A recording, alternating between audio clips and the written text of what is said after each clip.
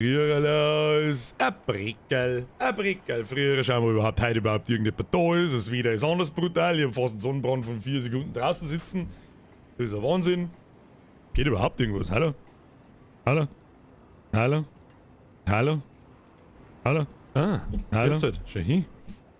So, jetzt finden wir uns jetzt mehr, ob da überhaupt irgendwas funktioniert. Ich glaube schon. Der Benzi schreibt Ehre, das ist schon mal was. Nuttenfrühstück, Kaffee plus Kippen, Breakfast for Champions, sicher. Aber nur mit einem Schuss Klosterfrau Melissengeist im Kaffee. So, aber sie hängt der Chat schon wieder so lang hinten neu da. Da, der Kreiter ist da. Das erste Mal, dass YouTube vor Twitch schreibt. Das ist neu. Aber gut, die Leute wissen ja nicht, dass es losgeht. Die wissen ja nicht, dass es losgeht. Das ist ja mir wurscht. Das ist ja mir wurscht. So, stellen wir das da mal her und die haben wir die Haare mal da oben kehren. Keine Ahnung, wo die wieder alle herkommen. Hat sich Katz wieder auf der Tour oder Tastatur umeinander gewälzt, was es eben ist. So, Gelecto sagt, gehst wirklich in der Festivalzeit auf einen Marathon. Alter, ich hab so viele Festivals mitgemacht, Alter, ich brauch kein Festival mehr. Ich hab mehr, weiß ich nicht, ich hab auf mehr Festivals gespielt, wie du warst. So, weißt du, was mir das Allerwichtigste ist? So fangen wir heute an. Pass auf.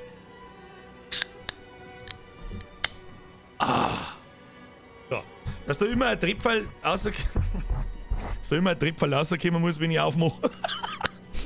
Da hol ich die letzte Jahr. So. Mann! Schüssel!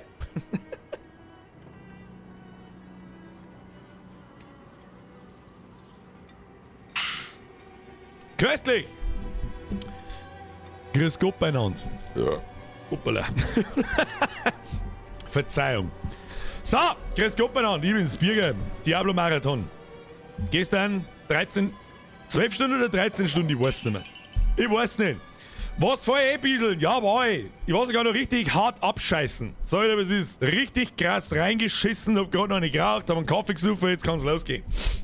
Hab ich mir gedacht, geht los. Nein, muss ich ganz ehrlich sagen, jetzt bei so Acht, ich hab vorher mal eine Stunde mit, was heißt eine Stunde mit die Spätzing gespielt, ich hab so eine halbe Stunde mit der hingespielt. Und ich bin also ein bisschen am Überlegen, ne? Rechts oben ist der X-Button, ne? Ob wir mir mit der Story weitergehen oder ob wir jetzt ein bisschen leveln. Ich habe aus sicherer Quelle erfahren, dass der Endboss ein Unique droppt. Also kein Legendary, sondern ein Unique, das es erst in der nächsten Schwierigkeitsstufen gibt. Und wenn wir mir zum Zeitpunkt des Endbosses bloß Level 40 sein oder so, dann droppt das natürlich auch auf diesem Level. Und 10 Level später kannst du es dann wegschmeißen. Darum habe ich mir gedacht, ein paar Level mal, ein paar Meter mal her. Timmy Boy! Ich schau grad. vom Campingplatz zur Gelek Euda. Herr Timmy Boy! Sagst du mal deinem Campingplatz einen schönen Gruß und viel Spaß. Wann gehen Bands los? Also um 2 oder nicht? Timmy Boy, grüß für dich daheim, merci dir. Schluss jetzt mit der Donaterei. Das geht dann schon wieder genug eskaliert. Wir haben ja nur zum Zocken da. Ich bin zu meiner eigenen Belustigung da und nicht zu einer. So. Lange nicht mehr gesehen, aber gleich wieder kennt. Ja, Schleckerhöschen. Das ist richtig. War wir nicht lange abwesend. So. Ist 50 das Max-Level, schreibt der Mortal. Jawohl. Und zumindest, glaube ich zumindest, also keine Ahnung, ich weiß nicht, ob das Item-Level dann noch weiter skaliert, wenn dann Paragon-Level nach Level 50 gekommen. Das ist dann noch ein bisschen ein anderes System. Da kommen, ich weiß nicht, ob wir heute so weit kommen, wir werden sehen. Ich bin auf alle Fälle fit, das ist gut. Ich habe hart Bock, das ist auch gut. Und jetzt bin ich so ein bisschen am Überlegen, ob wir ein bisschen Level aufholen. Zumindest, der Herr Pfanzel! Ich hab gerade überlegt, wie er gegangen ist. Fragt der Kuh, was doch geht, der Wind nicht gerade schwach. Vogel! Vogel! Leitscht Akkur übers doch get der Wind net grad schwach V-Vogel. Also, gängen bei dir übrigens immer noch 3 Jahre später nur die Tasten 1 und 5. Merci dir, Herr Panzel, WP. So! Ja, also jetzt pass auf. Mein Plan ist jetzt folgender. Ich hab jetzt gehen wir einfach, weil wir jetzt da lang umeinander gehen wir einfach fucking in-game und los geht's, Kinder.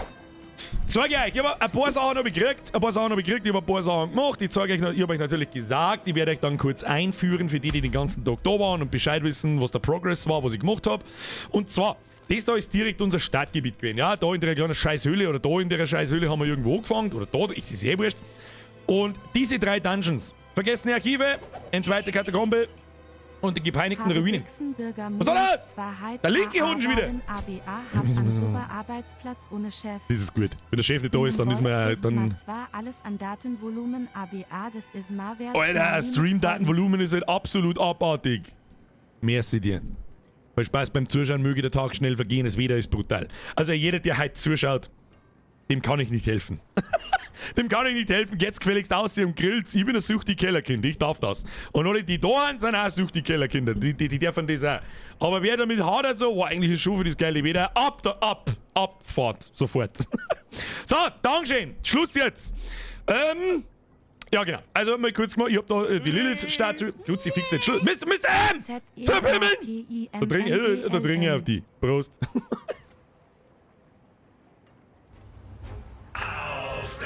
Das ist der High-Point-Defy, der wieder nicht angezeigt wird. Kellerkind hier, hab viel Spaß!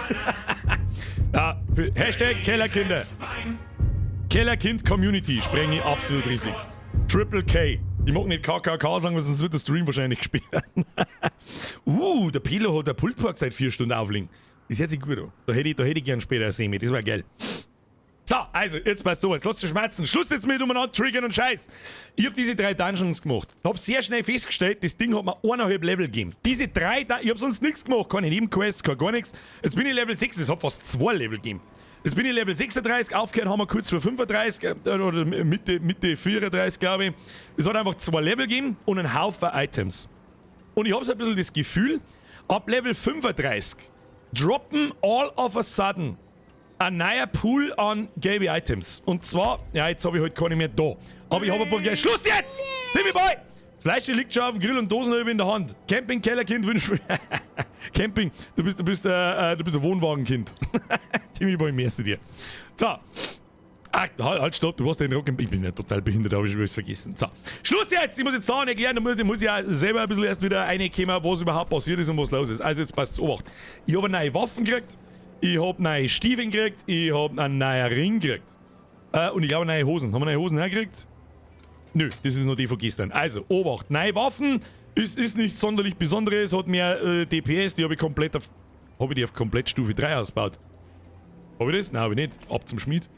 Ab zum Schmied! Das machen wir noch schnell. Habe ich die? Nein, die habe ich tatsächlich noch nicht ausgebaut. Lol. Das Ausbauen kostet auch nicht so unfassbar viel. Zack, zack. Und für die Waffen. Ja, 2 Stufen gelangt, weil ich habe wirklich viel Waffen gekriegt. Ich habe die 3 Dungeons gemacht und gefühlt mit jedem einzelnen Dungeon habe ich... Schluss jetzt! Tut denn du! Bin nur zum Geld schmeißen gehen, weil ich vor's aufs Weinfest im Tegernsee! Was denn jetzt? Soll es da nicht ein Bierfest geben? Mit Tegernsee? Der pfanzelt mir jetzt dir. Ich fahr jetzt aufs Weinfest an Tegernsee. Tegernsee! Köstlich. Er panzelt, viel Spaß. Merci dir, Schluss jetzt mit der Donaterei. Ja genau, nichts Besonderes, bla, ein bisschen habe ich Int drauf gewürfelt, Schaden an betäubte Gegner und verlangsamte Gegner. Ich glaube, das ist momentan immer nur das Effizienteste. Dann haben wir ziemlich geile Stiefeln gekriegt. Und zwar mit plus 2 Ränge für Leichenranken. Das ist einer unserer Kernskills, sag ich jetzt mal, zum Viecher zusammenskillen. Und plus 2 ist halt schon heftig. Da 17 Int und plus 7 auf alle Werte kommen wir mal. Ich hätte zwar gern Bewegungsgeschwindigkeit drauf gehabt, also 5 bis 10% schneller laufen. Das schaut schon überhaupt nicht. Und ein Ring. Ring ist auch nichts unfassbar, aber hat halt einfach bessere Stats gehabt wie der alte. Verlangsamte Gegner drauf gewürfelt. Dann darf mich immer noch interessieren, was entfernte Gegner sind. Blizzard. Bitte geben Sie mir eine Erklärung, wie weit Gegner weg sein müssen, dass als entfernte Gegner gelten. Das war vielleicht noch ganz interessant zu wissen. Genauso das Gegenstück übrigens an nahe Gegner. Und 3,1% kritische Trefferchance. Und wenn man da jetzt einmal schaut auf dem Item, das ist benötigt Stufe 33. Und mir kommt es ein bisschen so vor, als war das in 5er-Level-Gruppen aufgeteilt. Das heißt, ab Level 35 droppen irgendwie dann Items, die ein ganz Stück her sind, wir zwischen 30 und 35. Ich weiß nicht, wie ich das erklären soll. So erkläre ich es einfach, keine Ahnung. Nicht in Schwertreichweite. X-Tor, stimmt das? Ist das ernst gemeint? Weil das ist ja dann entfernte Gegner, das ist ja also nicht in Melee-Reichweite. Was ist denn Melee-Reichweite? Mein Sense geht weit ziemlich weit. Franzl, merci, Birger heute wieder Marathon. Sind wir schon unterwegs, auch. So. Jetzt bei so. Jetzt, warte mal. Jetzt ist die Frage, was wir tun. Wir haben ja diese Regionsgeschichten da. Und Dungeons machen, Nebenquests machen und diesen ganzen Scheißdreck. gibt halt dauerhaft ein paar Boni. Jetzt halt auf Stufe 2 dann, da haben wir fast durch. Das geht auch relativ schnell, habe ich so das Gefühl, zumindest bis Stufe 3. Gibt ja 10.000 Gold, das interessiert mich nicht, gibt ein bisschen Erfahrung, aber es gibt dauerhaft plus eine Trankkapazität, das ist auf alle Fälle useful. Und auf Stufe 3 vor allem useful der eine Fertigkeitspunkt. Der macht dich halt dauerhaft einfach stärker, ist ja klar, dass der was bringt. Und ja, wenn man da mal so reinschaut, da geht es um diese Dinge. Wegpunkte sammeln, Stützpunkte freiräumen, Nebenquests machen. Wir haben eine Nebenquest von 35 im ersten Startgebiet. Gebiete entdecken, da haben wir gerade mal Tafety grob entdeckt. Dann Nebendungeons, da gibt es 23 in dem Gebiet und die Altare oder Altäre, echt das Plural von Altar? Ich hätte jetzt einfach Altare gesagt, egal. 4 von 28. Ich hätte jetzt einfach mal vorgeschlagen, wir machen mal ein paar Nebenquests, wir machen mal ein paar Dungeons, ein paar Items sammeln, das gibt Materialien zum Craften, das gibt Gold und so weiter. Eigentlich bin ich ja für Altars, ja, hast recht. So, und wo fangen wir da an? Wir stehen in der Hauptstadt, da haben 4 Nebenquests drin, los geht's. Einfach, die machen wir jetzt einfach stumpf, gibt XP. Aber es gibt halt keine Items und da habe ich ein bisschen Angst davor. Weil halt Monster werden stärker, aber mir nicht wirklich. Und ja.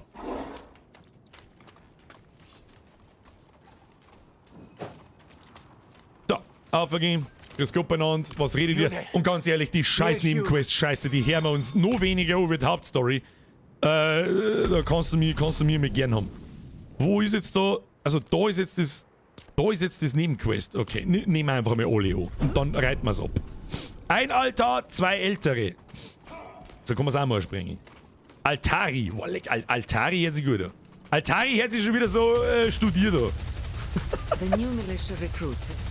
Da glaube ich, müssen wir was da müssen wir jubeln da drin, wenn wir nicht singen. Warte mal.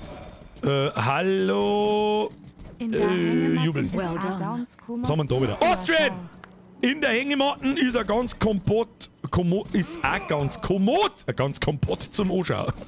Austrian, merci dir. Bussi aufs Nussi. Das ist jetzt auch Ruhe. Panzel Sepp. Hudri, Wudri, schon zu spät. Ich geh jetzt weg und sauf mich blöd. Alles richtig gemacht. Jetzt schau, dass du lang gewinnst, Kruzifix.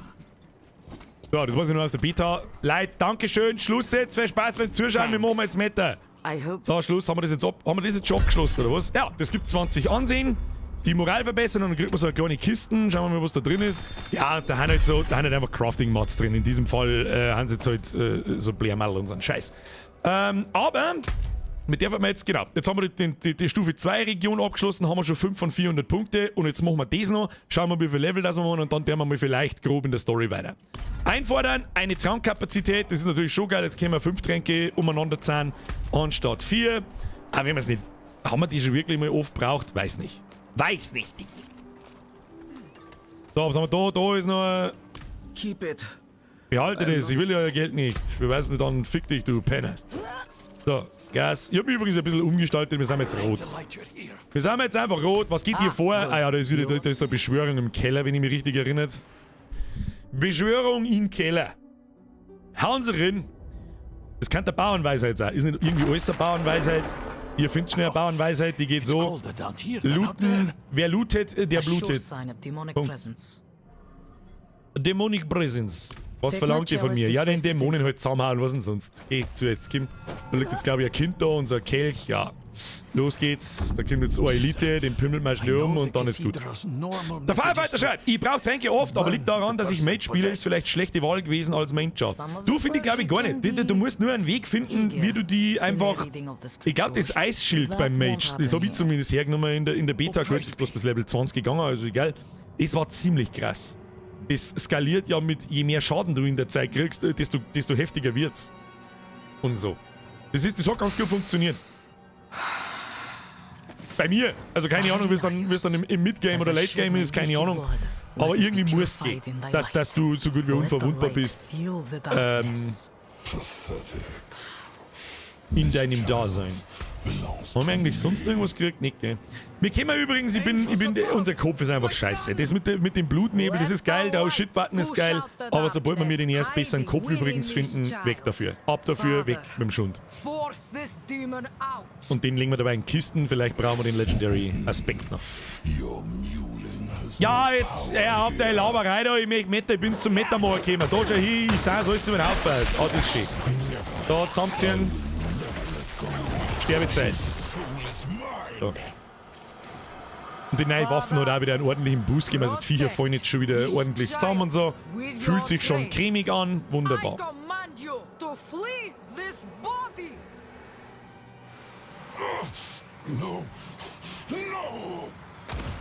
Ja, jetzt kommt's wieder und schau, das Lampe ist die Trottel.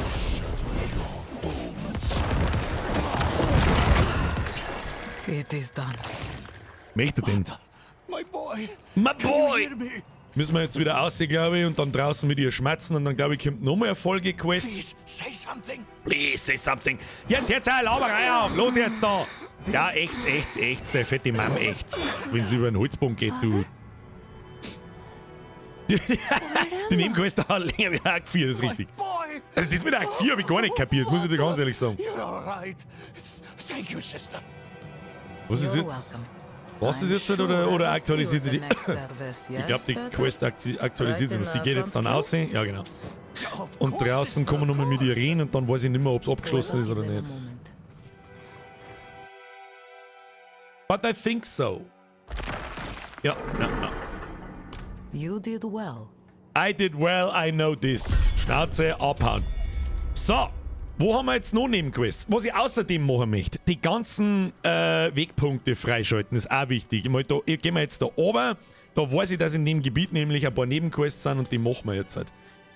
Eventuell können wir auf dem Weg auch den Dungeon da machen, weil warum nicht? Es geht eigentlich nur um XP und um die Items da drin. Habe übrigens auch rausgefunden, dass wir unserem Pferdal da eine kleine Rüstung anziehen können. Not while I'm in town. Not while I'm in town. I did well. Ich habe Brunnen. Ich habe Brunnen gemacht. Hoppala, Entschuldigung. Ja, reingurken ins Viech. Oh, daneben ist irgendein... Was ist da? Oh, Moment einmal. Ich glaube, da ist eine Lilith-Statue oben, wenn ich mich recht entsinne. So, jetzt machen wir so. So. Gehen wir jetzt um und ich glaube, der Omat ist...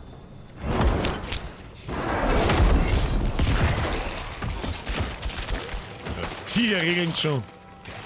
Du, die Viecher regeln schon.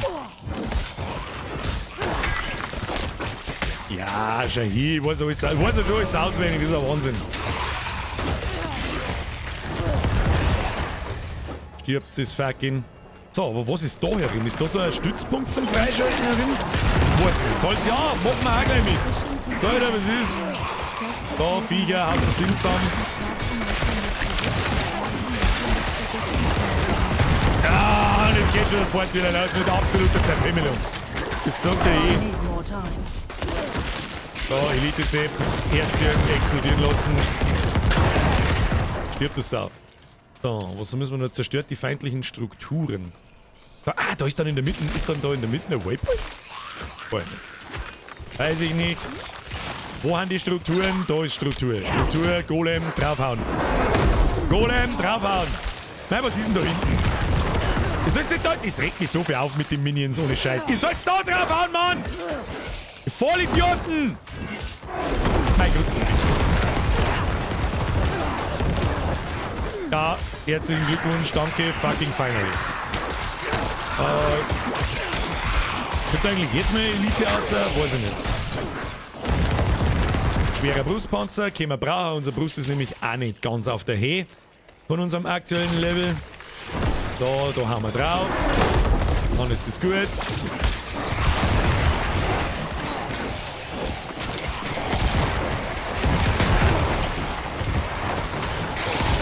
So, und dann glaube ich spawnt in der Mitte Meisterschaft, vernichtet die Totems, das ist wahrscheinlich das da. Alle in der Mitte staggern. Ja, wenn natürlich keiner stirbt, ist natürlich scheiße.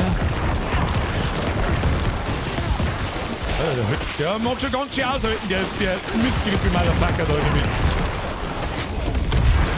Haben wir schon. Oberlusse, Codex, Tunika, 4 zerpimmeln. Und es gibt echt ordentlich XP. Kann man schon mal dazu sagen. So, gehen wir. Irgendwann, da gibt's einen Waypoint. Dungeon, nehmen wir auch gleich mit. Eine Level ins Viech. I'm a simple minion. If I see enemy, I beat it. Beat it! Beat it! Beat it! Beat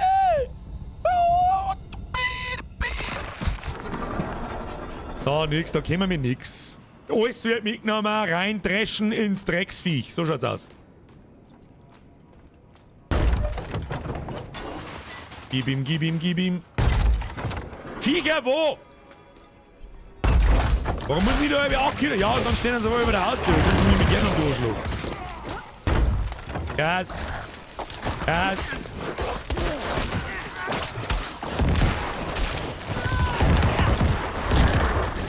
Unsere Viecher werden es schon regeln.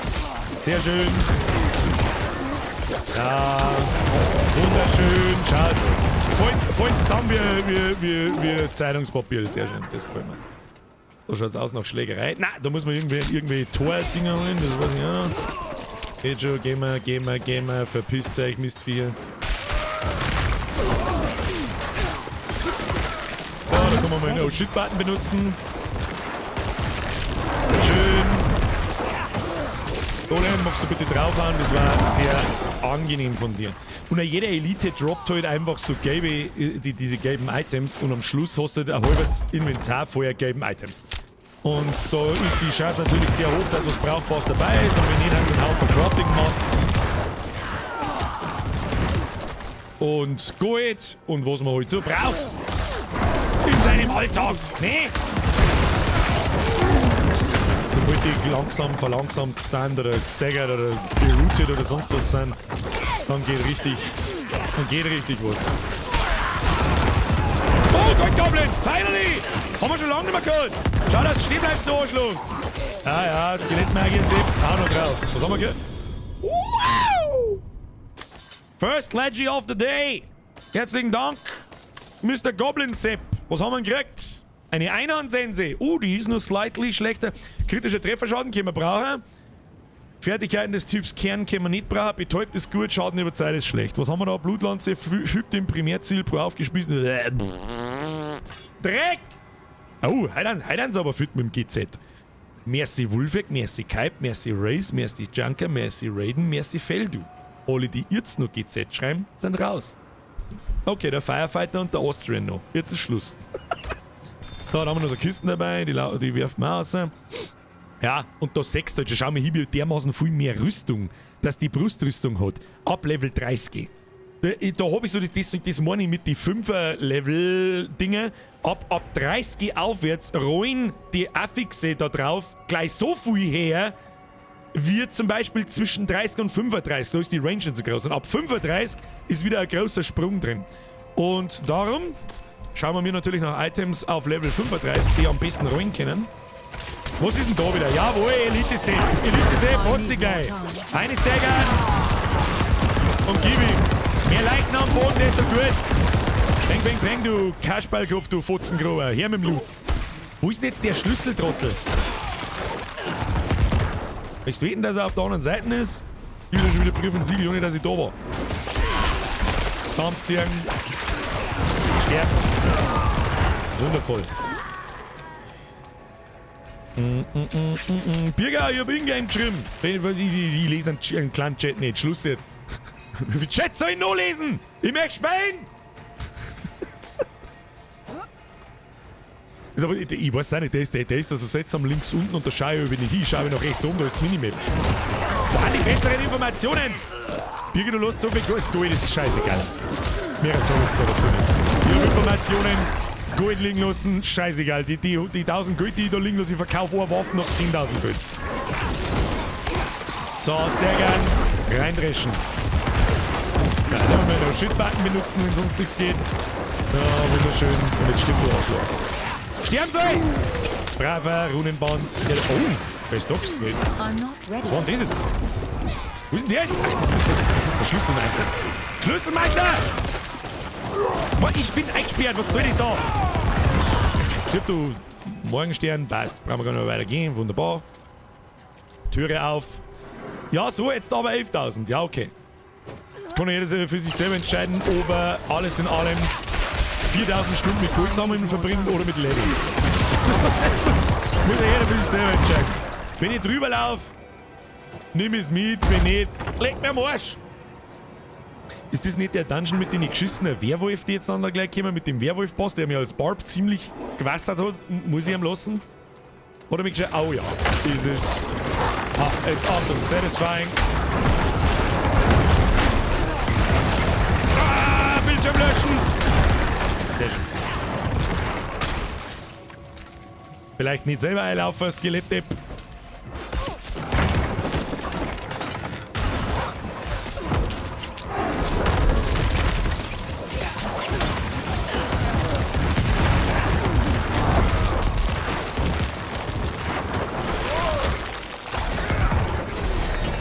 Und schon sind wir Level 37. Es geht so unfassbar schnell in die Dungeons und ich glaube, es geht fast ein bisschen zu schnell. So, Skillpunkt. Das wird übrigens auch ein bisschen interessant. Wo habe ich hineingeskillt? In eurer Abwesenheit. Weiß ich ehrlich gesagt nicht mehr. Ich mache Leichen jetzt halt auf 6 von 5. Da haben wir ein Item gekriegt. Es gibt uns +2 auf Leichenranke. Je stärker das die ist, desto gut. Weniger Cooldown und der ganze Mist. Schaut überhaupt nicht. I'm not ready. Außerdem macht die selber auch Schaden, über Zeit zwar, aber das ist ja wurscht. Und je weniger Cooldown, da, jetzt ist schon wieder ready, je weniger Cooldown das die hat, desto besser. Tödlicher Schreck. Oh, da unten haben wir. Oh, leg der Butcher! Da siehst du bei der Butcher!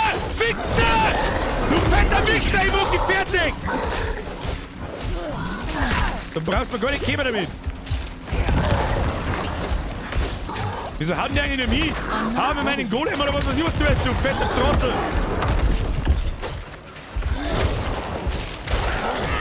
Oh shit! Und schon ist der Oh-Shit-Button richtig schön. Ein richtig schöner Oh-Shit-Button ist das.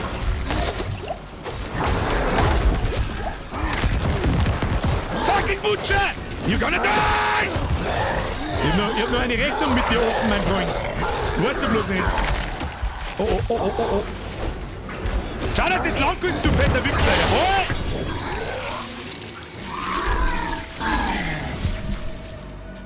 Nice. Oh, fresh meat.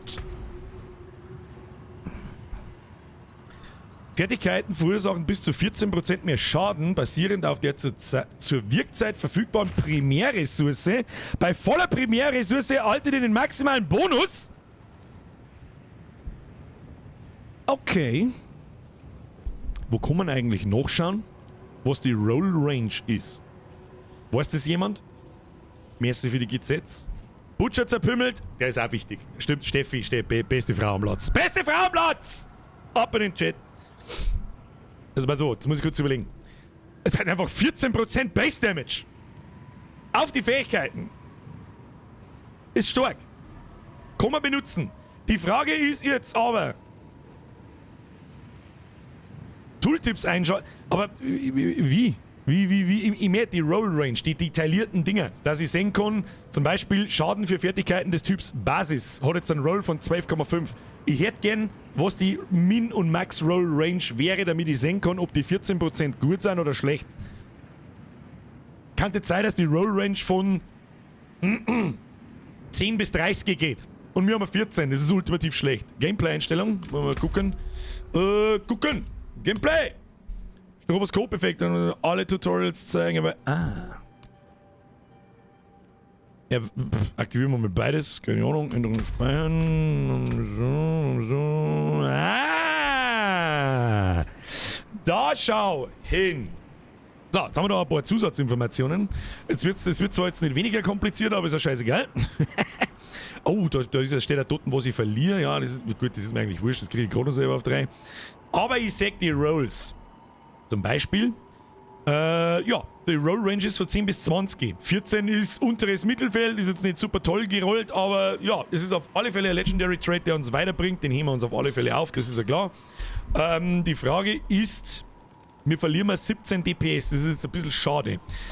Die Frage ist, wie viel verlieren wir, wenn wir die jetzt anlegen? Oh, da verlieren wir sehr viel Angriffsstärke. Die Frage ist, das probieren wir jetzt einfach aus, wie es sich anfühlt. So schaut's aus. Gut, gegen den Boss ist jetzt das vielleicht nichts. Schauen wir mal, machen wir mal so und schauen wir, wie die Viecher zusammenfallen.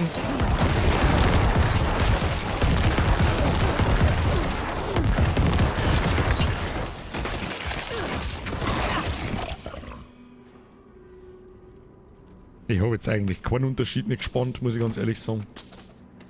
Ja. Ich möchte nämlich nicht sofort den Legendary Trait da oberziehen, damit ich ihn dann auf die Waffen drauf tue und in 5 Level, was wir jetzt gerade bewusst deren, ein bisschen leveln, so grob über 40 ein bisschen, dass wir dann eine neue Waffe finden und dann ist der Trait wieder für den Arsch. Deswegen lassen wir die jetzt einfach mal anzogen und wir stellen uns einfach vor, diese Waffe existiert nicht. Und so gut ist die Waffe auch gar nicht. Schaden des Typs der Fertigkeiten Basis. Die einzige Basisfertigkeit, die wir haben, das ist unsere blutige Ernte. Die ist uns scheißegal, die ist nicht zum Schaden machen da. Kritischer Trefferschaden, okay. Plus 10 alle Werte ist auch okay. Und Glückstreffer. Ist auch nicht, die Rolls drauf sind halt scheiße. Und da habe ich halt immer plus 23 Int. Das ist immer gut. 8% Schaden gegen betäubte Gegner und vor allem 11,4% Schaden gegen verlangsamte Gegner. Ja. Wahrscheinlich ist die Waffen besser. So wie das ist. Aber... ja, den Rest schauen wir uns später an.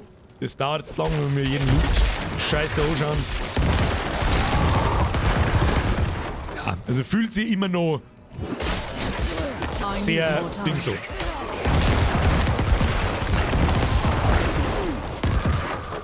Sehr passt schon. Ehrlich gesagt. Einen schönen Tag wünsche ich dir und deinem Chat. Herr Sukram, das wünsche ich dir auch. Erstmal habe ich dir an alle, die gerade zuschalten. Haben wir gerade angefangen. Es gibt jetzt absolute Zerpimmelung und immer jeder, der nicht rausgeht zum schönen Wetter, dem muss ich unangenehme Fragen stellen. Ihre Stiefel, da, was wirst du da? Vollkontakt. Vollkontakt, Eisbär. Müssen wir jetzt eigentlich noch was machen oder kommt da ist jetzt dann also eine Kammer mit diesem Werwolf-Typen, der hat mir als Barb ziemlich genusst.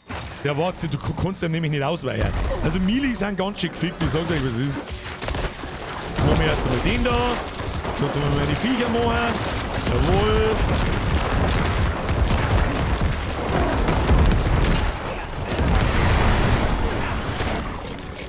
Oh, wurde Mimka. Ja, schau, der hat schon ganz schön zu, der Wichser.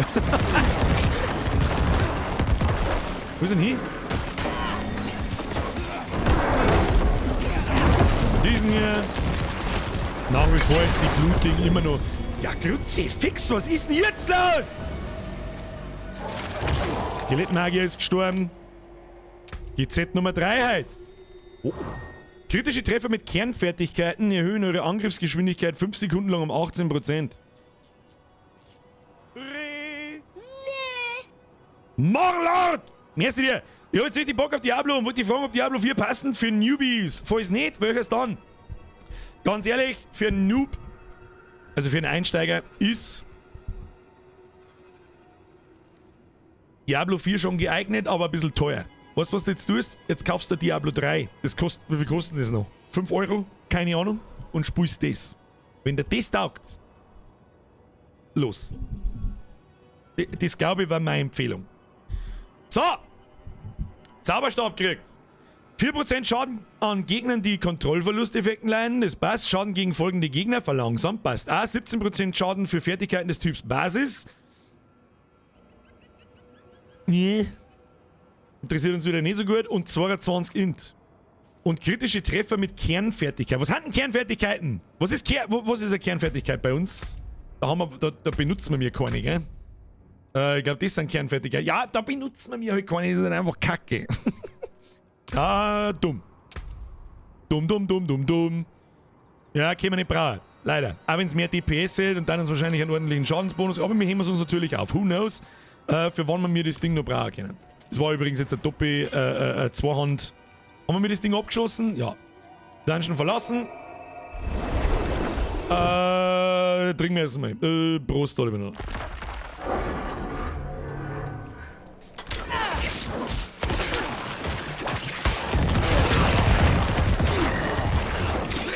Und die windigen Skelettidioten.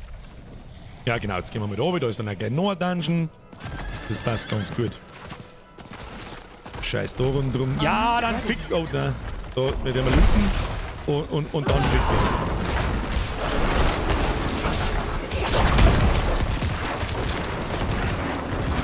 Das ist eigentlich auch eine gute Taktik. Da kann ich zwar nicht so viel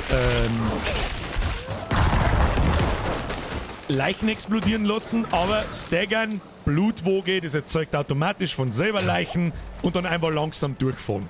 Und alles ist tot. Ah, da ist ein Keller, den machen wir auch gleich. Servus, grüß Gott, der Streifer. Wo ist der Keller? Wo ist der Keller? Da ist der Keller. Nehmen wir mit. Danke vielmals, mein Meister. Um Gottes Willen, du musst dich da natürlich nicht halten, wenn das Geld wurscht ist. Ich sag's jetzt wirklich, wie es ist. Wenn das Geld wurscht ist, wenn der 70 Euro nicht wehtun, dann spiel natürlich Diablo 4. Es ist es ist... Ich kann nicht sagen, ich weiß nicht, ich bin schon so lange kein Diablo-Einsteiger mehr. Deswegen ist es ein bisschen schwierig zu sagen.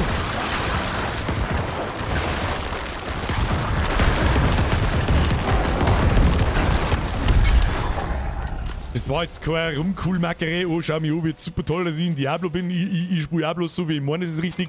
Aber ich habe jetzt schon 1-2 Stunden in dem Spiel, sagen wir es so. Generell, im Franchise. Hattest du eigentlich deine Edelsteine? Jawohl. Macht das Sinn? Macht's keinen Sinn? Herr Winkler. Herr Winkler! Die 3 lohnt sich allein schon wegen der Story. Ja, wenn es natürlich, es kommt drauf an, was für ein Typ von Spieler du bist. Ich scheiß zum Beispiel auf die Story. Ich meine, es ist ein nettes Mitbringsel, wenn du sagst, oh ja, cool, mich interessiert natürlich jetzt auch, was mit Elias passiert, was mit der Lilith passiert, werden wir überhaupt einen Diablo sehen, und so weiter. Dann alles Sachen, die mich natürlich dann auch interessieren. I see. So, Schluss. yes. Doc. Einen Haufen Nebenquests, die nehmen wir natürlich erst einmal alle Those were an. local hunters. Local Hunters. Und dann gehen wir mal unsere Items durch. You're kind, but it's Wobei wir das glaube ich noch nicht müssen. Haben wir alle Zeit der Welt. Verzeihung. Hoppala, daneben klickt. No, no. Das wird dazu irgendeine meine. That troublemaker. Der Trouble. Ich weiß überhaupt nicht, um was das geht. Ist mir alles scheißegal. Es geht jetzt nur um Nebenquests abarbeiten. Geht nur um die Gebietsrufgeschichte. Was war das? Why? To find. Why? Ja, das frage ich mich ehrlich gesagt auch ein bisschen. So, dann müssen wir einmal. Merchants were ambushed at a camp just before the pass. Das habe ich jetzt zum. Ohne Scheiß. Ich habe jetzt dieses erste Gebiet 4-mal. Okay, sagen wir 3-mal komplett gemacht und einmal halb. Und ich habe wieder mal, das ist mir jetzt zum 5. Mal hintereinander, passiert mir jetzt, dass ich da herunten eine Nebenquest kriege, die mich in diesen scheiß Dungeon mit dem Werwolf schickt. Fuck you, Birger, du Vollidiot! Gut, fangen wir unten an, gehen wir da hinten. Birger, schau mal, wer in Kirgisistan beschworen. Was war denn jetzt? Was war denn? Was ist denn jetzt das da? Verpisst euch, ihr Drecksviecher! He was desperate. He was desperate. Desperate lad! This is horrible. Do you see any clues? Do I see any clues? I don't know. I will search for them. I will have a look. Didn't want to Meine Viecher regeln das dabei. guys before. Gehen wir weiter. Blöder Mausi, drauf geschissen. Was ist jetzt das wieder? Seems he's gone Ich bin narrisch. Wieder eine Scheißdrecksbarrikaden, die Trotteln. Ich glaube, da müssen wir in den Keller rein, der ist rechts unten. Bin mir aber nicht sicher. Ist es der Keller? Bin nicht. Keller machen wir sowieso an. Oh, da haben wir eine Elite. Elite nehmen wir natürlich schon mit. Kinder, Elite sind richtig und wichtig. Gib ihn. Prunkschild. Gehen wir vielleicht mal. Was ist da wieder los? Was mich noch von Chubby Diablo Panda! 4 fernhält. Chubby Panda!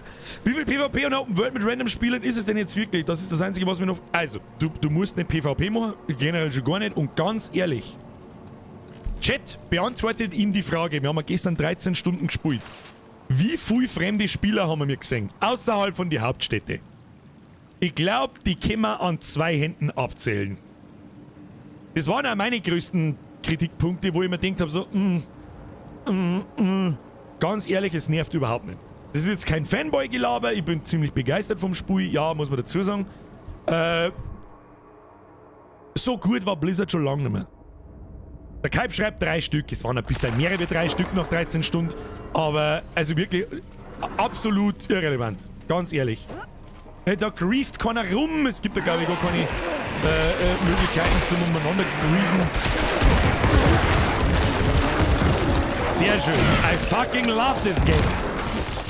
5000 Zombies, die zerreißt. Oh, den fetten zerreißt sein. So, ja, ist eine gute Idee. Bleibst daneben stehen, dann passiert nichts. Vollidioten. Ich freue mich sogar, wenn ich mal einen sehe. Ja, weil es wirklich selten ist. Also, wir ganz ehrlich, da haben wir, es ist ja allseits bekannt, die Leute, die sich mit Diablo auseinandersetzen und auch mit der Community auseinandersetzen und Artikel lesen und Kommentare lesen unter Videos und so weiter. War das einfach, das habe ich oft gelesen, dass die meisten Leute Angst davor haben, komm, ich hab keinen Bock, dass da jetzt dann 1 Million Spacko-Kinder umeinander laufen, der Dark Shadow 2012 mit seiner geistigen Behinderung da. Überhaupt nicht, du kriegst nichts mit davon. Also wirklich, ungelogen, da fällt gar nichts.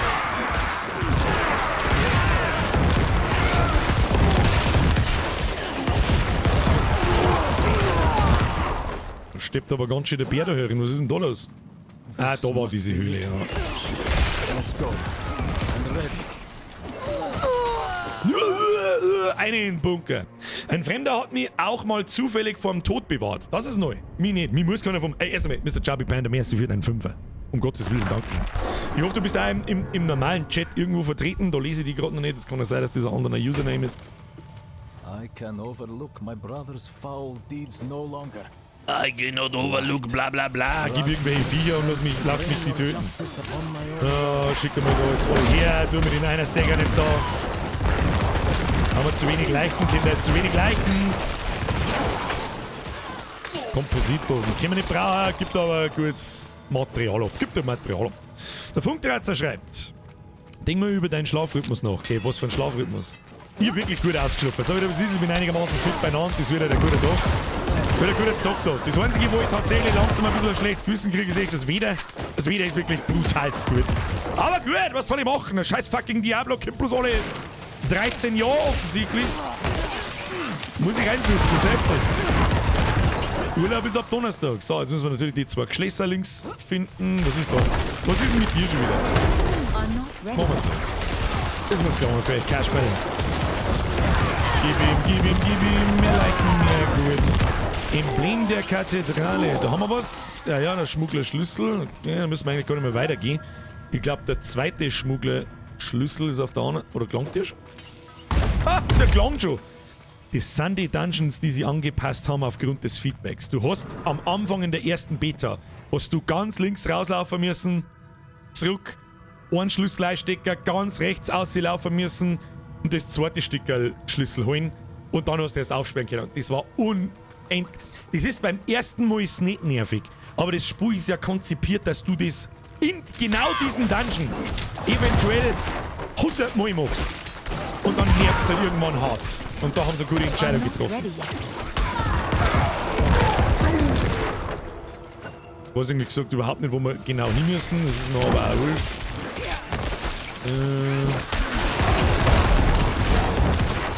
Also sobald sie unsere Ranken zusammenziehen, ist absolute Vollkasur angesagt bei den Viecher.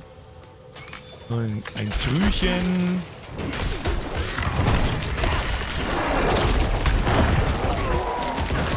Da habe ich ganz schön Schaden kassiert, oder was ist denn jetzt? Müssen wir wieder ein bisschen auf Defensivsachen gehen, kann das sein? Der Schaden ist nicht das Problem. Ja, aber schau, jetzt wird es dann sowieso interessant, wenn wir ein paar Skillpunkte kriegen, wo wir reinskillen. Easy!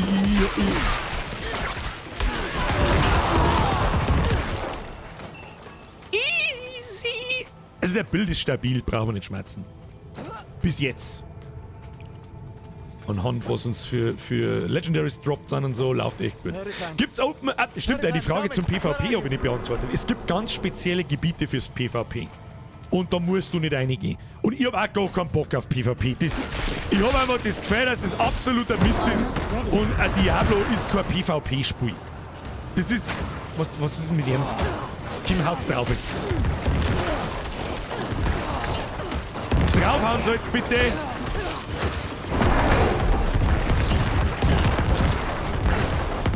Wow, der kann mal wieder ganz viel.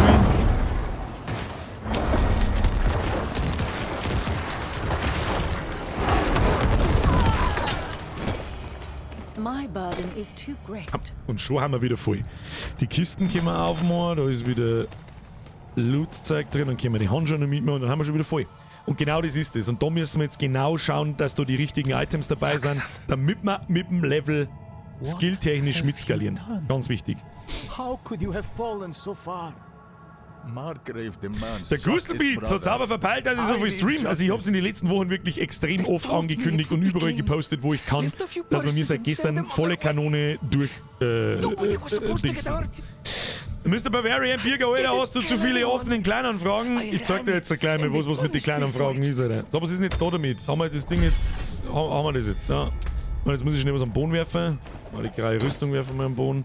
Haben wir das Ding auf, was haben wir da gekriegt? Roher Schädel, Amethyst, können wir wieder nicht mitnehmen. Das blaue Fokus-Ding schmeißen wir weg, nehmen wir den Stor mit. Ist sowieso die Frage, weiß jemand, ob es noch bessere Storner gibt als diese Runden? Mit Sicherheit, oder? Die heißen ja schon ganz genauso wie früher. Der rohe Diamant, dann ledierter Diamant und immer so weiter. Also ich hoffe, es lohnt sich schon, dass man die Summit. Bestimmt perfekte XXX-Edelsteine, ja. Also ich gehe schwer davon aus, dass das nicht das Ende ist des Edelsteins. So, jetzt zeig ich dir was. Hier, kleine Anfragen. 91 von 149. Ich kann nur genau eine annehmen und das ist der GX-Fighter offensichtlich. Annehmen. Ja, doch, SNG für kann ich noch mehr annehmen. Wieso kann ich so für 150 ist das Cap? Wir sind wir voll. Was soll ich machen? Scheiß auf den Clan. Was soll ich machen? So, wo müssen wir hin? Da müssen wir rauf.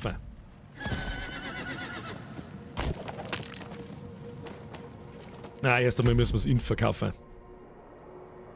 Erst müssen wir zum Schmied, der muss entzaubern und verkaufen. Wir können da beides durch, gell? Nach Margrave, ja. Dann wieder ins Townportal rein, wieder zurück auf die Nebenquest mal. Dann schauen wir mal, wie weit wir mit der World Stage sind. Den wir vielleicht auch nicht übersehen, nicht, dass wir zwei machen. Ah ja, 150 von 400, also es geht schon dahin. Geht einigermaßen dahin. Kriegen wir schon gebaggene. So. Von links nach rechts. Gut. Trolls interessieren mich nicht dauerhaft. Das macht es schon ein bisschen schwerer, das schnell zu erkennen, ob das ein gutes Item ist oder nicht. Tooltip-Vergleich, nö. Erweiterte Tooltip-Information, nö. Ja, ein Tooltip-Vergleich können wir mal anlassen. Der ist jetzt nicht. Oder das jetzt gespeichert oder nicht? Natürlich nicht!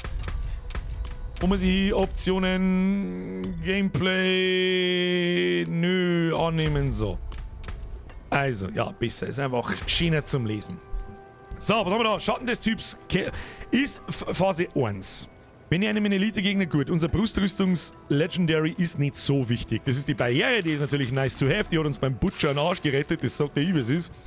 Aber die ist halt nur Level 20. Also schauen wir durchaus nach einer neuen Brustrüstung. So schaut's aus. Schaden des Typs Kälte hilft uns nicht weiter. Außer bei der Skelettmagier. Gesamte Rüstung ist für den Arsch. Schaden für Fertigkeiten des Typs Knochen. Hilft uns gar nichts weg damit. Schaden des Knochen, Dornen, Geschicklichkeit. Nö, Blau sowieso nicht. Schild. Schild ist auch noch Level 23. Und jetzt reden wir halt von wirklich 10 Level Unterschied und da merkt man dann schon einen gewaltigen Unterschied. Die oberen Werte natürlich nicht. Also die 50% Schadensreduktion beim Blocken, die wird vielleicht nochmal ab Level 40 her und nochmal ab Level 50. Aber Blockchance bleibt immer gleich. Die plus 80% Waffenschaden in der Haupthand bleiben wahrscheinlich immer gleich. Und der Roll auf die Dornen, der wird halt auch wieder her. Der geht wahrscheinlich am Schluss bis 150 oder so. Können wir nicht brauchen. Maximales Leben für Diener, weniger Schaden dagegen. Können wir sowieso nicht brauchen, weil wir unser Schädel nicht entzaubern können. Das werden wir noch eine ganze Zeit haben, fürchte ich. Weg. Ob wir mir offensive Offhand nehmen? Nö. Zweihandschwerter können wir auch nicht brauchen. Zweihandsense können wir auch nicht brauchen. Zweihandschwert weg, Zweihandschwert weg. Bogen weg, blaue, also Zweihandsense weg. Das sind die 3 Items, die ich eigentlich noch nicht entzaubern mag. Weißt du was, aber unser Waffen, der haben wir jetzt weg. Weißt du warum? Einfach nur, damit ich aus dem Kopf kriege, dass die eigentlich slightly besser ist und für was hebe ich es denn auf, macht überhaupt keinen Sinn. Stor raus, der wir in unser Schwert ein, wird schon passen. Die zwei behalten wir uns. Den können wir nicht hernehmen. So, 10 alle Werte, Elite-Gegner hinrichten, 22 Int. Nö. Minus 15 DPS, Kontrollvolumen, Schaden über Zeit sowieso nicht, nö. Blau sowieso nicht, nö. Unsere Handschuhe sind ziemlich brutal. 23 Int, 10 alle Werte, 4,2% Crit Chance und es ist ein ganz furchtbar wichtiger Legendary Trait drauf. Mit den Blizzards, die unsere Skelettmagier machen, wo wir eh schon 5 aufstellen können statt 3. Das ist wichtig, brauchen wir gar nicht schauen. Das ist zwar nur Level 26, leider Gottes, aber die werde ich noch lang behalten. Blutwoge-Schnitter brauchen wir sowieso nicht und Stärke schon wieder 5 nicht. Ränge für Pest, kritische Trefferscheiße, Überwältigungsschaden, das war noch das Einzige. Wenn auf die Hand schon noch Crit drauf war. Also, es ist Crit drauf. Halt dein Maulbier, du Ahnungsloser. So, Hose. Ich weiß nun, dass auf der Hose der Loot-Table für Leichenfertigkeiten drauf ist. Was? Weltboss, Bier? Was? Wo? Wo Weltboss? Wo Weltboss? Scheiße, wo? Wisst ihr, wo der Weltboss ist? Okay, Weltboss, gehen wir Weltboss. Können wir Weltboss annehmen. Kannst du mir sagen, wo der Weltboss ist? Schnell! Schnell! Schnell! Kann mich jemand impfen? Impft mich mal jemand. Ich bin wahrscheinlich nicht online angezeigt, oder? Warte mal, ich gehe mal online. Online. So. Impft mich mal jemand, der beim Worldboss ist! Schnell! In Tadschikistan oder sowas hat's geheißen, ist er. Saria, wer immer das war, merkst du dir, du wirst gleich die Welt des Clubmann für das transferiert. Jetzt übertragen. Saria, guter Mann, ich hoffe, du stehst direkt daneben, damit ich weiß, wo dann kann ich mich zu dir porten, oder? Das ist eine gute Idee. Gut, dass ich euch habe, Alter. Gut, dass ich euch habe, Alter. Jetzt übertragen, bin schon da. Kann ich mich zu dir porten? Warte mal, ist da nicht der Town Portal dann irgendwo? Aber jetzt muss ich erst mal schauen, wo du bist. Ach, da oben. Da sind wir gleich oben. Da reiten wir mir auf, ey. Husch, husch. Not while I'm in town. Not while I'm in town. Bitte keine Gruppenanfragen mehr schicken. Ich habe jetzt einfach die erstbeste Jugend, da darf mir jetzt bitte keiner besser sein. Press F für den Saria Sepp. Saria Sepp, ab in den Chat. Ich hoffe, du bist überhaupt, du musst anwesend sein, sonst hättest du mich nicht eingeladen, lol. Saria, ich bin unterwegs. Ich hab ganz viel Damage dabei. Stabmarsch. Ja, hat mir wieder irgendein Schlangenvieh. Haben wir schon in Weltstufe 1. Ja, gut. Schlauer Mann. Schlauer Mann. Der Schava droppt übrigens auf Weltstufe 2 nicht unbedingt mehr. Ich hoffe, das ist euch bewusst. Ja, geil. 2 Minuten 30. Stehen wir da und schauen wir.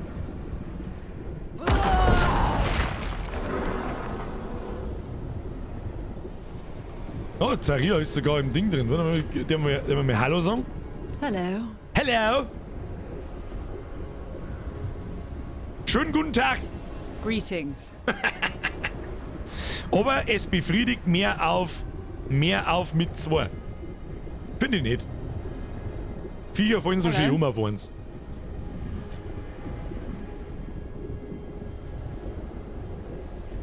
Alter, die haben alle schon 40 plus da, die ganzen Affen. Der ist schon 49. Greetings.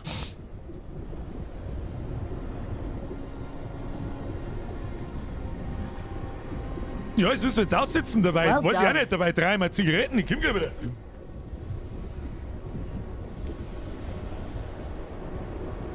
Ja? Es ist soweit. Absolute Livestream-Premiere. Was ist denn überhaupt für... Was ist der Schava? Ja, passt schon. Hallo. Kenn ich wenigstens. Greetings. Wuseln wir uns eine, machen wir einen Worldboss und dann gehen wir erstmal eine rauchen. Der Kruzifix geht jetzt raus. Irgendjemand dreht sich da wild im Kreis, es ist aber kein Wirbelbob. Ja. Der Dagurarge Official, ja, Mahlzeit, Bürger, Mahlzeit, Meister. Machen wir noch 45 Sekunden. 45 Sekunden habe ich jetzt Zeit, mir Kippen zum Drehen. Look.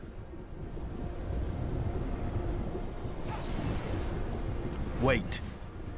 Was hat es mit dem Worldboss auf sich? Also es gibt einmal ein Achievement, es gibt XP und eine hohe Wahrscheinlichkeit, dass er Legendaries droppt. Und man macht den zu 12. I appreciate that. In der Regel. Man kann auch soloen, aber... Brutal. I like it. So, 17 Sekunden. Thanks. Der Killermehl ist auch noch hierin, Level 38. The beast Hab gestern 4 Legends gekriegt. within you. Ja, ich hoffe jetzt auch auf einen ordentlichen Schwung.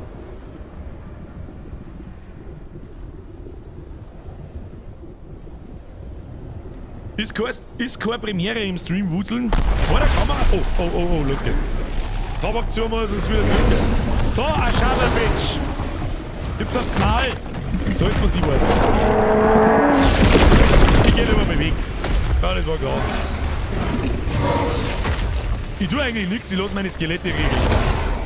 So, Alter, was ist? More Explosionen. Und so schicken wir mal einen Golem ein. Und mit diesen hier. Da lassen wir uns nicht hitten von dem Rundumschlag. Dann sterben wir auch nicht.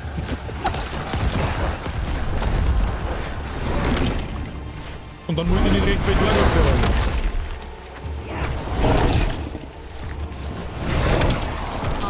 Golem rein. Wo Leichen explodieren lassen, das außerdreschen. Sehr schön. Jetzt ist unser Blutwoge wieder ready. Jetzt kommt der Rundumschlag. Da machen wir uns unverwundbar. Oh oh. Das war knapp. Oh, und sind die Skelette sterben. Nein, beschwören. Das ist natürlich nichts. Warum habe ich jetzt von was habe ich jetzt Schaden gekriegt?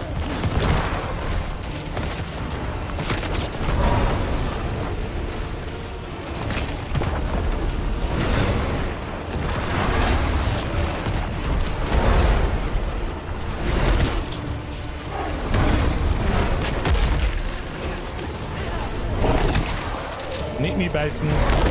Nicht mich beißen. Zero Dipf möchte ich sehen. Zero Dipf möchte ich sehen.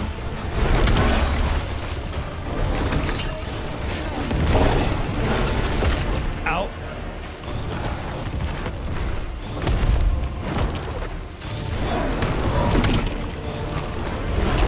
Die Letty Boys schauen noch gut aus. Das ist unser Ich darf mir auch nicht in die Fläche da einständig Vollidiot.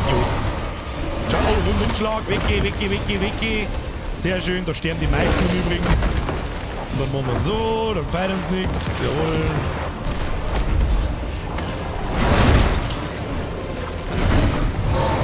Nein, nicht wieder in der Fläche drin stehen. Die Leichen, die es außerreißen. Da wird Scheiß gemacht, aber gut. Was haben wir die Barriere? Oh, der Rundumschlag ist der tödlichste. So, und den zweiten können wir blocken. Wundervoll. Gut, fällt überhaupt nichts. Einfach drauf. Einfach draufhauen. Gleich schon. Bin wieder da drin stehen, mich trottel. Der ist schon 3 viel. Man hat übrigens eine Viertelstunde Zeit. Und wenn du ein Kastel down bringst, dann unter. Oh shit.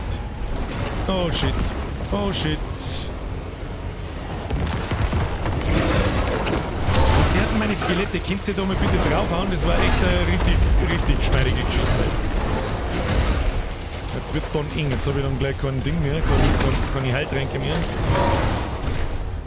Aber gut. I'm not ready yet.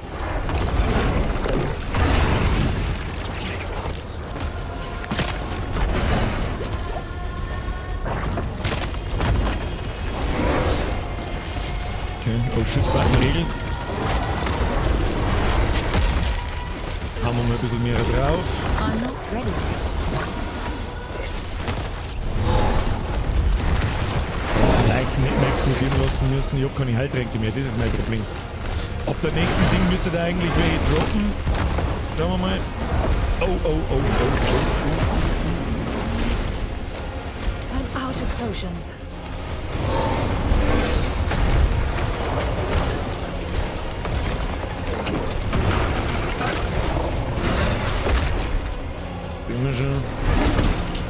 Golemon, rein mit dir, draufhauen. Sie springt halt auch alle von A nach B, dieses Mistviech. Oh. I need more time. Oh shit, Thank you. heilen. Ja. Das war auch wieder nix, haben wir Barriere dafür.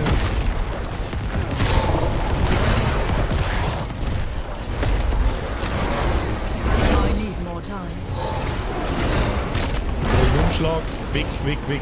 Sehr gut, wenn wir noch mit erwischt haben, wir noch Shit. Wenn wir noch mit erwischt haben, wir noch Shit-Button.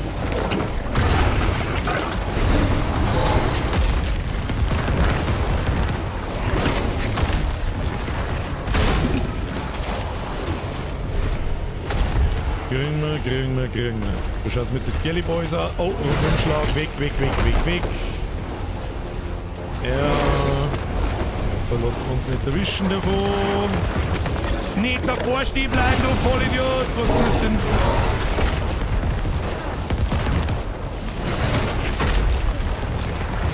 explodieren lassen drunter. Das macht am meisten Schaden wahrscheinlich. Und meine Skelette, ich bin zu weit weg, meine Skelette müssen drauf unbedingt. Ja, schaut schon ganz gut aus. Haben wir sehr gut in der Zeit, schafft man leicht. Oh nein, nein, der scheiß Rundumschlag ist halt meistens tödlich. Geht der eigentlich ganz rundum? Nö. Shit-Button. Shit-Button! Oh, die Leichen explodieren lassen drunter. Weg vor ihren. Komm, drehst den du über in meine Richtung. So. Are not ready yet. Diesen hier. Oh, sie staggert. Draufdreschen! Prügeln! Gebt's hier! I need more time. Okay. Skelette heilen. Draufhauen. Leichen explodieren lassen. Oh, der Umschlag. Ganz schlecht. Okay, sehr gut. Der war nix. Die haut nach hinten aus, das ist auch nix. I need more time.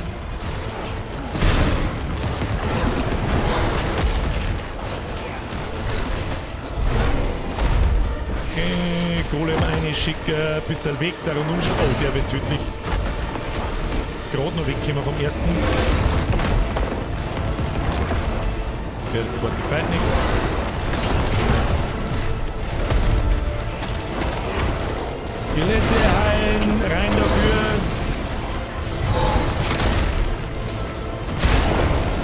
Leichen explodieren lassen, die da alle rundherum liegen. Maximaler Schaden. Skelette heilen, Golem rein.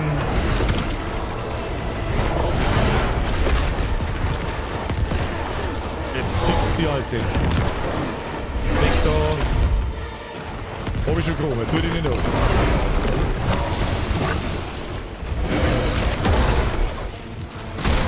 I'm out of Wow. potions. Der hätte mich jetzt gekillt, sag ich dir. Und der nächste killt mich jetzt. Weg. Ah, killt mich nicht. Okay, wir müssen mal ein bisschen weg da. Golem rein. Skelly Boys heilen. Scheiße, I'm out jetzt of bin ich tot. potions. Nein! Nicht ein Millimeter, bevor Kruzifix war der Shit-Button nicht ready war! Fuck you!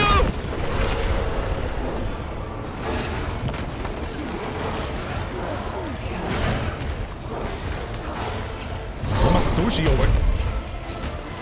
Muss ich mich in Ruhe lassen? Nein, nicht noch mit dem Shit-Button!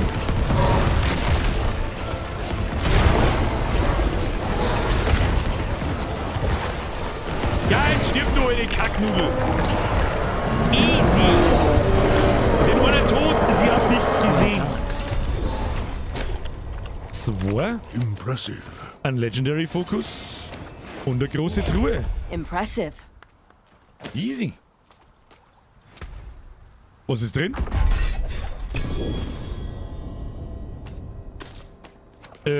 GZ. Double GZ. Was hat die Dark Souls je gelehrt? Dauerrolle. So. Ring ist scheiße. Crit-Schaden, Stellungserzeugen, Typ schadenvollende Gegner verlangsamt. Ring ist absoluter Schrott. Da ist jetzt interessant. Ob man mir eure Skelette erhalten höheren Schaden, solange sie am Leben sind, bis maximal 26% nach 10 Sekunden. Den haben wir doch schon, oder? Warte mal.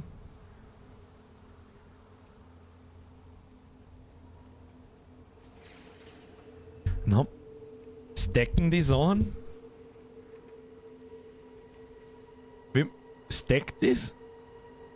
Stackt dieser Effekt, wenn ich die Offhand jetzt nehme. Oh, well done. Dann schaut ihr das einmal an, das sind 675 gegen 582. Wieso haben wir mir bloß 502? Ja, wegen der Waffen.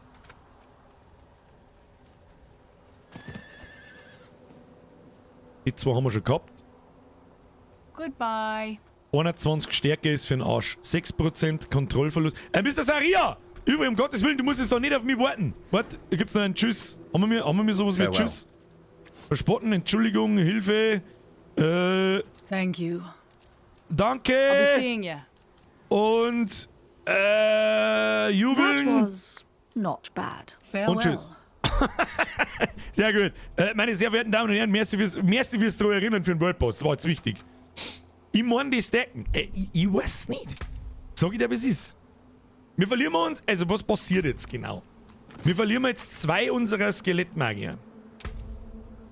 Gewinnen aber halt, dass alle Skelette 26% mehr Schaden machen nach 10 Sekunden, so langsam Leben sind. Wir verlieren Dornen. Wir verlieren 15% Leben auf die Diener. Und ja gut, die ganzen Standardsachen von einem Schild. Dafür kriegen wir Crit-Chance, Kontrollverlustdauer, was nicht schlecht ist, weil dann haben Viecher 6% länger verlangsamt, gestunt, sonst was. Schaden für Fertigkeiten des Typs Basis, da muss man schauen, ob wir das umrollen können, und 21 Stärke.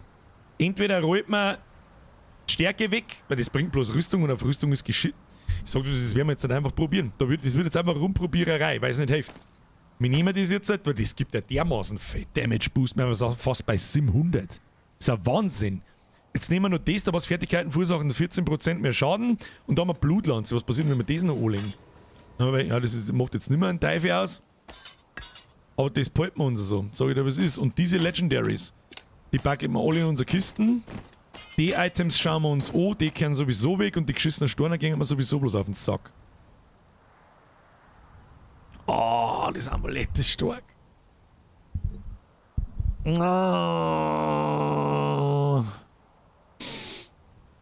Vielleicht ist die... Ja, wie findet man das jetzt außer... Wie findet man das jetzt außer, ob diese Fähigkeiten stacken oder nicht? Man kann es ja nirgendwo nachschauen.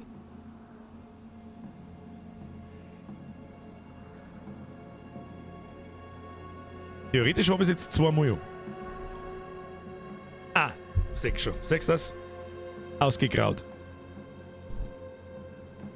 Und der Stärkere von beiden bleibt bestehen. Es stackt nicht. Ganz wichtige Information. Jetzt ist die Frage, macht man einen Tausch? Da ist plus ein Rang für alle Fertigkeiten des Typs Leiche drauf. Der ist wichtig. Also Leichenexplosion, Leichenranke, der ist wirklich wichtig. Die 7% Bewegungsgeschwindigkeit sind Gold wert. Und die Verringerung der Dauer von Verlangsamen, das rollen wir um. Was verlieren wir? Nicht recht viel. Gesamte Rüstung und die Verringerung der Dauer von Kontrollbeeinträchtigung. Das ist mal scheißegal. Wir verlieren ein bisschen Prozent, 4% Damage an die Viecher. Das ist mir scheißegal. Das wird man nicht recht groß merken.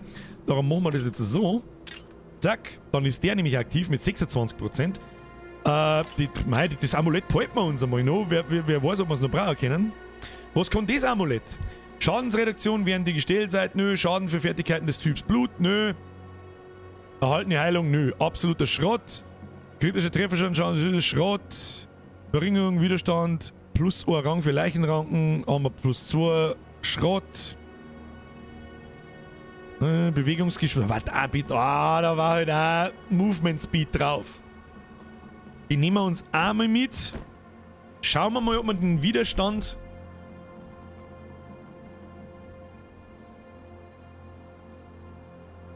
Na, sind Schrott. Nö, sind Schrott. Schrott, ich mag Schrott. Erhaltene Heilung, Schrott, Dornen, Schrott. 19 Stärke, erhaltene Heilung, Schrott. 2 Handschwert, Schrott.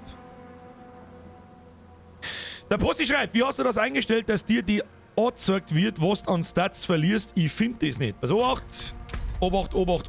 Optionen. Gameplay. Und dann diese beiden Punkte da, fast ganz oben in der ersten Checkbox-Liste, erweiterter Tooltip-Vergleich. Dann siehst du unten in Rot, was du verlierst. Und erweiterte Tooltip-Informationen. Wenn du das noch einmachst, dann siehst du die Roll-Range. Zum Beispiel da auf dem neuen Legendary drauf, können wir mal durchgehen. Plus 21 Stärke, hätte rollen können zwischen 18 und 25. Genau in der Mitte, passt schon. Kontrollverlustdauer rollt zwischen 3 und 6,5%. Wir haben 6% gerollt drauf, das ist schon sehr gut. Nicht perfekt, aber sehr gut. 1,4, da haben wir jetzt einen sehr schlechten Roll. 1,4% kritische Trefferchance. Haben wir gerollt. Und die Range ist zwischen 1,4 und 3,0. Das ist der schlechteste Roll, den es geben kann. Schade. 18% Schaden für Fertigkeiten des Typs Basis. Kann rollen zwischen 13,5 und 24. Wir haben 18. Auch ziemlich in der Mitte. Und unten haben wir zwischen 20 und 30. Da haben wir leicht über der Mitte mit 26%. Das passt. Es geht immer noch besser. Das sind nicht dann die Feinheiten, aber gut.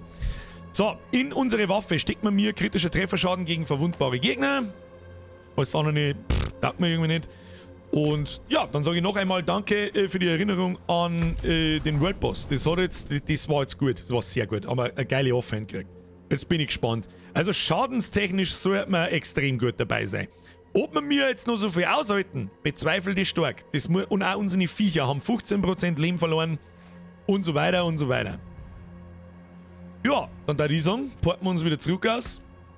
Annehmen, machen wir das eine Nebenquest, machen wir nur eine Dungeon, dann gehen wir mal eine Rauch und dann machen wir weiter. Wie sind die Zeiten für die Worldbosse? Ich finde nichts. Ja, es gibt keine Informationen. Jetzt, wenn ich auf die Uhr schaue, ist es 1:30. Ich glaube, dass die random spawnen können, was mir sowieso lieber ist, weil sonst habe ich über den Zwang, oh Gott, um 6 Uhr muss ich mich einloggen durch den Worldboss. Weißt du, wie ich meine? Und was ist das dritte in der Leisten? Was ist das dritte in der Leisten? Was meinst du mit dem dritten in der Leisten?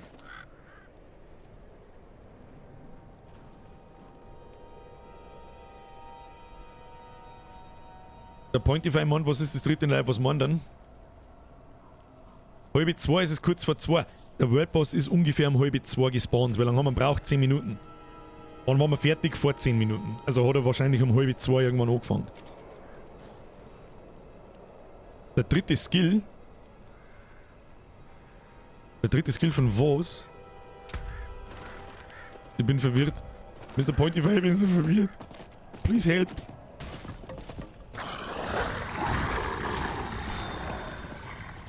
Please halt. Bei mir war der nicht da, also serverabhängig. Ja, kann auch sein. Vielleicht ist es wirklich vollkommen random.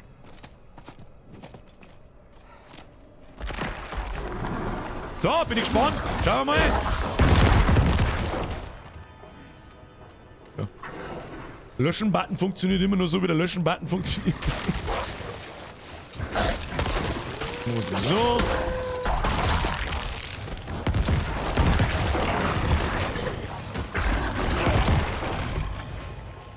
Merkt man wahrscheinlich erst richtig in einem Dungeon. Jetzt mich fragst, fällt der Elite sogar schneller um. Ja, aber wir kriegen auch gerne mal schnell Schellen. Wir kriegen aber auch schnell mal eine Schelle ausgeteilt. Muss man vielleicht auch nicht sagen. Was muss man da jetzt überhaupt tun? Muss ich die Viecher alle killen oder...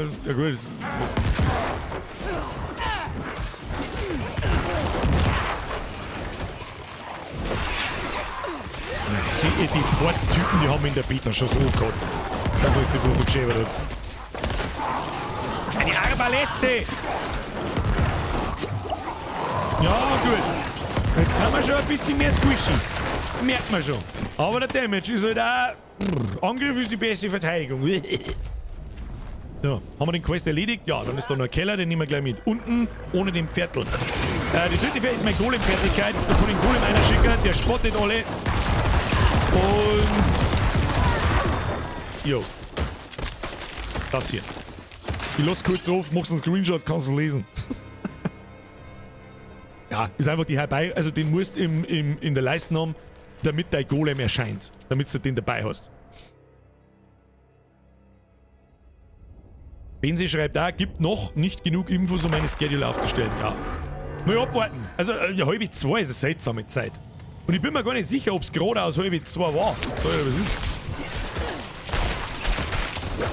Ja. Und schon noch übrigens da auch Shit-Button sind. Und schon braucht man. Wenn wirklich bleibbar mit runterfällt.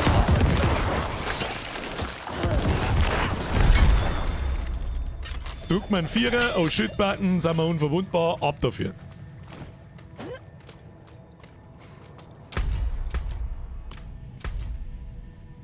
So, Keller erledigt.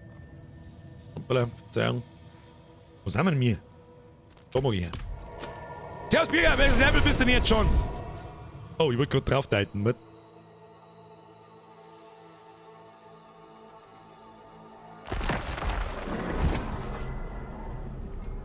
Wo steht denn das Level? Oh. Ach verdammt, mein Finger geht nicht so weit. Nicht 3 von 5, sondern nur eins weiter. Neben der gelben Leisten. 37, fast 38. Ach, ich drücke wieder nie.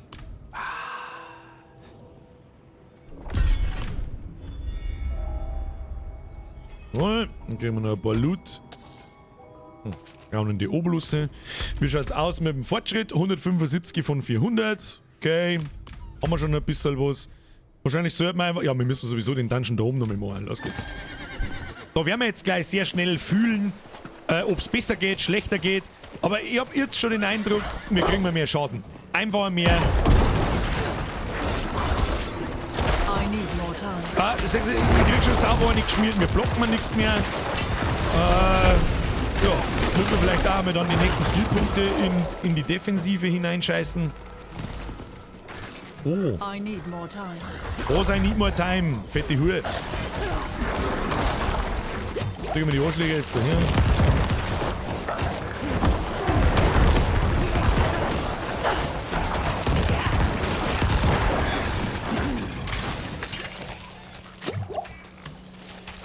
Elite haben wir schon halbe mitgenommen. So, jetzt Abflug. Ist wieder ein Event da oben. Kann man da was machen? Da müssen wir Skelly Boys killen, oder was? Kill die Skelly Boys!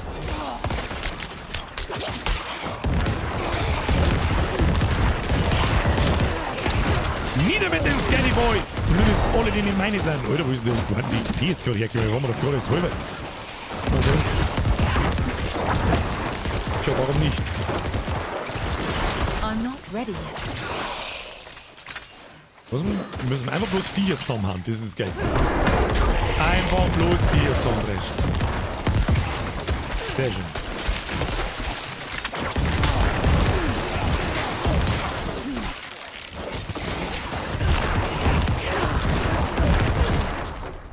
Das ist einfach eiskühler Level 11. I need more time.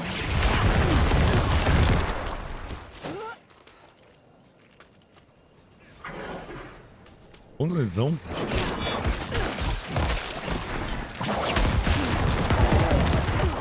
Viecher fallen zusammen wie ein Stück Viech. Bloß ein bisschen mehr Damage kriege ich, habe ich das Gefühl. Oh, Boss sieht mir Boss.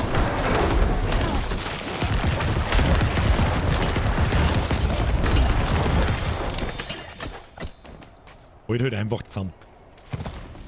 Zeigen wir uns. Ab in den Dungeon, looten und bluten können. Und schon am Level 38. Ist nur ein Platz im Clan. Oh, Mr. Fister. Was soll ich machen? Was soll ich machen? Kleines voll mit 150 Leute. Ich hab einfach euch sagen, was da ist. Ist da? Also, das ist eine Kiste, die können wir nicht mehr. So, selber Dungeon nochmal. Bin ich der Einzige, der nur noch 360 Qualität hat? Mr. Gundrim, das ist eine gute Frage. Weiß ich nicht. Ansonsten schau auf YouTube. Da gibt's Full HD. Und wie ist die Erfahrung als Dauerstreamer bis jetzt? Gut, da mir das Spiel halt unfassbar Spaß macht. Ich finde es natürlich immer noch lustig. Ich glaube, auf Dauer mehr das nicht. Also wenn ich mir jetzt vorstelle, wir machen das, was wir sonst so machen, das da ich auf Dauer und am Tag als Fulltime-Streamer 8 Stunden mal, da ich wieder schießen. Glaube ich. Das da ich nicht lang der Bocker. So.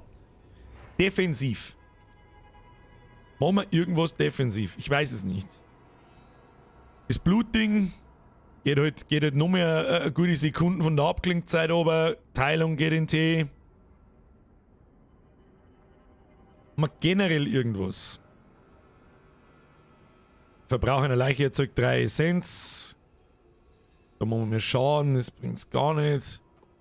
Ihr fügt den entfernten Gegnern 4% mehr Schaden zu. Neue Gegner erleiden durch euch 2% mehr Schaden und fügen euch 3% weniger Schaden zu. Und ich stehe eigentlich immer im Haufen drin.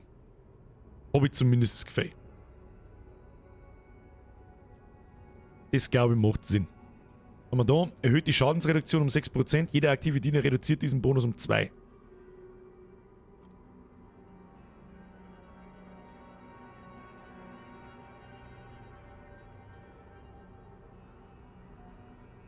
Hä?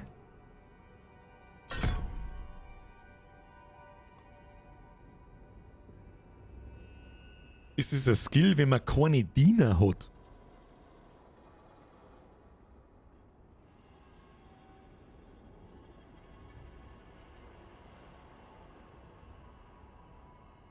Oder wird dann pro Diener da 2%, werden dann 8 ein Skelett, haben wir, am Start dann haben wir 8% Schadensreduktion.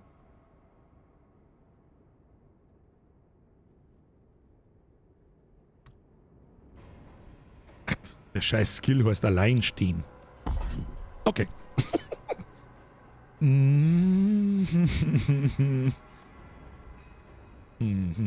Was nehmen wir dann?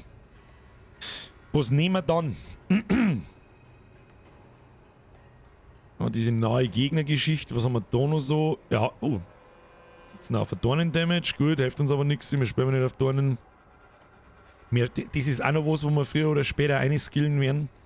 Pro verbrauchter Leiche haben wir 6 Sekunden lang 3% mehr Schaden, am Schluss dann halt wahrscheinlich 9%. Das ist einiges später.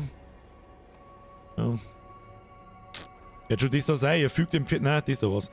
Neue Gegner erleiden durch euch 2% mehr Schaden und fügen euch 3% weniger Schaden zu. Nächster Rang 2, 6 und dann halt wahrscheinlich 6, 9%. Was anderes sehe ich da jetzt nicht.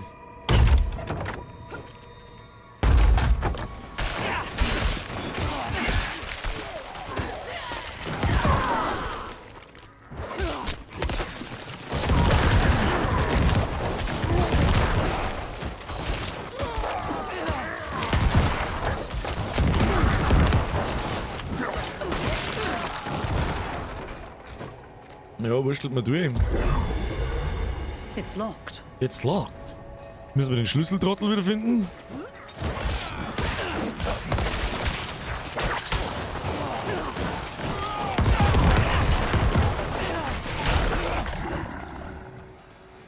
Und die Archivar-Dinger da müssen wir finden, ja. We received the order. Our company has been called away on a mission for the light. We know that like the others who have been called to serve, we will not return. We have already given everything to the church. Must we give up our lives as well? Sehr schön. Geht schon durch. Also fühlt sich schon noch gut an.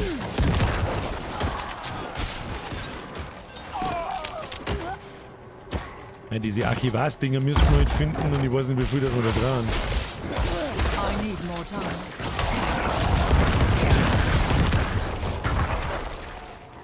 Wer nicht blau auf der Map zeigt.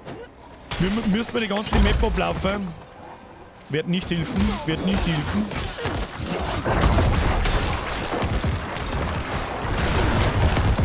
Wer ist da drin? Oh, ist er.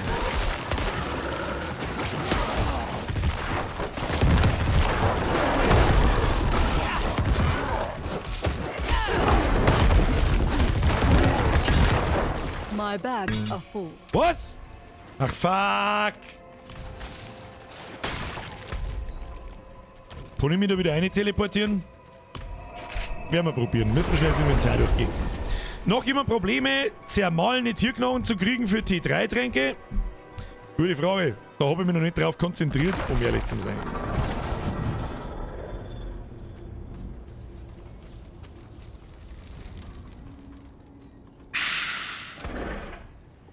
So. Weg, weg, weg, weg, weg. Weiß ich natürlich nicht mehr, was wir angeschaut haben, was wir uns behalten wollen und was nicht. Come back if you need work. Machen wir mal diese, ich mag diese erweiterte Tooltip-Informationen, will ich nicht haben. Bin ich einfach schneller mit dem Erfassen der Zahlen. Stärke, Dreck, Zweihand, Dreck, Zauberstab, Schaden über Zeit, Dreck. Knochengeist, Geschicklichkeit, Widerstand gegen Feuer, Dreck, Stärke, Rang, Leichenexplosion, okay. Haben wir schon, brauchen wir nicht. Dreck, Schädel, nehmen wir keins mehr. Schuhe. Plus 2 auf Leichenranken.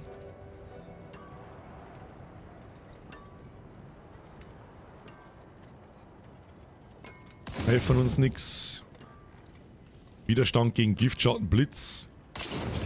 Dreck, gesamte Rüstung, Geschicklichkeit, weniger Schaden. Bark nicely. Das Amulett, haben wir das Amulett schon austauscht? Ich denke schon, gell? Erhaltene Heilung, Schadensreduktion, Dornen, Dreck. Verringerung von Lebensmitteln, plus 1 auf Leichenranken, Dreck. Dreck, kritische Trefferschaden, Dreck. Bark nicely. Dreck. So, gut, passt. Dann backelt man unsere. Werten wir mal unsere Waffen 2 Stufen auf, 2 Stufen. Dann haben wir, was haben wir noch gekriegt? Wir haben ein Amulett gekriegt. Das kann man bei ihm nicht. Was haben wir da drin Stecker gehabt? Anything breaks. Ein Silbernstor, glaube ich.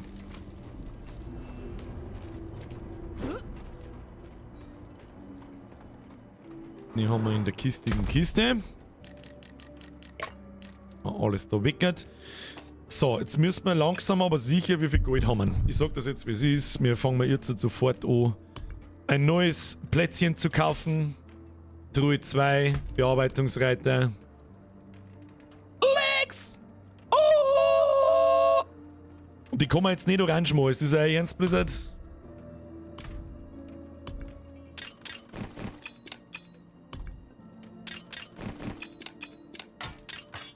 So, das waren so Items, die haben wir mal benutzt. Erste Zeile Waffen. Zweite Zeile Schmuck. Dritte Zeile Hose. So, wunderschön. Und da haben wir unsere Storndal ein. Haben die alle schön sortiert? Ja, denke ich schon. Zeig mal, was mit dem scheiß Heim da unten ist. Blutnebel, Löspel. Was ist mit dem scheiß Heim? Was machst du mit dem eigentlich? Zaubern weg im Schund. Was haben wir denn Schmuck für. Was tut denn der Schädel im Schmuck? 125 Rüstung. Schmuck, 5% Widerstand gegen alle Schadensarten. Das ist mir wichtig. Steine kannst du mal ausbauen. Ist ja gut, ab wann geht denn das? Ich hab ja. Jetzt pass auf, wie viel braucht man? Man braucht wahrscheinlich wieder 3, oder? Also man braucht wahrscheinlich mal wieder 3 Lilane, gehen dann die nächsten Stufen. Jetzt gehen wir mal. Ich habe nämlich mal geschaut. Gehen wir mal zu dem Juweliertypen. Muss ich da irgendein Rezept finden oder muss ich was freischalten oder eine bestimmte Quest machen oder weiß der Geier was? Nö, falscher Mann. Diamant. Da, ich komme bloß die ledierten mal. Erstellen, frei, Schädel, erstellen. Sollte schon gehen, ich kann noch keinen mehr. I lack the materials. Was soll ich machen? Was mache ich falsch? Muss man die Kampagne durchhaben dafür? Oder irgend sowas, keine Ahnung, irgendeine bestimmte Nebenquest, irgendein. Der Steambrick sagt, so jetzt schon gehen. Der Lord sitzt sagt, auch komisch. Ja, um ehrlich zu sein, finde ich es auch komisch. Da hat man, ja doch, stimmt, für die letzten Steine hat man in Diablo 3 hat man Rezepte braucht, aber das Konzept der Rezepte habe ich bis jetzt noch nicht gesehen. Nein, ich meine, dass du Steine wieder aus die Teile rausgeben kannst. Ach so. Du meinst entzockeln? Ja. Da steckt jetzt ein niedriger Stor drin, das ist mir wurscht. Lass den Mist doch jetzt so früh mit die Stor. Warum? Gegenstand aufwerten. Zack, zack. Schaut überhaupt nicht. Und unser Offhand. Wir wollten mal nur umrollen. Wir wollten umrollen. Alright, traveler. Pass auf. Was haben wir da drauf? Die haben wir mal eins nach dem anderen. Wir haben eine Verringerung von Dauer und von Verlangsamen, Fertigkeiten des Typs Leiche und Bewegungsgeschwindigkeit. Verringerung der Dauer von Verlangsamen. Wenn ich verlangsamt werde. Na, das ist mir wurscht. Verzaubern kostet 18.000. Ist mir wurscht. Was haben wir? Typ Blut, Verringerung der Dauer von Kontrollbeinbeträchtigung. Ja, müssen wir das. Schade. War Schrottroll hilft nicht. Was haben wir? Was kann man noch roll? Was kann man auf Legendaries? Kann man da einfach so rollen? Nein, da brauchen wir über diesen Scheiß da, gell? Kann man da was rollen? Nein. Wo kriegt man diese Teufelsrosen noch gerade her? Das ist halt einfach Late-Game-Scheiße wahrscheinlich. Aber gut.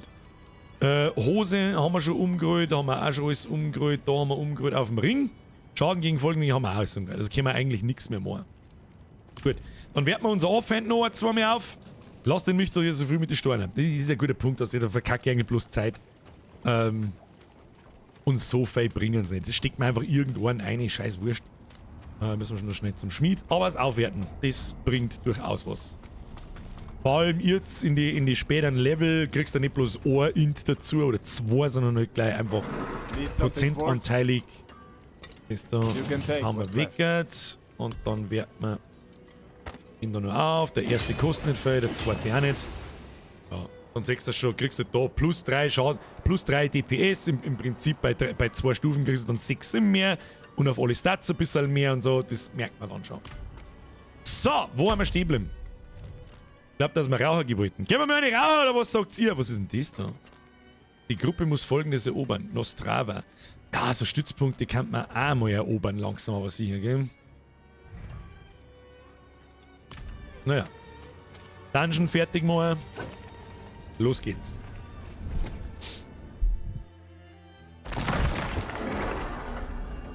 Den nehmen wir natürlich mit. Wo waren wir? Haben wir mit dem Schlüssel schon gefunden? Nein, dann brauchen wir Wachmänner und wir brauchen... Warte mal. Haben wir so die versiegelte Tür. Sucht nach der versiegelten Tür, betretet das, sucht auf der Straße. Genau, die Quest müssen wir verfolgen. Die Tagebücher des Archivars braucht man von der Herrin. So, da kommen jetzt gleich wieder irgendwelche Viechers. Schicken wir gleich einmal.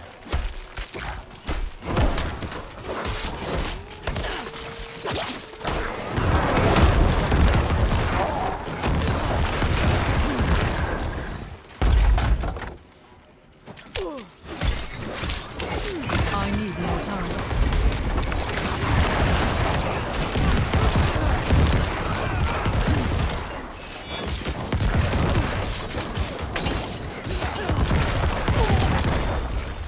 Die halten schon ganz schön was aus jetzt, gell? Jetzt wird's dann zack. Jetzt wird's dann zack, Kinder.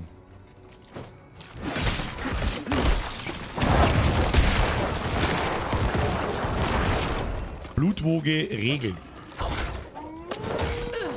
New recruits. Den nehmen wir mit. Wo ist denn? Hab ich jetzt den Schlüssel? Na, da ist der Wachmann. I've grown fond of one. Like Solian Costa. Mr. Wachmann, give me your key. Could cast even the darkest shadow of doubt from anyone's mind. It's easy to talk to her about those I left for the call of the light. Blutwoge regeln. The sun. Oh, ist der Grippe?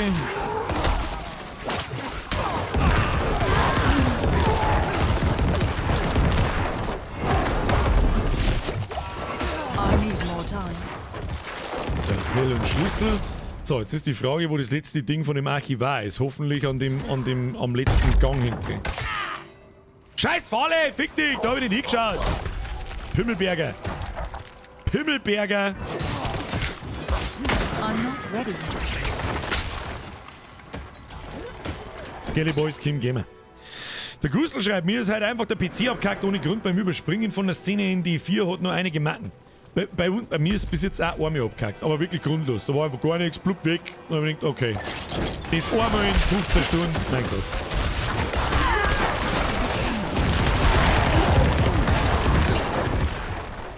Was auch immer da jetzt gerade für ein Batzen an Gegner rausgekommen, weiß ich nicht, aber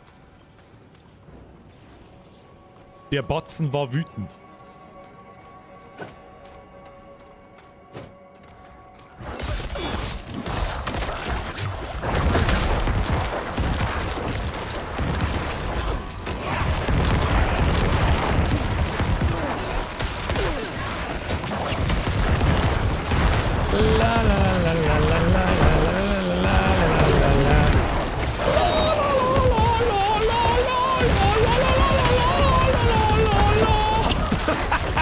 Es ist ein einziges Schlachtfest. Es ist ein einziges scheiß Schlachtfest, Hörerin. Es waren jetzt 3 Elite, sag ich das richtig? Es waren jetzt 3 Elite und die haben nichts droppt, nichts wie verarschen. Okay, kann ich nicht. Oh, da ist der Große. Oh, ich muss mich kurz töten. Dem steht das auch. Schwerer Brustpanzer, zauberhaft. Das ist die Frage, wo es weitergeht, wahrscheinlich noch rechts um. Was ist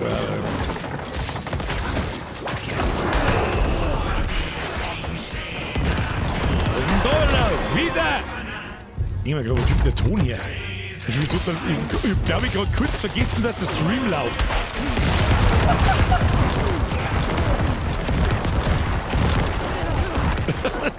Hoppala! Kurz vergessen, dass der Stream läuft. Niemand hat die Absicht zu streamen.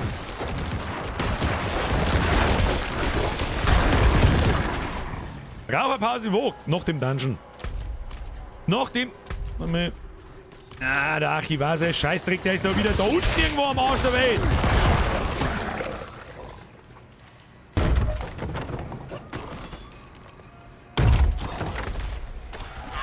Ja, totaler Vollidiot. Warte mal.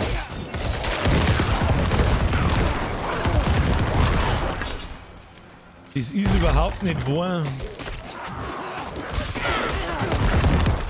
Das ist überhaupt nicht wahr. Ich hab den scheiß blauen Punkt von da. Mein Gott.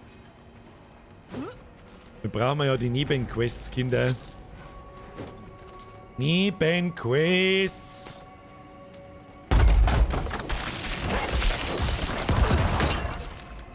Haben wir Diablo 4 an PC im Wintergarten aufgebaut, da kann ich rauchen.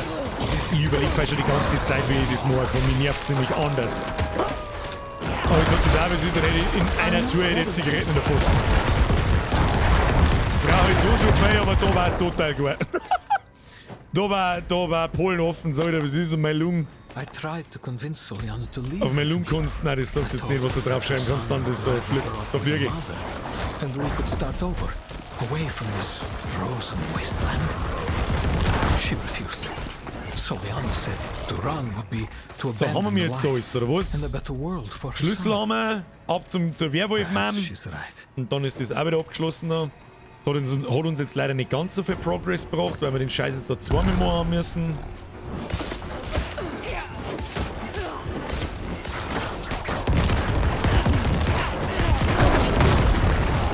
Weißt du was, Wolf-Sepp?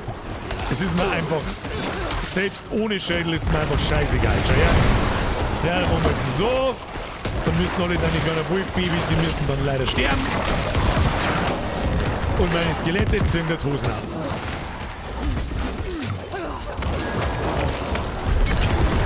Tja, so einfach geht das. So!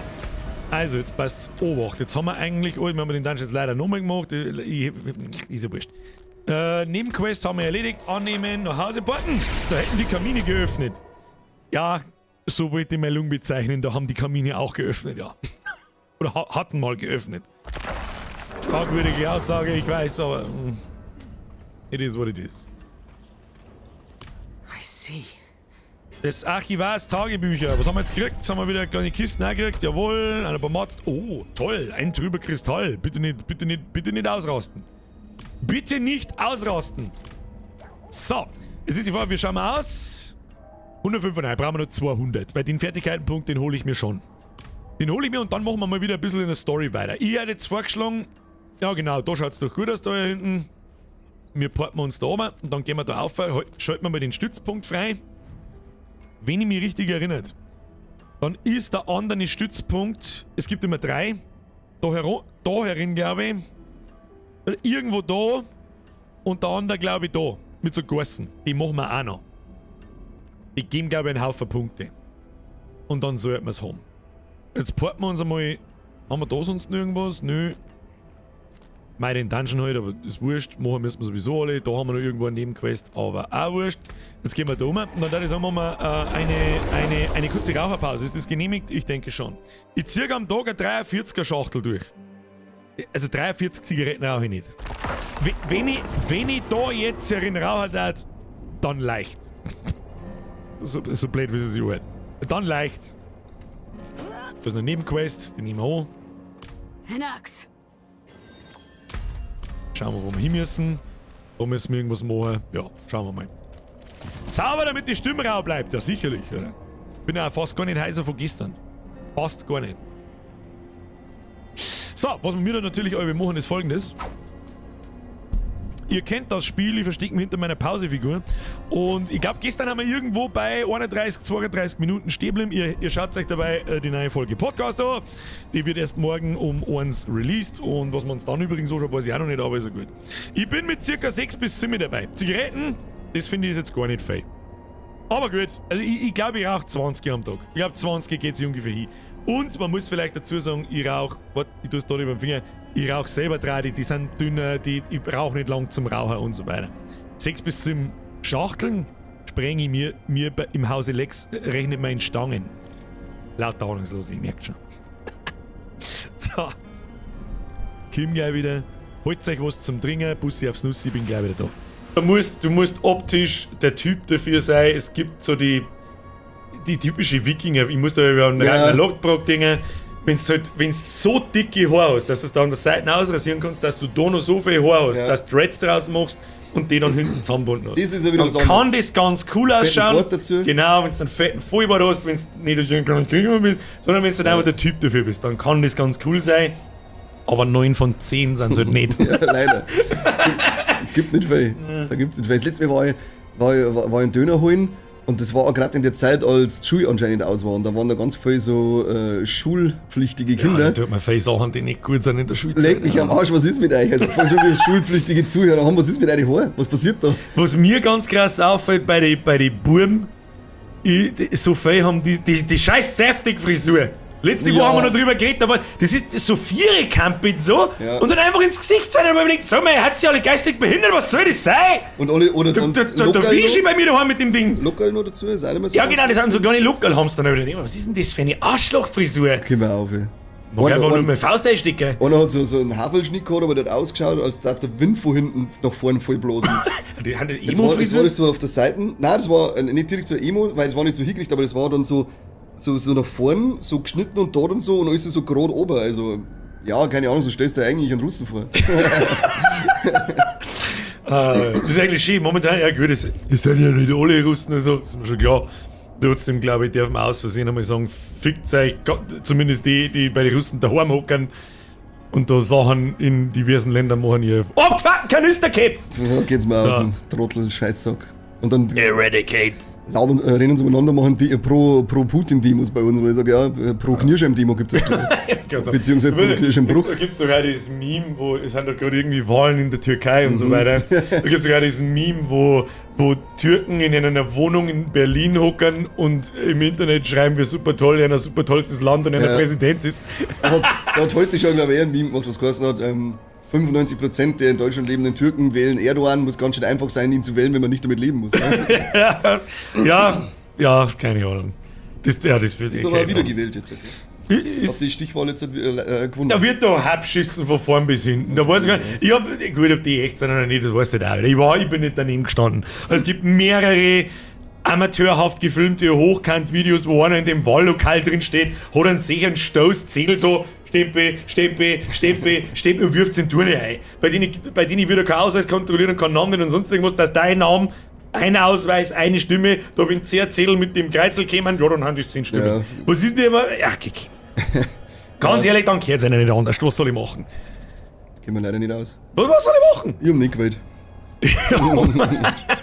Es ist sowieso, haben das Türken, vielleicht haben wir ein paar Türken, die uns das erklären können, keine Ahnung. Ihr habt's ja da und habt's, die haben eine doppelte Staatsbürgerschaft, oder? Die haben zwei, und dann haben sie das Recht, bei uns zum Wein und da uns zum Wein. Genau. Das ist nicht richtig, finde ich, das ist irgendwie seltsam. Ich verstehe die Intention dahinter nicht, dass ich in einem Land wählen möchte, in dem ich nicht mehr lebe.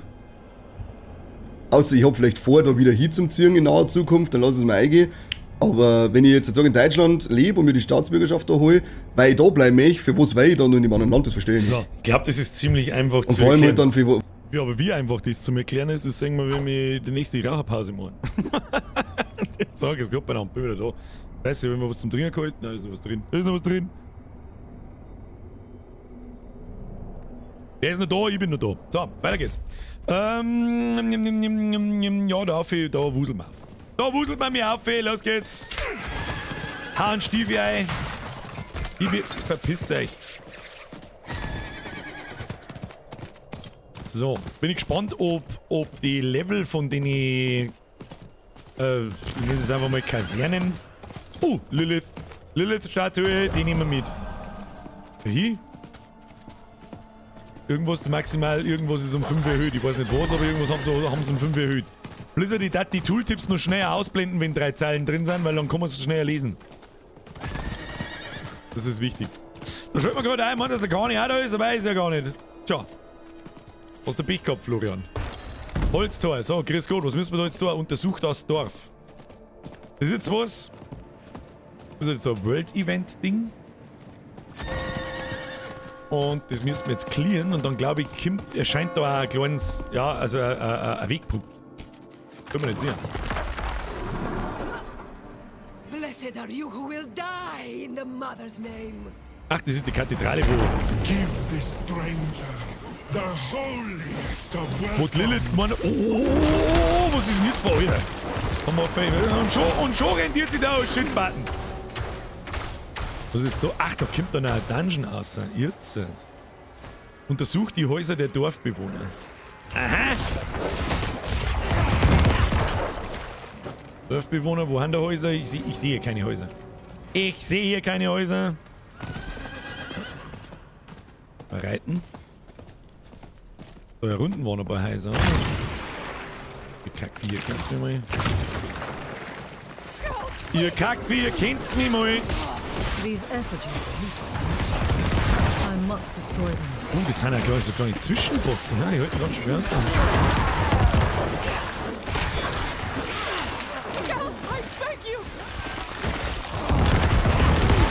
So, da draußen noch mehr aufräumen, weil meine Skelly Boys wieder gar nichts zu reißen da. Was ist da? Da hinten kann ich mich ducken. Wieso kann ich mich da ducken? Was ist da? Noch mehr Lilith-Statue!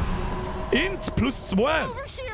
Die Dinger, die rendieren sich schon. Wenn du mir alle 150 hast, dann macht schon ein paar Stats macht schon aus. So ist das nicht. I need more time. I need more time.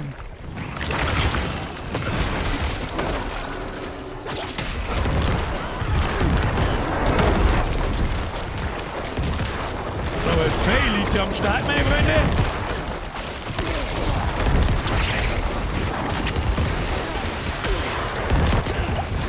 Ey, ich check gar nichts mehr. Oh, die haben Level 40. Wieso hatten die Level 40? Ist das ja narrisch, Leute. Ready.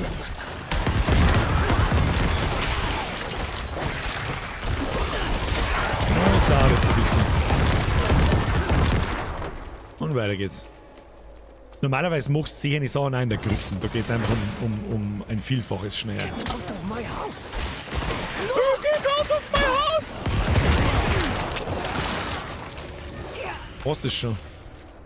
Schön, da haben wir wieder eine Elite. Immer her mit die Elite. Komm gar nicht weg, nur Elite hageln. Droppen die eigentlich auch was? Ich glaub schon. I'm not ready yet.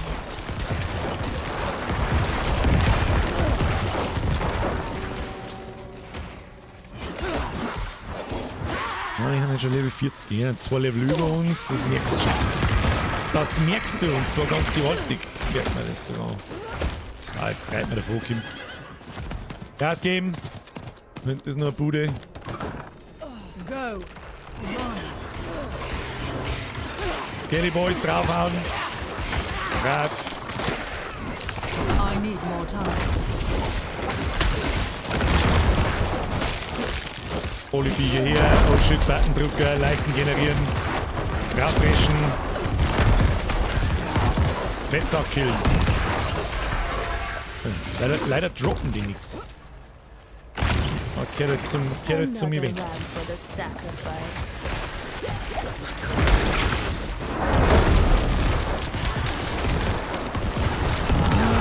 fängt es langsam an, das Diablo-Feeling zum Grillen mit der Anzahl der Viecher und so.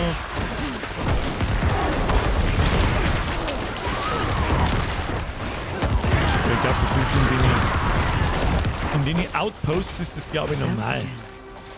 What was left to ring? Oh, Skelly Boys gestorben. Ein paar Skelly Boys gestorben. Und ich gehört dazu, jetzt müssen wir da her. So, Häuser sind geklärt. Servus Leute, danke für alles, Bürger, geiler Stream. Herr Wolfgang Fuchs, um Gottes Willen. Ich glaube jetzt einfach einmal, der Stream ist, ich kann es gar nicht oft genug sagen, der Stream ist ja jetzt ein bisschen anders, als er das normal ist. Wenn euch taugt, da freue ich mich natürlich. Erwiese übrigens, mir ist wieder ein Resub, das habe ich einfach nicht vorgelesen. Was habe ich mir da wieder gedacht? Derre, gestern haben so wieder die Bar übertrat. Das ist jetzt komplett vergessen, ob das Diablo zum Zocken war. Drecks Jagermeister. Der Jagermeister ist unangenehm. So, egal, aber was nehmen wir mit dir? Was ist jetzt das? Hört auf.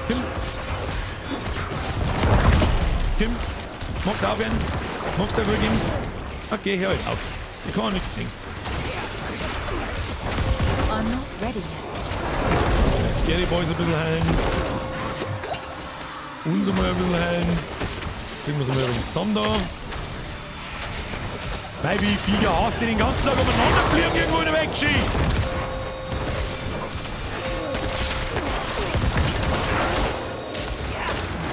Scary Boys am Abnippeln.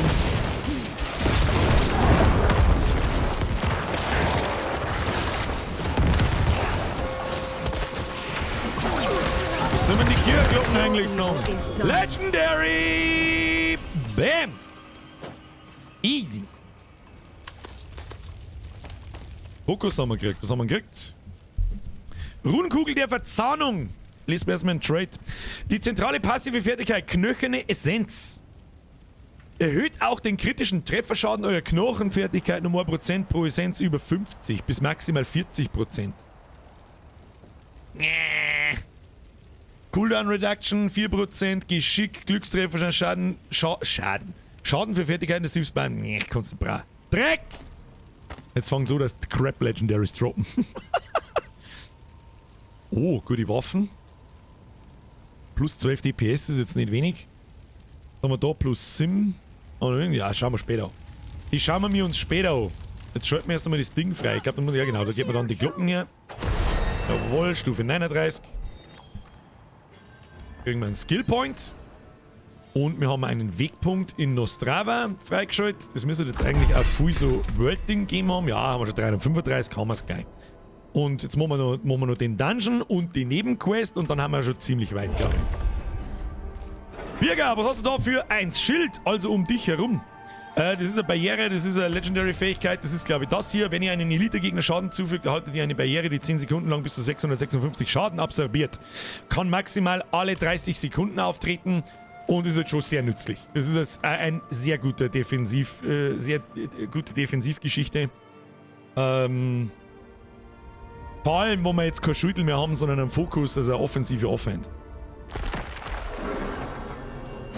So, nächster Dungeon. Wir sind noch schon wieder Skelly Boys down. Skelly Boys wo? Kistige Kiste, nehmen wir mit. Immer Scheißdreck drin. Immer. Oh, Achtung, Skillpunkt. Wollen wir auch noch einstecken? Ja, ich dachte einfach nach wie vor ganz. Na, halt, stopp. Ich glaube, ich kann nur einen Punkt in Leichenranke einstecken. Ja. Jetzt ist halt Leichenranke auf Sim. Das ist jetzt schon geil. Das will wir auf der Leichenexplosion noch hätten. Wo ist denn die Leichenexplosion? Leichenexplosion wo? Da. Da haben wir es auch auf Sim. Das ist eigentlich strong. Very strong. Skaliert halt der Base Damage einfach und das ist halt Skelly Boys beschwören und dann pimmelt man eine. Tötet alle Gegner. Ja, super. Das ist aber die beste Quest für alle Quests, die gibt. Oh, gib ihm. Gib ihm. Zusammenziehen. Stirb die Sau. Halskette der. Halskette der auch. Oh, das. Wir müssen drum liegen. Und genau liegt da so viel Gold. Warum ist denn jetzt da so seltsam viel Gold auf dem Haufen gelegen? Weil wir halt die einzelnen Trottel auch umdrehen müssen. I'm not ready. Ah, no shit button. Oh, Alter, was ist denn halt? Legendary Heads! Gib mal was Gutes, Kim! Während ihr eine aktive Barriere habt, besteht eine Chance von 13%, dass eingehender direkter Schaden von entfernten Gegnern ignoriert wird.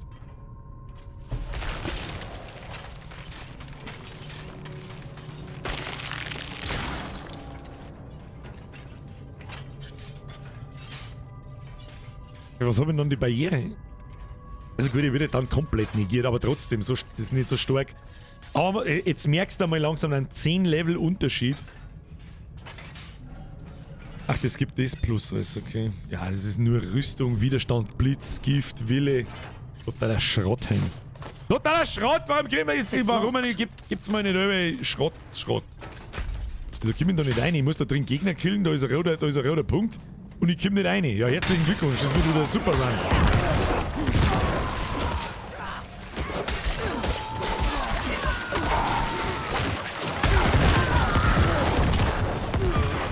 Das wird wieder ein super Run.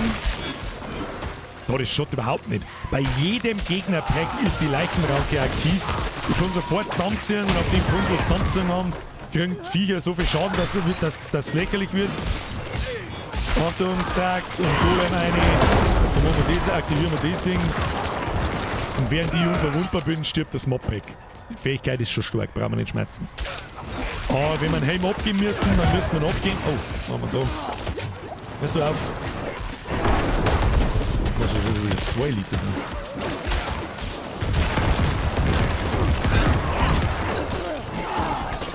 Durchmessen, Handwickeln.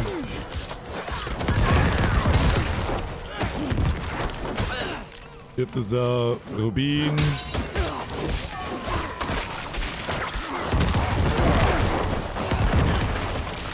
Stieferle. Alles nehmen wir. Was muss ich da? Sucht ihr wirklich nach der Holzfäller-Axt? Nach der Holzfäller-Axt. Haben wir mit ihnen.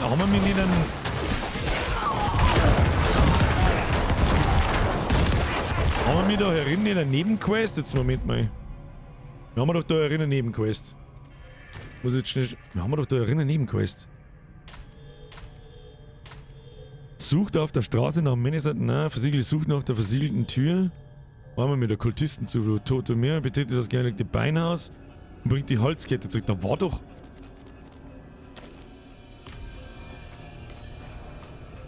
Irgendwas war da drin.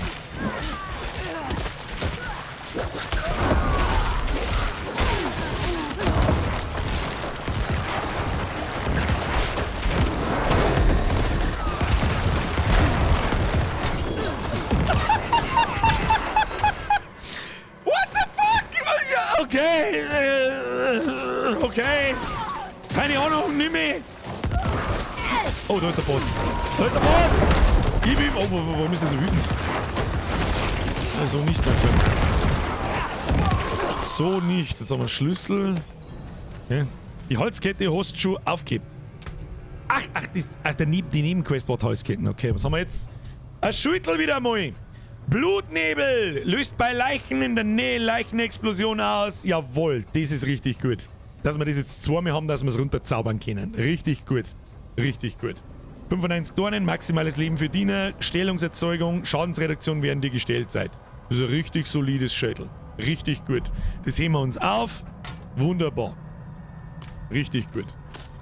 Richtig gutes Zeug. So, und jetzt müssen wir irgendwo den Schlüssel da einzipfen. Hansi übrigens wieder mal, wie gestern, sehr gut aufpasst. Sehr gut aufpasst! Mit der Holzketten. Hab jetzt nicht den Eindruck, dass unsere Viecher schnell oder zu schnell sterben. Und so, und der Rest explodiert dann schon. Wundervoll.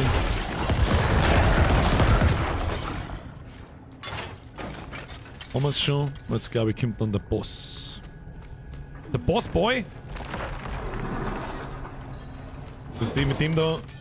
Haben wir befreit. Jeden Tag eine gute Tat.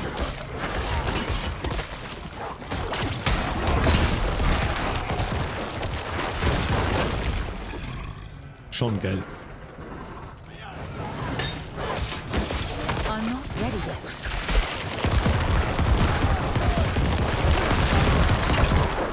Da liegen halt auch trotzdem, dass keine Gegner sterben, so viel Leichen in dem Haufen drin, dass du einfach unendlich drücken kannst und alles verreckt.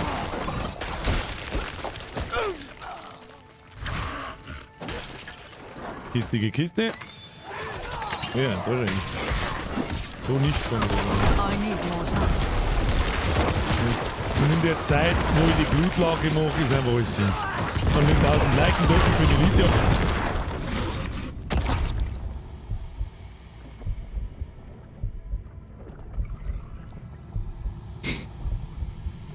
Okay. Erhaltet 6 Sekunden lang eine 19% höhere kritische Trefferchance, wenn ihr Leichenranken wirkt. Ihr fügt Gegnern, die durch Leichenranken Schaden erleiden, 57% zusätzlich.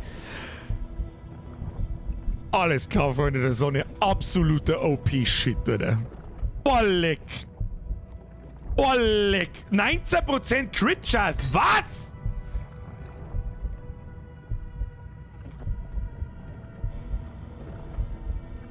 Das ist sau jetzt krass, der Scheißring. Zumindest so, wenn wir mir gerade spielen. Schaden gegen entfernte Gegner, gegen verwundbare Ziele, Überwältigungsschaden, Glückstreffer. Das ist noch nicht mehr schlecht gerollt, der Scheißring. Alles klar, voll rein ins Kerb, Alter. So, Mr. Kannst gleich hergehen. Da, blub. Und tschüss.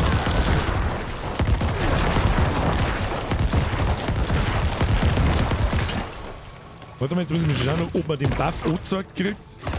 Ja, tatsächlich. Wie viele Sekunden haben wir da? Oh, der hält voll lang. Oh, leck. Oh, leck. Ja, das Ding ist stark. Ja, das Ding ist scheiße stark, Mann. Lol. Ja gut, irgendwann muss aber auch mehr gut Legendary droppen, wenn schon. Nein, das der wir nicht. Was ist jetzt da? Leichenranke raus. Blutnova an. Sterbenszeit.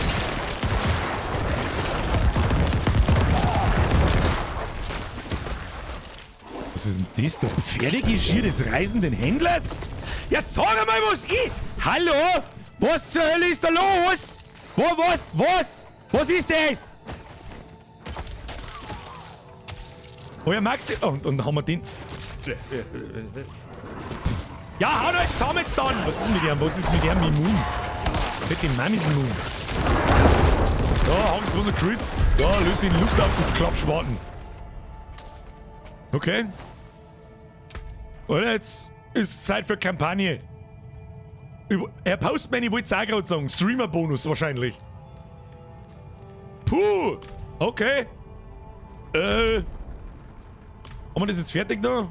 Ich glaub schon. Gehen wir heim. Wo muss ich das abgeben? Halskette zurückbringen. Müssen wir in die Hauptstadt. Alter. Ja, aber gut, das ist mir vorher schon aufgefallen in die 3 Dungeons, die ich offstream gemacht habe. Ich habe wirklich nicht lang gespielt. Haben wir auch sehr viele Items droppt. Viel mehr, als wenn man einfach bloß stumpf die Story macht. Aber du levelst halt auch wie Hölle. Jetzt machen wir erstmal so. Was man. Halt, stopp. Was machen wir? Dann laden wir uns in die Legendaries und Storne aus, damit wir Inventarplatz haben. Ja, Kim, leck mich. Arbeiten. Dann schmeißen wir das Ding am Boden. Wir nehmen das. Was kriegen wir da? Rohe Rubine, trübe Kristalle. Wunderbar. Wir schauen mal auf der World-Kader. Jetzt haben wir noch 15 für den Fähigkeitspunkt. Den holen wir uns noch und dann gehen wir in der Story weiter. Das, glaube ich, ist stabil. So, gehen wir da her. So, Stiefel. Vielleicht haben die sogar so besser wie die, wo wir mir haben. Da von Stärkungseffekten durch Schreine, gut, Stärke, Widerstand, Kälte, Blitz. Aber halt die +2 Leichenranken. Das kann ich nicht hergeben. Gerade jetzt halt, gut, Leichenranke selber macht nicht so viel Schaden, aber trotzdem. Egal. Potenziell unfassbar gut Rüstung, der wir da her. Schilde und Waffen, der wir da her. Rüstung. Was ist das? Das ist ein Offhand, gell? Der wir da her. Irgendein kosmetisches Ding droppt kriegt. Was zu. Benutzt diesen Gegenstand, um ein neues kosmetisches Aussehen für euer Reittier hinzuzufügen. Ihr könnt eure kosmetischen Reittiergegenstände beim Stallmeister verwalten. Ich habe gar nicht gewusst, dass diese Dinge random irgendwo droppen können. Okay. Keine Ahnung. So, Storne. Nehmen wir eine. Und dann, wie viel Gold haben wir? 66.000. Jetzt verkauft man mal einen Packen. So 50. Und dann, ja, dann wird man ein paar Sachen auch los. So, Sichel, +12. Was ist da so drauf? Schaden gegen Verletzte. 38% Schaden. Also Zweihandsense. 2 Ränge für den Ausweichchance, Widerstand, Dreck. Kostenreduktion, Essenz, Kälte, Stärke, Dreck. Weniger Schaden durch entfernte Gegner. Ja, Schaden des Typs physisch, ja. Verringerung der Dauer von... Na. Nö. 2 Handsense, nö. +8 alle Werte, das ist schon einmal nicht schlecht. Maximales Leben für Diener ist auch nicht schlecht. Und 4% Schaden des Typs... Okay, die halten wir uns einmal, die kann man vielleicht umrollen. Was haben wir da? Seltene Sense, Kernfähigkeit, Überwältigungsschaden über Zeit, Dreck. Rang für Fluch, Kontrolle, nö. Schaden über Zeit, maximales Leben, Schaden gegen folgende Gegner betäubt, nö. Oh. 27 DPS mehr. Den wir mal da auf. I'll take it. Zaubern wir so, den Rest. Disenchantment. Schaden gegen entfernte Gegner, folgende Gegner betäubt und verwundbare Ziele. Ja, potenziell gute Waffen. Was haben wir da eigentlich alles auf uns? Ne? Basisfertigkeiten interessiert uns nicht. Kritischer Trefferschaden ist cool. Vor allem ist der kritische Trefferschaden jetzt wichtig, weil wir fast in jedem Mobpack eine unfassbar krasse Crit-Chance haben. Und plus 12 alle Werte. Also so schlecht ist das Schwert nicht, was wir da haben, aber ab zweistellig DPS aufwärts rendiert sie sich zum Austauschen. Verwundbare Ziele, Scheiß, wenn man Verletzte nicht geht, zu exekutieren, Schaden von... Ja, der haben wir mal so auf die halbe Habenseite. Was haben wir da? Nein, unsere Hand zwar für Blutwoge. Ist das, was wir da haben? Blut? Nein, ist der Blutnebel. Weg damit. Hoppala, jetzt habe ich die falsche entzaubert. Herzlichen Glückwunsch, Spieler, das haben sie richtig gut gemacht. Das ist der mal auch weg. Ausweichscheiß, Widerstand, Blitz, alle Werte können wir nicht brauchen. Schwert können wir nicht brauchen. Was haben wir da noch? Max Life, Schaden des Typs Kälte, Kontrollverlust, Dreck. Max Life, oh, ja, nein, Helm brauchen wir auch mal. 2 Ränge für Altern und plus 10 maximale Essenz.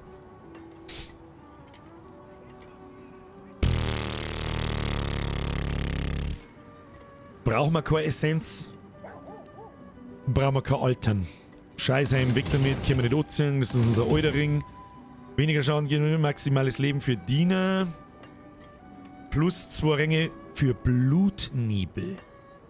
Ja, aber wir haben halt plus 1 auf Leichenexplosion und das ist wichtiger.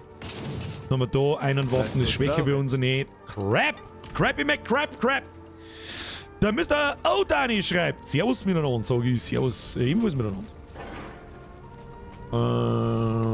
Jetzt gehen wir zum Umrollen. Haben wir, ja, Ring aufwerten, umrollen. Ring aufwerten, umrollen. Ring aufwerten, erst Ring aufwerten. Ja, Ring aufwerten, Ring aufwerten. Was kostet Legendary Ring aufwerten überhaupt? Auch nicht recht viel mehr. Ja, schauen wir mal, was wir kriegen. Das interessiert mich so ein bisschen. Da, 3,7% mehr Schaden gegen verwundbare Ziele pro Stufen. 1% mehr Schaden gegen entfernte Gegner. Das ist vielleicht schon nicht unerheblich. Machen wir 2 Stufen. Oh, wir müssen wieder mehr blaue.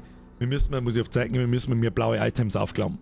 Uns gingen diese Silberessenzen aus, die man kriegt beim Entzaubern. Können wir sonst was aufwerten? Nicht wirklich. Brauchen wir auch nicht wirklich. Können wir irgendwelche Stornen mal? Ja, die machen wir halt schnell, damit sie aufgeräumt sind. Und was tut das im Schmuck? Feuerwiderstand. Braucht man einen Silbern. Was tut denn das im Schmuck? 125 Rüstung. Was du hier sagst, ist eh wurscht, was man da einstecken. Steck einen Shell ein und fertig. Kommen wir jederzeit wieder raus da. Und jetzt rollen wir noch ein bisschen umeinander. Rolli mit Roll. Da haben wir noch nichts gerollt. Da haben wir rollen. Ach, diese Scheißrosen! Grüezi, fix nochmal. Haben wir da schon gerollt? Ja, haben wir. Haben wir da schon gerollt? Ja, haben wir. Stiefel. Aber was haben wir für ein Item gekriegt, das jetzt so krass war? Bin ich behindert? Ja, den Ring natürlich. Können wir nicht recht viel rollen. Da können wir nicht recht viel rollen. Die Sachen wollten wir rollen. So. Fertigkeiten für Schadenstyp Ultimativ. Verletzte Gegner und Fertigkeiten Typ Kern. Die hat halt 27 DPS mehr. Das ist nicht einmal ausgebaut. Gibt halt jetzt einfach fast 20 Attack Power. Jetzt schauen wir mal. Ultimative Fähigkeit bringt uns halt nichts. Müssen wir wegrollen. Die anderen bringen uns wenigstens ein bisschen was. Sollen wir rollen wir mal. Ja. Schau, 36 Int.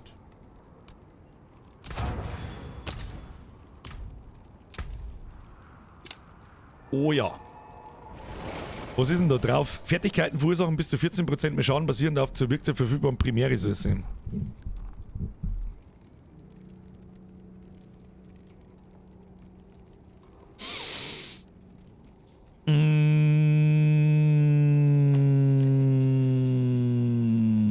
Heben wir uns mal nur auf. Ich hab so das Gefühl, wir finden momentan in dieser Levelphase jetzt da und beim Dungeon mal so viel, so neue Waffen. Und wenn ich das da jetzt runterziehe, dann ist es halt weg, dann muss ich es mir behalten. Das ist alles noch so ein bisschen, ich darf halt einfach gern Level 50 werden. Gehen wir jetzt da hier. Scheiße, Brust können wir auch noch umwürfeln. Das Brüstchen, was ist denn auf der Brust drauf? Die Barriere, gell? Alle Werte Schadens des Typs Kälte und die ist halt wirklich nur Level 20. Das darf unser Leben schon sehr viel verbessern, wenn wir da jetzt eine 13 Level stärkere Brustrüstung haben mit fette Werte drauf. Schauen wir mal, was man da noch machen kann. Maximales Leben für Diener ist toll. Schadens des Typ Kälte interessiert uns nicht. Wegrufen. Schauen wir, was wir haben. Schadensreduktion während die Gestellzeit. Nö, 2,7% und schon ist er scheiß. Schon ist er scheiß. Da hat man halt einen Haufen Rüstung kriegen, ja. Einen Haufen Werte. Dornen verlieren wir, Schadensreduktion verlieren wir, Geschick verlieren wir. Und diese Barriere verlieren wir halt. Naja, gut. Können wir das wieder... Ah, wir haben ja keinen Sockel drauf, gell? Gut, egal. Schauen wir mal, wie es ohne der Barriere läuft. Wenn wir auf einmal feststellen, wir sterben ziemlich oft, dann zaubert man es wieder irgendwo drauf. Bin mir auch gerade gar nicht sicher, ob das nicht ein irgendein... Ist das nicht ein Dungeon Trade, den ich immer irgendwo drauf zaubern kann? Weiß ich nicht. So, der haben wir alles einmal da oben, wo wir uns nicht sicher sind. Machen wir so. Jetzt gehen wir noch zum Stallmeister und bringen wir unsere Kosmetik heim. Und einmal lang Waffe aufwerten, das der wir auch noch. Warum laufen wir eigentlich? Wir können reiten. Ich vergesse aber, dass man in der Stadt reiten kann. Trophäe. Geil, ne? Kriegst für World Bosse so Trophäen, die was du da hinhängen kannst. Nice. Seid ihr auf der Universe? So. Das heißt, das muss ich jetzt einfach benutzen, oder was? Belohnung erhalten. Pferderüstung. Das kann nicht Pferderüstung? Was war das vorhin? Die da. Ah, die schaut viel besser aus wie die andere. Die andere passt da gar nicht dazu. Schau, wie der Hodern vorn wackelt. Fürchterliche Dinge werden passieren. Ja, nice. Easy.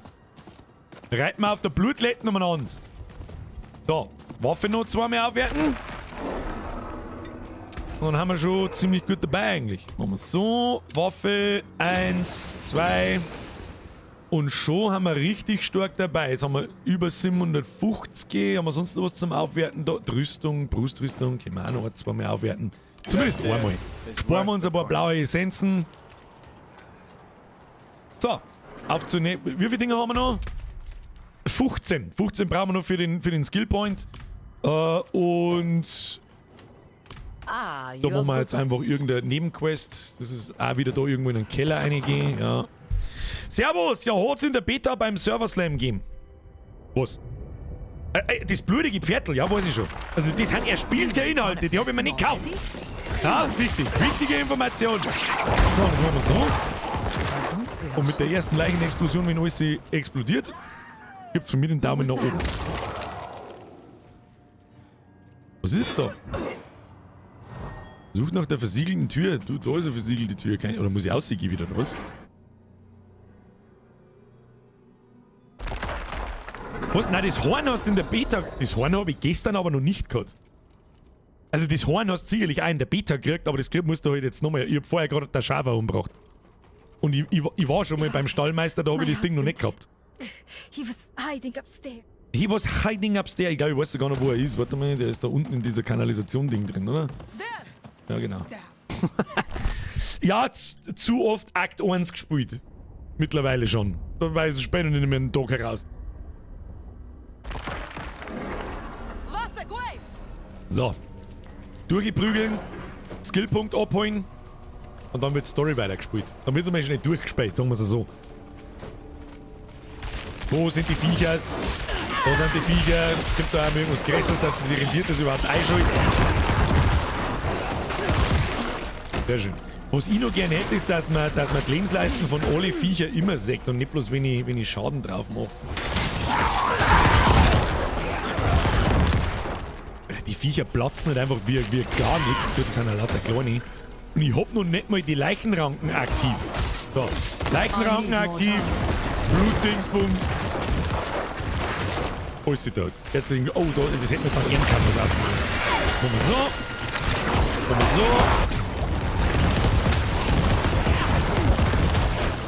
Bin ich eingefroren, das ist natürlich dumm.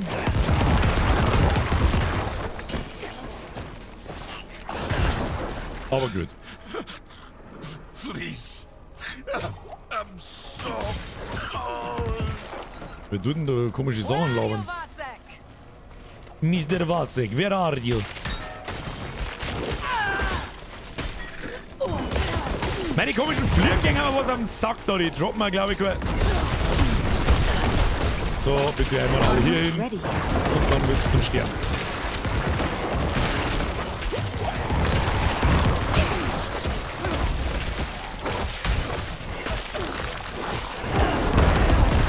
Aber ich mag schon aushalten, so ist es nicht, gell? Bierger, blaue Items mitnehmen. Ihr kriegt jetzt eine Aufgabe im Chat. Wenn ich wieder ins Link los, in den Chat hinein, Bierger, blaues Auto mitnehmen. Blaues Auto, ja. Ganz wichtig. Das blaue Auto nicht vergessen. Was ist jetzt da wieder? Ich glaube, ich laufe schon wieder im Kreis. Ich denke, das ist richtig.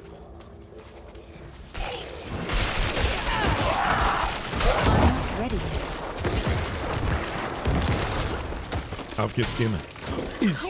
Ist das blau? Ja, Austria. Transformers Golem DLC incoming. Da bist du schon, ja.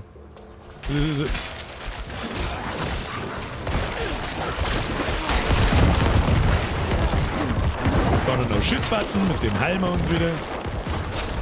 Und weiter geht's. Haben wir schon da. He's close. Der. Careful. Careful. This situation is delicate. Die Situation ist delicate. Was jetzt? Ja, das schlagen der mir nicht. Was denn? Was ist? Das Ding nicht. Oh, heiliger Kelch. Legst du ihm den Kelch hin, dann wird ihm schlecht. Everything is going to be alright. Father Inarius, as I shed my wicked blood, let it be purified in thy light. Kim, stirb jetzt. Hopp, hopp. Let the light fill the dark. Something's wrong.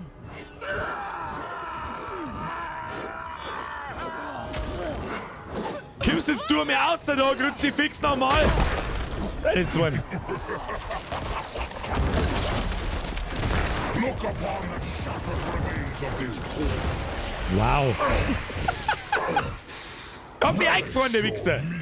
meaningless victory while you Haben wir das jetzt erledigt da, oder was? Haben wir das jetzt erledigt da, oder nicht? Ja, haben wir. Machen wir so, Dungeon verlassen. Servus, hast du schon mal Elixiere benutzt? Scheiße, ich hab nicht dran gedacht. Nein, ich hab auch nur ein einziges. Ich glaube, warte mal. Momental, Babental. Ja, ich hab nur einen einzigen gekriegt bis jetzt. Ich hab noch keine Nebenquests gemacht und gar nichts. Und aus Erfahrung droppen oder kriegst du die ganz oft als Belohnung. Ich glaube, wir kriegen sogar jetzt da eins als Belohnung, wenn ich mich richtig erinnert. It's nothing how one 20 Ansehen, Gipfelstufe erreicht, jawohl, und jetzt kriegen wir so eine Kiste und da, glaube ich, fällt uns raus. Ja, ist einfach. Manchmal kann ich mir da, unwichtige Sachen kann ich mir merken. Da! Upsi. Das ist ein blaues Auto. So, jetzt seid einfordern. Jawohl. Skillpunkt, 25.000 Gold. Und Skillpunkt, rein ins Viech. Die Frage ist, was wir skillen. Die Leichenranke skillen wir auf 8. Ich sag das, wie es ist. Die hat jetzt bloß noch einen Cooldown von 7,7 Sekunden. Das klingt überall, das ist eigentlich schon fast zu krass. Zu viele Skillpunkte gewastet in der Leichen. Machen wir mal so. Aber 7,9. Ja, das sind 0,3 Sekunden. Und das macht das Kraut auch nicht fett. Kann man woanders eine skillen. Die Frage ist aber halt, wo. Ich sag das Ganze wo. In weniger Damage kriegen. Ja. Und wo noch?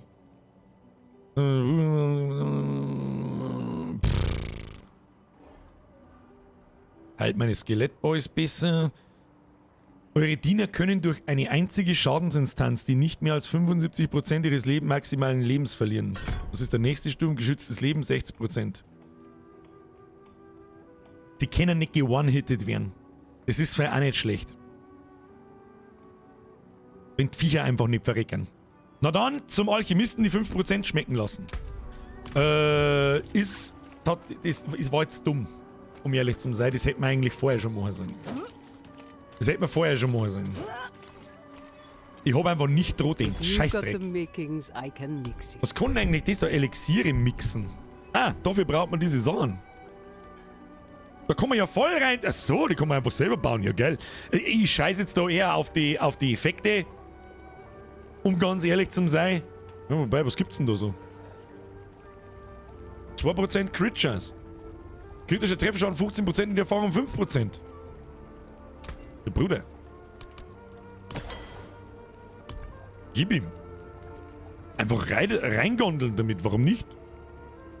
Weil da gibt's ja voll viel Scheiß. Das habe ich doch gar nicht gesehen. Was ist das?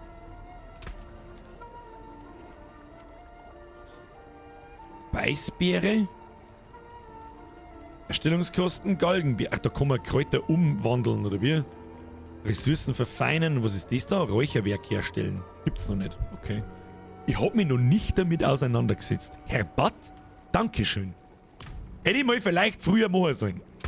Aber Levelphase ist jetzt sowieso vorbei. Es ist eigentlich sogar von Vorteil, wenn wir kein Level mehr machen. Denn wir machen jetzt halt Akt... Was für ein Akt sind wir eigentlich? 5. Akt 5. Und zwar volle Gas, Lebergas. Sollen wir vorher... ist es okay, wenn wir vorher noch schnell eine Rache gehen? Weiß ich nicht. Ich mir jetzt schon schnell noch eine Rache geben. Aber das dauert jetzt wieder ewig. Ich sag, das ist aus dem Brei was zum Drehen. Dann gehen wir mit gemütlich. Und ich sollte warten, auch noch 2 Dungeons. 3 Dungeons sogar.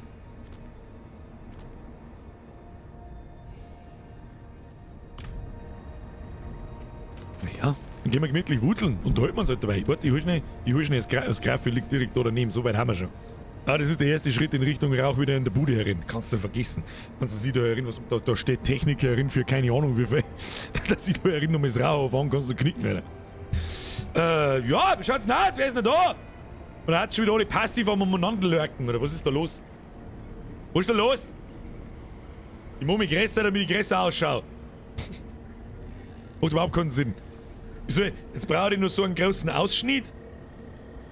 Pinke Mizi-Ohren. Dann kann's losgehen. Hab vom Mage auf den Necromancer umgeschwenkt, viel besser. Mari! Du warst ja schon Level 30, oder? Der Mage ist nicht schlecht. Überhaupt, also wirklich, überhaupt nicht. Aber man muss dann natürlich, ich muss für auch sagen, es ist, ich weiß jetzt nicht, ich weiß ja nicht. Wenn das für zuschauende Leute da jetzt ziemlich cool ausschaut, das Gameplay mit dem Necromancer und so, ich muss vielleicht schon sagen, ich hab das Gefühl, wir haben sau viel Glück gehabt mit den Legendaries. Und es ist ja genauso gelaufen, wie ich es mir gedacht habe, dass du einfach nacheinander Legendaries findest und danach dein Bild baust. Und genauso läuft es bei uns. Wir haben halt wirklich ein paar Mal richtig krass Glück gehabt. Das mit der Leichenranken-Ding, ich hab gar nicht gewusst, dass dieses Legendary Trait überhaupt existiert. Das ist krass. Also 19% Crit ist bei... Wie viel haben wir... Kann man ja mal nachschauen. Wie viel Crit haben wir ohne? So standardmäßig aktuell. Kritische Trefferchance 12,9 insgesamt. Und mit der... Sobald wir die Leichenranke wirken, haben wir für 6 Sekunden lang nochmal 19%... Moment.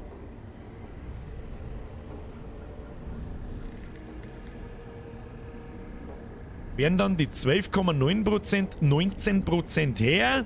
Oder kriegen wir mir 19% dazu? Ich glaube eher 19% wird's her. Das erklärt jetzt einiges, um ganz ehrlich zu sein.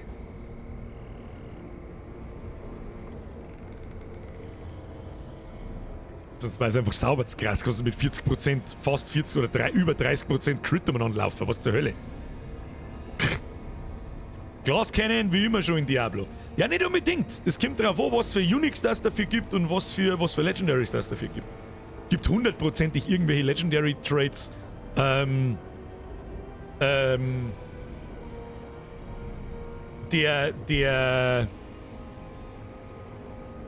Der die halt einfach unverwundbar macht. So wie es bei mir die Blutwoge ist. Da gibt's irgendwelche Defensivskills und die brauchst du im Late Game, ob du willst oder nicht.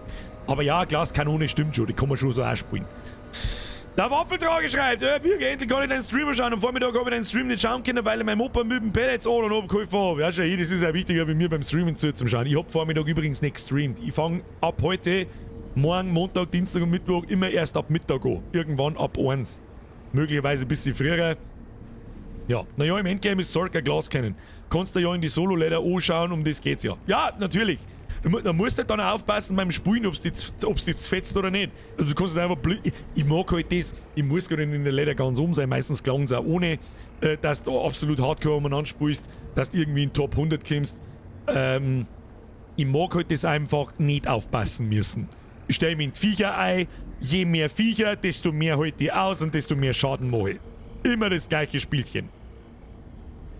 So. Trinki.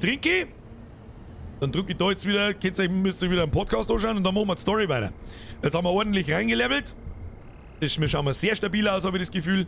Und wir werden nachher einfach mal probieren, wie die kritische Trefferchance, die steht übrigens da, wie die ausschaut, wenn wir mit die Leichenranke wirken. Da bin ich gespannt. So, YouTube-Video, hauen wir rein, ich drücke auf Play, bin in 2 Minuten wieder da, habe ich die Ehre dabei. Warum will ich dann einen Deppen? Was ist das schöne Land, in dem man leben kann und arbeiten kann? Deutschland oder Türkei? Ich habe in der Türkei noch nicht gearbeitet, ich weiß das. Ja, ne, aber wahrscheinlich bei uns ja. Da gibt es schon ein tolles Sozialsystem und solche Ja. Geschichten. Das gibt's da, weiß ich nicht, aber ich glaube nicht so. Und dann ist aber, was ist das schöne Urlaubsland, um seine Rente darin zu verbringen? Ja, das so da jetzt ich hergehe. Aber dann darf ich da aber auch eine Regelung machen, dass man halt in der Zeit, wenn man nicht nachweisen kann, wann man zurückgemächt, bis zu einem gewissen Zeitpunkt darfst du dann in dem Land nicht weinen, weil du lebst ja da jetzt nicht. Erst wenn du sagst, ich melde jetzt an, dass ich in die nächsten 3 Jahren wahrscheinlich wieder auswandern werde, dann kriegst du Wahlberechtigung, irgendwie sowas, keine Ahnung. Aber eben die Leute, die jetzt da wohnen, die dann nicht das mitmachen müssen, was halt da an Meinungsfreiheit und Pressefreiheit, Eingrenzung und so weiter passiert, die haben auch kein Recht, dass die da weinen. Das ist ja ein Wissen, dass da Journalisten vor allem die Erdogan kritisieren. Ja, was ist das für Art und Weise? Da brauche ich doch gleich gar nicht weinen. Ja. Und deswegen verstehe ich verstehe. Aber vielleicht, wie du schon sagst, vielleicht haben wir Zuhörer, die das erklären können, warum, wo dann das Sinn dahinter ist. Vielleicht, und da braucht es ja keiner Scham. Mich interessiert es halt wirklich. Warum? Vielleicht Verwandtschaft im Land, dass die dann sagen, hey, wir wollen das und das bitte. Wir sind pro Erdogan, weil's von daheim aus auch. Ja, aber das ist doch auch irgendwo Wahlbetrug, so auf einer anderen Ja, und es ist ja Bullshit. Irgendwie. Es ist Bullshit, das ja. Das ist jetzt in Amerika, weil warum? Was darf ich bin da ja nicht. Ja gut, wenn's... Und ich kann Fax sagen, also ich hätte eigentlich schon ein bisschen Wahlbeteiligung. Ich kann meinen Namen schreiben, ja, auf Englisch. Ich kann ja tanzen. Das würde mich interessieren, was da die Intention dahinter ist, dass man bei uns da lebt und nicht bloß 1-2 Jahre, sondern wirklich da lebt, aufgewachsen ist, aber trotzdem unbedingt da hinten weinen muss. Jetzt egal, ob ein Erdogan oder den anderen, das ist ja vollkommen wurscht. Aber allein die Idee dahinter, warum ich wo weinen, wo ich nicht lebe, das verstehe ich auch nicht. Das hat mich interessiert. Antwort wo? Türkenteufel, wo? Wie sind so viele Türkenteufel da in Land gegeben? Da muss ich mir fragen. Fuf! Erklär's mir. Schreib mir auf Facebook. Ja. Fuf, erklär! Wobei dem das wahrscheinlich scheißegal ist. Das ist der geilste Türk da umeinander in jedem Volksfest. Tracht von unbesund mit der Lederhose und denkst du so, das ist ein Türkenbuffet. Dann kommt er her und schmatzt halt wie ich. Und ich so, das passt optisch einfach nicht zusammen, du bist gekleidet, ja. Und dann Masseneingondeln. Geil auf. Teufel. Der Fuf. Viel Teufel von Masseneingondel. Ich weiß nicht, ob ich die so Massen eingondelt. Ja, ich muss sagen, ja, das Weinfest hat mir gut gefallen. Da waren zwar auch ein Haufen Leute da wieder mit der Biergarten, den schwiegst du heute mal. Aber es hat sich einigermaßen in Grenzen gehalten und es war mir irgendwie wurscht. Die waren nicht so besoffen, aus irgendeinem Grund, ich weiß nicht warum. Und im Volksfest ist halt einfach jeder besoffen. Und da bin ich auch besoffen und dann sage ich wahrscheinlich Sachen, die ich nicht sagen eigentlich nicht. Ja, okay, das passt schon. Das sagt man wenigstens die Wahrheit. Wenn mich jemand kennt, dann muss er damit rechnen, dass irgendein Scheiß kommt. Das ist nicht auf mein Business. Ja. Ich muss sagen, in der Psychologie hast du ja, man kann nichts dafür, wie der andere auf deine Aussagen, was der dafür empfindet. Dafür kannst du nichts. Also wenn du dann sagst, du fetter Hurensohn, verpiss dich, weil er keinen Bock drauf hat, dann kannst du nichts dafür, weil er gekränkt ist. Dann ist das eigentlich auch keine Beleidigung. Nein, das ist dann einfach nur dein persönliches Empfinden, dass er ein fetter Hurensohn ist. Und das heißt, es ist unser Freifahrtschein, alle so zu beleidigen, wie wir wollen. Genau. Okay. Und dann lassen wir uns nur eine psychische Krankheit diagnostizieren und sagen, 80% vom Staat jetzt. Geht's, Bürgergeld wo? Alle. Da kriegst du einen Vogel. Ja, ich würde vielleicht ins Wohlstand verfolgst, das werde ich jetzt vielleicht dann schauen, das ist ja nächste Woche. Und da ja da bin ich aufgewachsen bin, schaue ich, dass ich zumindest immer einen Tag noch mitnehme, aber es ist auch nicht mehr das, was es einmal war mit den Leuten. Da haben wir schon einmal gedacht, wann ist es jetzt? Das ist nicht ab morgen, sondern ab morgen in der Woche. Nein, ja genau, ab morgen in der Woche. Da sitzt nein, heute ist Donnerstag, oder? Heute ist Donnerstag. Dann ist ab gestern in der Woche. Ich glaube, das ist am Tag vom Feiertag. Ach, das fängt da irgendwie am Mittwoch, oder? Woher steht für ein Volksfest schon wieder? Grütz in Allfeier. So, grüß Gott beieinander, bin ich wieder da, haben wir schon wieder da. Achtung, wichtigste Ton des Tages. Zauberhaft. Edelsteine aufwerten geht erst ab Level 40. Ah. Hat mir keine Ruhe gelassen, warum das jetzt nicht funktioniert hat vorher. Merci fürs Recherchieren. So, also mit Prost, ich hoffe, es sind noch 2 Leute da oder so.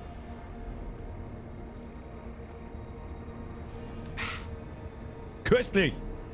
Oh, im Pepper Sepp ist noch was drin. So, Schluss mit dem Pepper Sepp. Fuck, wo waren wir jetzt da? Haben wir da eigentlich irgendwas Gutes gefunden? Ringe für Blutwoge, Dornen, Int, Lebensregeneration, bla, scheiß drauf. So, ja, wir schauen mal gut aus, da ich sagen. Wir gehen jetzt Main Quest mal. Schauen wir mal, wie weit das wir kommen. Ein bisschen leveln werden wir dann noch müssen, weil ich halt einfach gern das Unique, das der Endboss droppt, auf so einer hohen Stufen haben will, wie es irgendwie möglich ist. Und ich das nicht verschwenden mag, dass dann Level 40 ist und 10 Level später ist dann useless. Im Endgame. War halt schlau, das gleich mitzunehmen. So, was haben wir da? Ansehen. Oh, jetzt kommen wir in so ein Sumpfgebiet hier. I'm not ready yet. I'm not ready yet. Was haben wir da? Komische Fege! Fettsack! Ah ja, probieren wir gleich mal. Warte mal. Hier haben wir da Leichenling. Da steht mal da Leicherling. So, jetzt pass Obacht. Materialien und Werte. Ja, jetzt kann ich nicht mehr nach rechts laufen, oder was? So, die Leiche da links hin. So, machen wir so. Kritische Trefferchance. So, jetzt machen wir Leichen-Dingsbums. Oh, die 19% kämen da oben drauf. Wir haben 32% Crit-Chance. Alter! Ja, das Item ist so heftig, wie ich dachte. Es kommt on top drauf. Da kannst du schauen, Live-Event. Event, ab in den Events. I need time to do that. Lass mich raten, da gehen wir wieder Viecher. Da die Viecher, da die Viecher. Kill die Viecher, was ist da los? Tötet Gegner. Bringt mir mehr Gegner. Tötet! Was ist da los? Herr Wager! Haut rüt! Oh shit, Cam ist eine große, ja stimmt.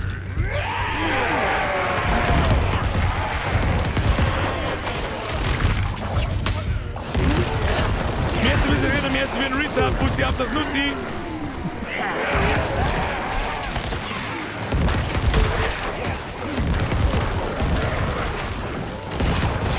Brauchen wir zuerst nichts mehr durch. Wir wollten mal bis die einzelnen 4 kommen. Leichenraum hier rein, Leichenexplosion rein. Oh shit, Button gedrückt und alles schmilzt. Easy, na, geh weg, du zerreißt das meine. Das will ich nicht. Bringt mir die Viechers. Bringt sie alle her. So, mehr Viechers, zusammenziehen. Und oh shit, Button. Und es ist Sterbezeit. Und zusammenziehen. Und sterben.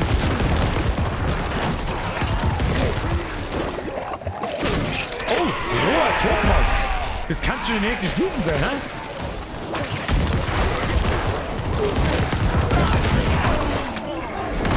Wollen wir gerne mal nachschauen. Nein, das ist die unterste Stufe. Birger der Noob, das ist die unterste Stufe.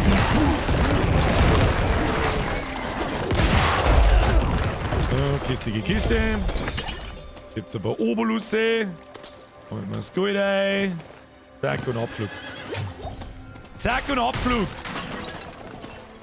Herausforderung. Stählerne Meisterschützen. Da gehen wir was looten. Aber natürlich nicht.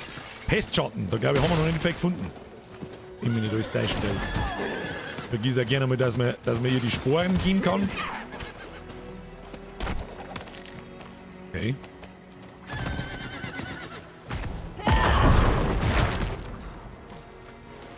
Immer noch Obuli. Was hab ich gesagt? Okulusse. Ist mir wurscht.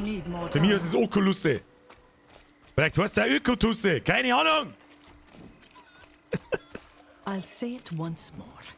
Whatever it is you're looking for. What is what you look? So, wir gleich mal einen Waypoint. You don't think... Is she back? Dann können wir mit dem Boy schmerzen. Gibt es ein Problem? Ob es ein Problem gibt, habe ich gefragt. So, Storytime! We're a village in the middle of a swamp. There must be something. I can feel the magic in this swamp, and where there is magic, there are users of magic. If a witch is what you Genau wie want, bei Butter. go to Mr. the Graf tower then. XOH. Das muss ich kurz vorlesen dann. She's home. Dann erkläre ich es dir auch ganz kurz. Sounds as though we go to meet a witch of the swamp. Also, meine Skelly Boys. Ich nehme die Schnittertypen mit dem Perk, dass sie 15% Chance haben, Fleisch abzureißen und eine Leiche zu spawnen. Ohne dass der Gegner stirbt. Warum? Ich spiele hauptsächlich mit der Leichenranke und mit der Leichenexplosion. Die Leichenranke schwächt die Gegner, volle Kanone, macht's langsam, betäubt's. Wir kriegen Crit Chance, wir kriegen Crit Damage. Und je mehr Leichen dann für die Leichenexplosion noch übrig haben, das was mein eigentlicher Schadensding ist, desto besser. Darum spiele ich mit den Schnittertypen. Und was er noch geschrieben hat, Frage, was haben wir deine Skelly Boys für Waffen? Novos, bist ziemlich der einzige Streamer, der Diablo unterhaltsam streamt. Merci dafür. Das geht auch wie Butter. Dankeschön. Brauchst du nicht bedanken. Da. Begleitet Donan zum Turm. Scheiße, jetzt ist der wieder der Vogelauf, oder? Müssen wir da oben. Weißt du was? Wir nehmen da auch gleich das Nebenquest mit. Da machen wir jetzt einfach immer wieder mal ein paar.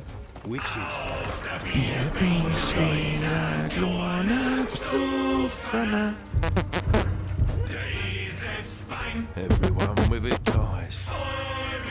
Aber hier gehört, wer immer, der endlich, merci wieder ein Resub. Habe die Ehre, meine Tochter und ich schauen fleißig deine Videos, bitte bleibst du wieder bis da und danke für alles. Ich finde es immer noch so dermaßen utopisch, dass sie nach 6 Jahren immer noch Leute bedanken dafür, was ich tue. Es ist ja nicht so, dass ich da auch nichts hab davon. Ja, endlich ein merci, Grüße an deine Tochter, danke für die Mitgliedschaft. Bussi auf das Nussi, aber nur wenn es volljährig ist. Wichtiges Detail. The sickness. Ich bin nicht der Onkel Werner. Damit das klar ist. Da, was ich da übrigens gerade tue, diese scheiß Nebenquest abklicken. Da, war das jetzt die super tolle Nebenquest? Nein, war's nicht. Da oben müssen wir irgendwas tun. Was müssen wir da tun? Mit Sicherheit da irgendwas. Was müssen wir da? Das da vielleicht? Nein, was denn da? Na Mann, sag mal, was ich tun muss. Durchsucht die Scheiterhaufen nach Brechts Leichnam. Okay, und wir? Muss ich da absteigen dafür oder was? Ja, wie soll denn die durchsuchen? Kann man irgendwie einzoomen? Guter Tipp. Ah, da ist was. Elixier der Eisenhaut.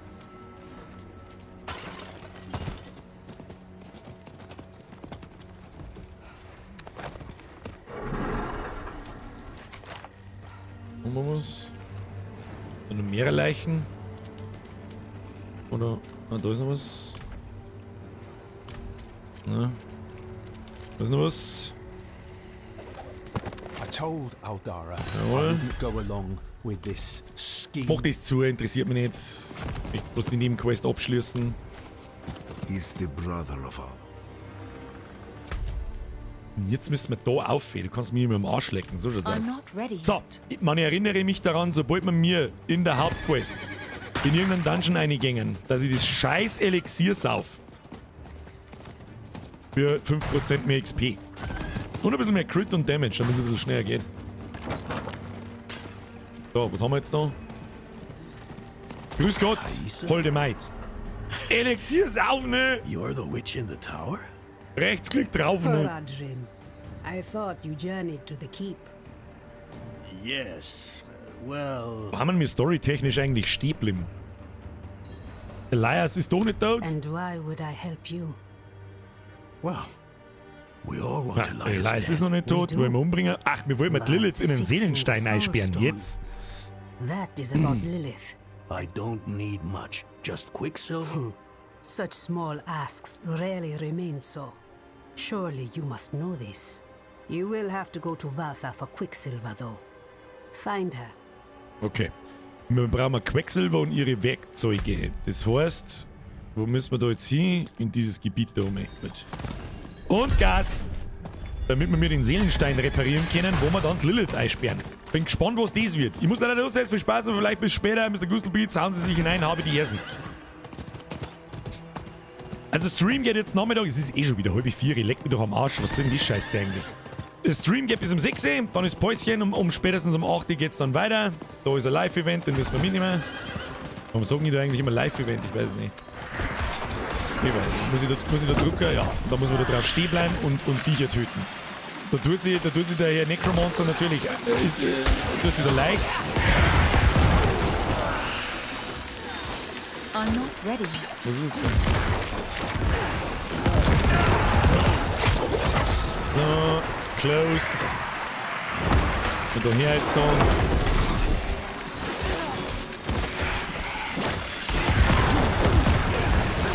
Blood for the blood god. Wo ist sie wohl? Hier. Haben wir auch. Dann gehen wir da drauf. Mehr Gegner. Zusammenziehen. Da geht's alle her. Ja, schön. Wieso? Manchmal zieht sie es her und manchmal nicht. Das irritiert mich nur manchmal so ein bisschen. Muss ich sagen.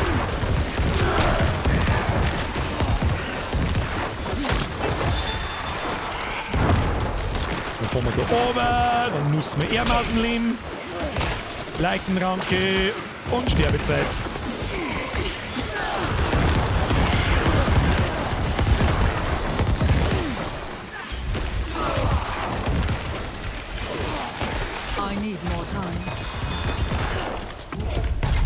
Haben wir es schon.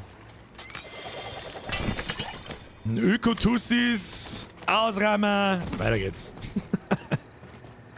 Kommen Sie dann im Spiel ja irgendwie kaufen mit 800% Zusatzwert? Ja, Rüstungen. Also Aussehen. Und wer das tut, dem kann ich nicht helfen. Es tut mir leid, dem kann ich nicht helfen.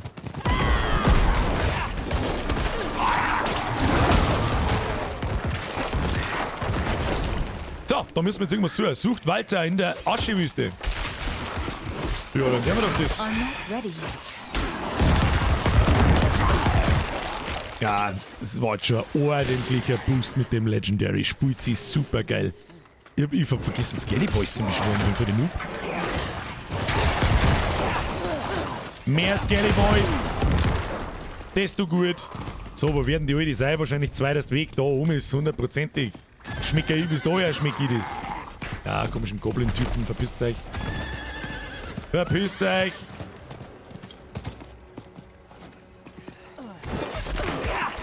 So, oder auch nicht. Oder auch doch. Aha! Das hat mein Pro-Gamer-Auge natürlich sofort entdeckt. Ist ja klar. Meine Schwestern verstehen nicht, dass wir mit Lilith mehr gemeinsam haben als mit ihren Feinden. Der Baum mag außerhalb des ewigen Konflikts existieren, doch wir tun nichts. Unser Überlegen liegt in den Händen der Mutter des Sanctuarius. Was ist das? Sucht in der Hütte nach geringem Quecksilber. Zauberbuch? Quecksilber wo? Oh, Quecksilber. Der Kessel stinkt nach Dämonenfeuer, Schwefel, Asche und Blut. Was tun die heute da? Wo ist jetzt da? Sprechen Walter. Tut mir nicht weh. Skellyboy muss ich beschweren. Thaisa has unknown in the end she will see the foolishness. Ich werde das da unten nicht vorlesen. Ich werde es leise für mich durchlesen. Wer mitlesen kann, super. So schnell kann ich nicht lesen, um ehrlich zu sein. Werde dann schon hinhauen. Und dann überspringe ich die Dialoge so ein bisschen. Weil ja jetzt grob interessiert mich. Was ist denn jetzt? Walter ist ein Bäse. Bist du besoffen? Was ist mit dir? Oh, geht's geil, geht's geil, Oh. Zaubert wieder irgendein blöden Scheiß. Wo ist denn jetzt hier? Oh, ja.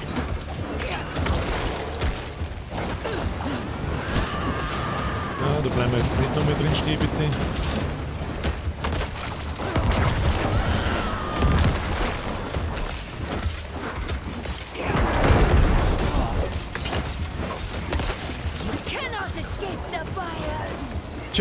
Alter. Schaut nicht gut aus für die. Haben wir die eingesperrt?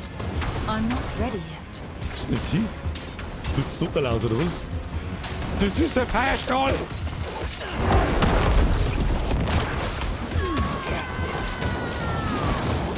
Au, au, au, au, au! Schluckt sie jetzt, das Rindviech. Zeit ist voll. So, Quecksilber haben wir. Kann man sich da oben porten? Muss ich da oder muss ich wieder laufen? Ich port mich. Sag das, wie es ist, da porte ich mich ab. Ich muss wieder umeinander raus, oder was? Freier, grüß Gott! Grüß euch, Leute, jetzt hab ich was versammelt. Ja, ja, ein bisschen. Ein bisschen. Oh, das ist nicht tragisch. Du, das ist nicht tragisch. Nichts passiert. Nicht viel passiert, sagen wir es so. Mal da laufen. Mal ein paar Items gekriegt, ja. Die schauen wir uns immer erst an, wenn das Inventar einigermaßen voll ist, sonst kostet es so viel unnütze Zeit. Muss das nur mal machen, geht zurück, Bürger. Was muss ich noch mal machen?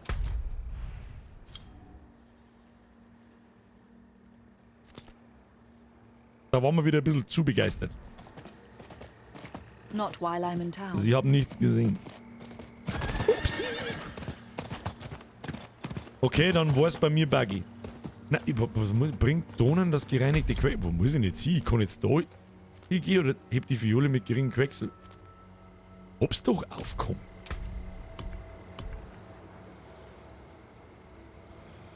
Du kannst mit dem Quecksilber nicht porten. Das ist natürlich bitter. Naja, gut. Ja, müssen wir halt noch mehr aufreisen, hilft eh nicht. Learn it the hard way. Nicht alles so schnell ausscheißen, da war ein Keller. Und da noch Chernobyl-Viecher sollen sie verpissen. Ich bin der Viertelsepp. La la la la la la. Tatsächlich. Dann laufen wir jetzt zurück. Demo wird's schnell haben.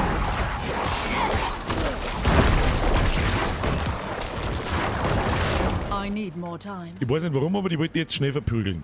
Außerdem haben wir gleich Level 40. Sollten wir vielleicht mal schnell ein paar Viecher zerpümmeln da, hm? Wenn wir auf dem Weg welche sehen, gut, für das eine bleibe ich jetzt nicht stehen da. Ich finde auch cool, dass die Leichen so lange liegen bleiben.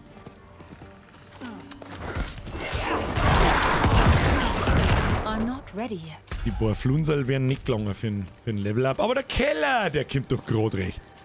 Dann ein paar Spaten.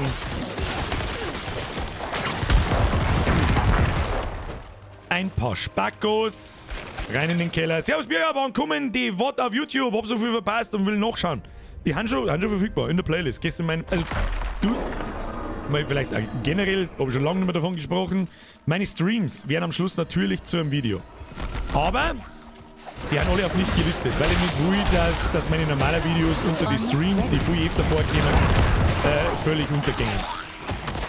Darum musst du zu mir in den Kanal eingehen. Da habe ich extra Playlists erstellt für alle vergangenen Streams und dann, wenn es mehrere Streams gibt vor einem Spiel, für die vielleicht neu sind, keine Ahnung.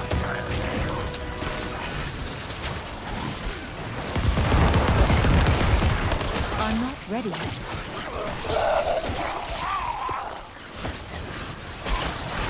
Die Gaudi haben wir gestern schon geholt. Schluss jetzt damit. Freier, merci dir. Nicht einmal was dazu geschrieben. Was ist denn mit euch, Gölwei? Ich muss jetzt sagen, wir Bier zerpimmeln.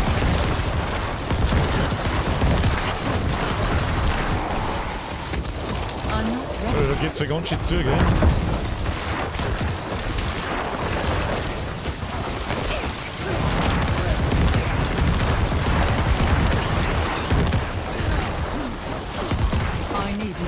Schilt's einmal die Kniescheibe da rein.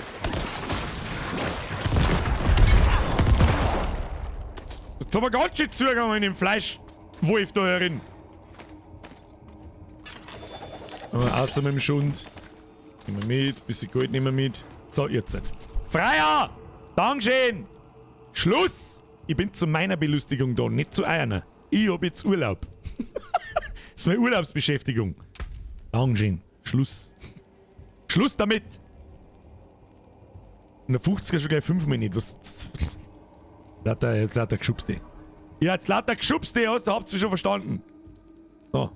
Was killen wir mir jetzt da rein? In die Leichen ranken, damit wir mehr Cooldown haben. Wie ist da der Cooldown? Von 21 Sekunden auf 2. Das ist halt fast eine ganze Sekunde, gell? Die Blutwoge. Wir heilen uns ein bisschen stärker. Was ist denn das? Passiv gleich wieder. Blutnebel verleiht euch mit jedem getroffenen Gegner Stellung in Höhe von 0,0 des Basislebens und das ist halt, dass die Leichen da fallen gelassen wird. Das Wirken einer Fertigkeit, die überwältigt, reduziert die Abklingzeit vom Blutnebel um 2 Sekunden. Sowas braucht man halt. Wir müssen mal irgendwas finden, dass eine Leichenexplosion immer überwältigt. Irgend sowas. Dann war das richtig krass. Dann ist die Blutwoge nämlich fast immer ready, wir haben fast immer unverwundbar. Ja. Freier schreibt schon lange nichts mehr gekommen von mir. Das ist doch wurscht. Pixel, das ist doch wurscht. Bussi aufs Nussi, Dankeschön. Nochmal. Löbelsepp, der, wie lange ist er denn schon live? Seit uns Mittag ungefähr, ein bisschen vorher. Der General schreibt, habe ich ihre Kappe ist letzte Woche gekommen, schaut geil aus und druckt sich optimöse Grüße aus Tirol. Das möchte ich auch hoffen, dass das passt. Freut mich, wenn es passt, um Gottes Willen. Viel Spaß mit dem Ding. So. Wenn eine eurer Fertigkeiten oder Diener eine Leiche erzeugt, erhaltet ihr Stählung in Höhe von 2% eures Basislebens. Das ist definitiv ein Defensivzauber und auf sowas gehen wir jetzt, damit wir einfach nicht so schnell sterben. Der Damage, da fight gar nichts. Da bauen wir jetzt eine und jetzt kriegen wir ein bisschen eine Stählung. Wir haben ja vorher nicht auch irgendein Legendary gefunden, mit irgendeinem Trade, der mit Stählung arbeitet. Vorher nicht. Ja, probieren wir mal, was ist denn Stählung überhaupt? Ragendes Leder. Wo sagt man? Ah, da unten kommt dann eine Art zweite Lebensleiste. Ich verstehe. Was ist denn jetzt? Das sucht nach Walter in der Aschewüste. Hä? Haben wir doch gerade gemacht. Oh, da oben ist irgendein wichtiger Event. Wo ist der? Ach, der ist meilenweit da oben, Alter. Ah, da gibt's fett Loot übrigens an den kleinen Events, falls das jemand nicht weiß.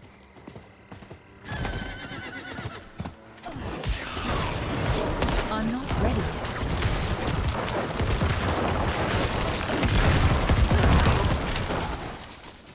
Es ist halt wirklich ein perfekter Ablauf, um die Mobs zum Clearen, ohne dass uns was feit.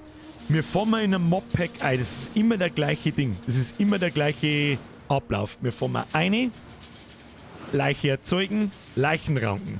Gegner sind alle mindestens 3-4 Sekunden gestunt, können nichts machen.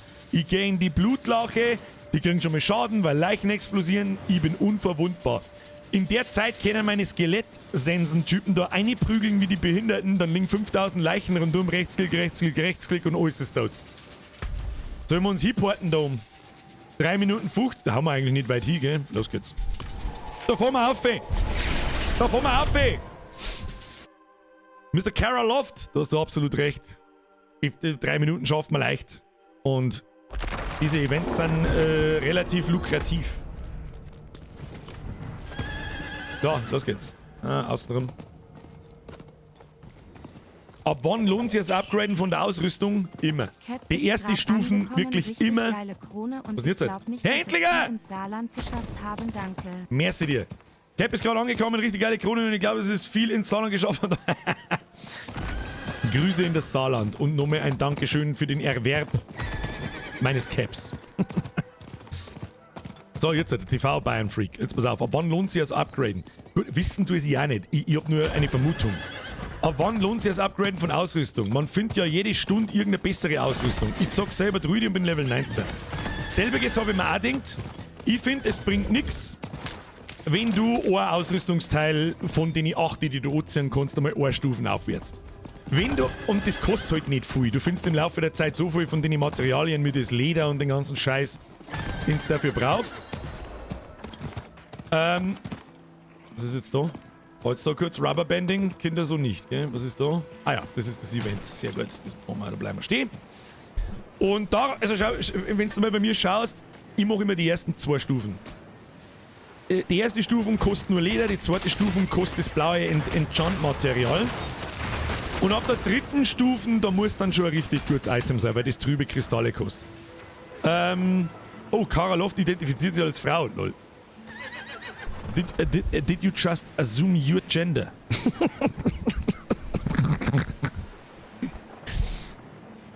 Entschuldigung. Ihr seid für mich alle divers. Soll's der Song dazu? Was ist jetzt? Geht's los, oder was? Und bin ich jetzt vom Pferdl gefallen? Lass mich in Ruhe inspirieren, die Anführerrede. Du kannst mir nicht dummes Maul halten, wenn interessieren die Scheiße. Abhauen, was ist das?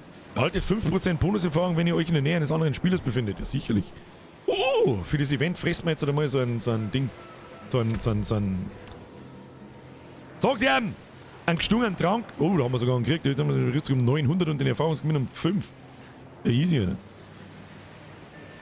Das darf man trotzdem den ich mir selber gecraftet habe. Ja, wie lange dauert denn jetzt der Schund da noch? Kann man mal einen Timer da einblenden. 1 Minute! Dabei trinken wir was.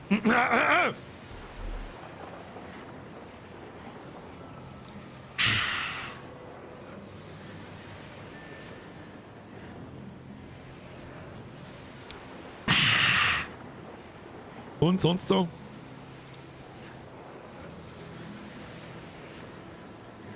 Ach ja. Sitzen wir da. Gefühlt seit 8 Minuten, vergangen sind 25 Sekunden. Ich drücke mal einen Knopf.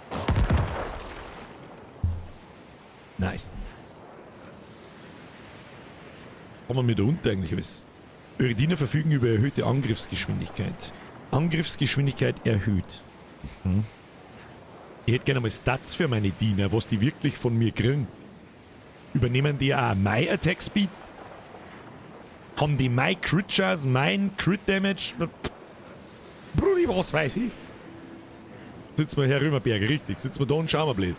Bis der Scheißdreck losgeht, aber ich glaube, es geht los. Tu mir Elixier reinkegeln. So, was muss ich jetzt machen? Wahrscheinlich unfassbar viele Leute töten. Was ist da los? Ja, geh. Ich mache sowieso die anderen. Weil mir etwas carryen lassen. Was will ich? Lauter leere Hosen. I need more time. Das ist eine gute Rechtsklick und es stirbt. Was möcht's jetzt hier, Leute?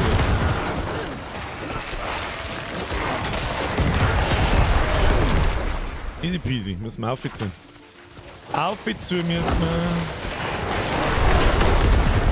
Eine brauche ich nicht recht viel mehr, ich drücke die Leichenranke, dann eskalieren meine Viecher und durchgespielt. Wo sind denn alle?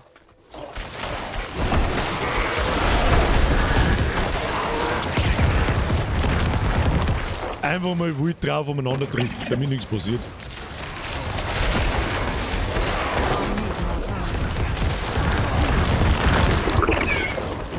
Gee, schmutzt wie. Oh, Run Speed bei Barb oder was?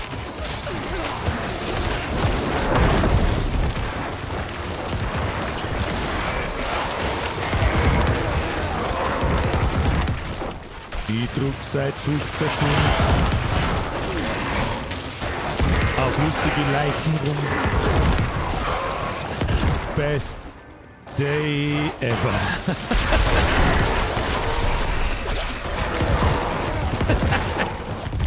Da, wo geht's weiter? Da, oh, da spawnt der Teufel.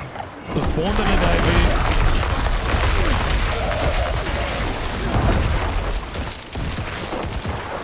Was ist da oben? Ach, man muss die Außen erst killen. Einmal oben.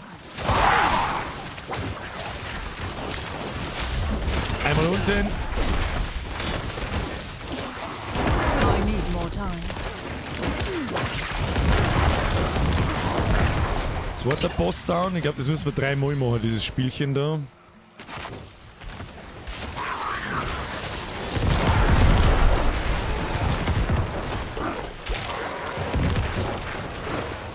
Mal was Schönes. I need more time.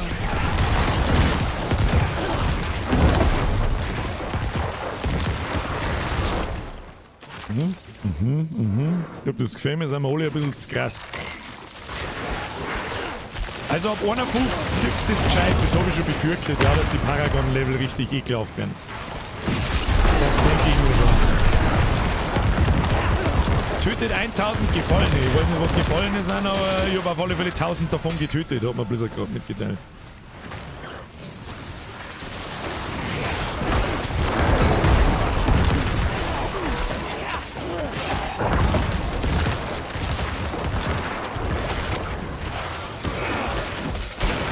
I'm not ready yet.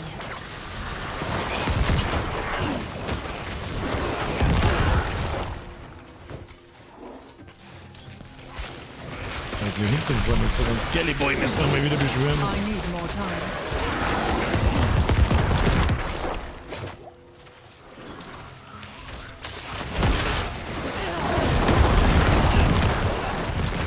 I need more time. Können wir da hinten einen Boss beschwören? Die Stellung habe ich noch nicht ganz kapiert, da muss ich noch ein bisschen...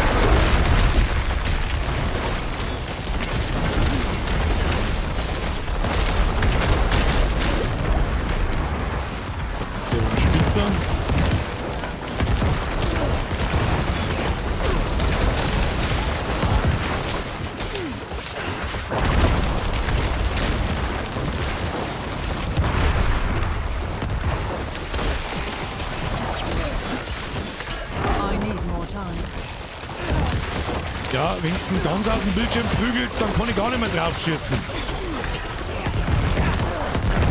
Wir suchen kein Speil. Das ist jetzt noch nicht gut. Das Event dauert ziemlich lang. Also nicht das, aber es rendiert sich. Also es ist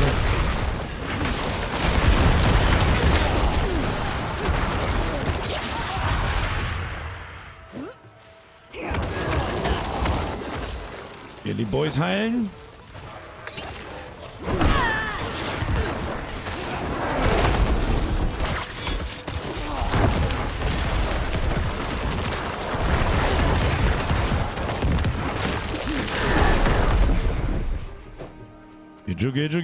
Geht. Da ist was los. Da ist was geboten. Ziegenmenschen schlechter. Jetzt habe ich 1000 Ziegenmenschen getötet. Sehr schön. Bitte schön nochmal. Life Goal reached.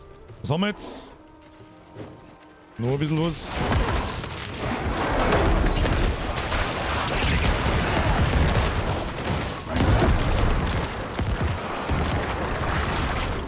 Letzter Boss, hä? Kommt dann eigentlich noch ein größer? Ich hab keine Ahnung. Ach, der teilt sie wieder auf wahrscheinlich, da oben. Teilt sie natürlich. Teilt sie die jetzt auf oder teilt er sie nicht auf?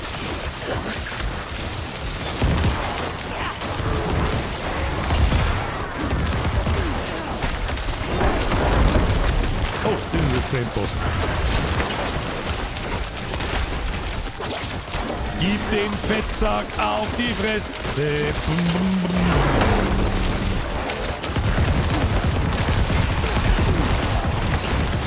Lassen wir mal bei Leichten explodieren. Der Hannibal.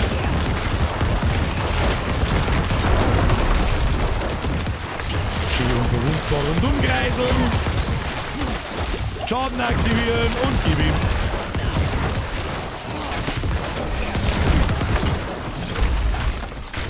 Easy peasy lemon squeezy.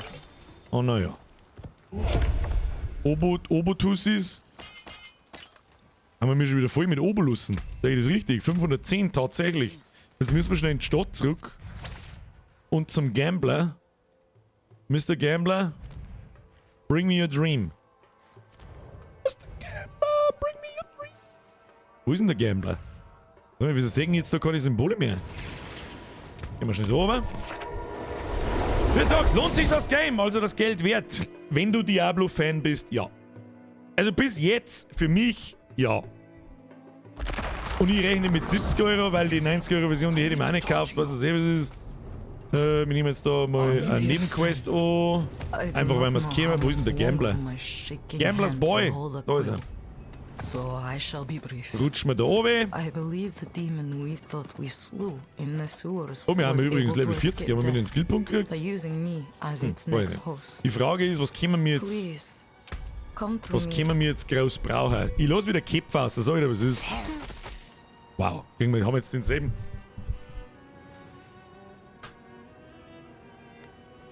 Maximum an Skelettkriegern wieder um 2 erhöht? Moment mal. Moment mal. Das andere waren Skelettmagier, oder?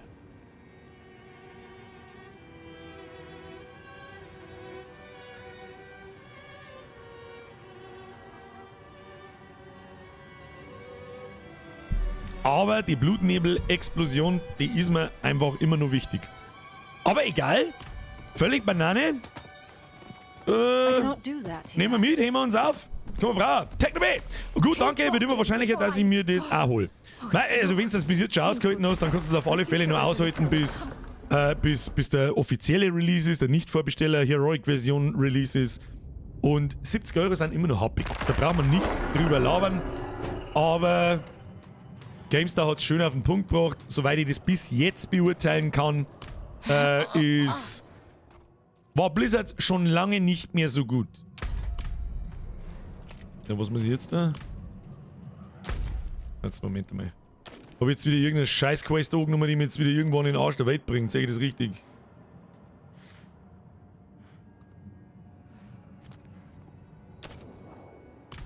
Ist jetzt mein Town Portal zugegangen und ich hab das Zeug da oben nicht mitgenommen.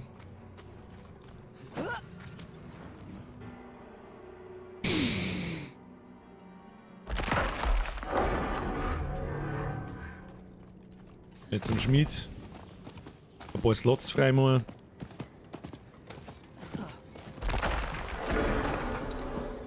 Brustrüstung, Kontrolle, gesamte Rüstung, Stärke, Dreck, Dornen, Int, Lebensende, Dreck.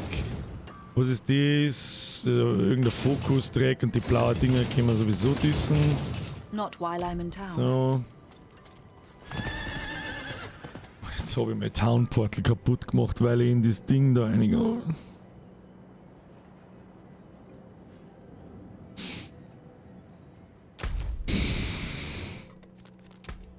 Gut, learn it the hard way. Keiner hat was gesehen. Leg mir am Arsch. Gehen wir die Nebenquest schnell ab. Dann dissen wir unsere Items und dann machen wir die Hauptstory wieder und lassen wir uns über jeden Scheiß ablenken. Ich brauche den heiligen Kelch, was? Silberkelch. Thanks. Und jetzt muss ich da der Viecher töten. Ja, das machen wir irgendwann mal. Ja, müssen wir immer noch da her. Lol, da ist der Laufweg fast kürzer, weil ich mich da hinport. Nein. Gehen wir. Ah, stopp! Nein, ist wurscht. Ich hab beim Server das erste Mal Diablo gezockt und hab voll Bock auf den Release gehabt, hab's dann gleich vorbestellt und Urlaub eintragen in der Arbeit. Das. Ja, kenn ich. Was war das Prozedere bei mir 1997? Ja, dann noch nicht ganz, aber dann langsam, aber sicher später. So, Schmiedeboy. Aussortieren. Den heben wir uns auf alle Fälle auf. Super geiler Trade. Plus nochmal 2 Skelettkrieger. Dann kann man theoretisch irgendwas zusammenfriemeln. Wir haben ja immer noch eine Hosen, Stiefel und eine Waffen. Und ein Amulett. Frei. Wo wir einen Trade gezielt draufzaubern können. Und zum Beispiel auf dem Amulett oder ja, auf dem Amulett macht, glaube ich, dieser Trade aus 2 Skelettkrieger 3 zusätzliche. Das heißt, da laufen dann 7 Sensentypen rum und 5 oder vielleicht 6 Skelettmagier, die alle wirklich nicht schlechten Schaden machen. Da können wir hinwerken. Aber jetzt werden wir erst einmal gemütlich 50 gehen. So, Kopf, Widerstand, Schattenwille, alle. Das ist gar nicht so schlecht. Der Kopf ist gar nicht so schlecht. Widerstand gegen Schatten ist Scheißdreck, aber die Stats auf unserem aktuellen Kopf haben nicht absolut beschissen. Gehen wir mal auf zum Gambeln. Zum Rerollen, sagen wir es so. Wille, Abklingzeit, Maxi-Sense, nö. Stärke, alle Werte, Maxi-Sense, nö. Zweihandschwert, nein. Zweihandschwert, nein. Zweihandschwert, nein. Einhandschwert, minus 33 DPS, nein. Minus 42 Zauberstab, nein. Warum meinten die Dinger so schlecht? Handschuhe, Wille, Glücksträger, 2 Blutwoge, nein. Überwältigungsschaden, Einrang, Blutlanze, Geschick, nein. Hose, alle Werte, Schadensreduktion, 75 Dornen. Das ist fake. Aber es ist keine Leichenexplosion drauf, können wir nicht brauchen. Maximales Leben, gesamte Widerstand, nö. Widerstand, Gift, Feuer, Stählungserzeugung, was in drin? Nein, brauchen wir auch nicht. So, die haben jetzt wichtig. Was haben wir da alles? Schadensreduktion, Typs Ultimativ und 3 prozentual int. Okay. Ist nicht viel. 3% sind bei meinem aktuellen Stand ungefähr plus 6, also gar nichts. Weg damit.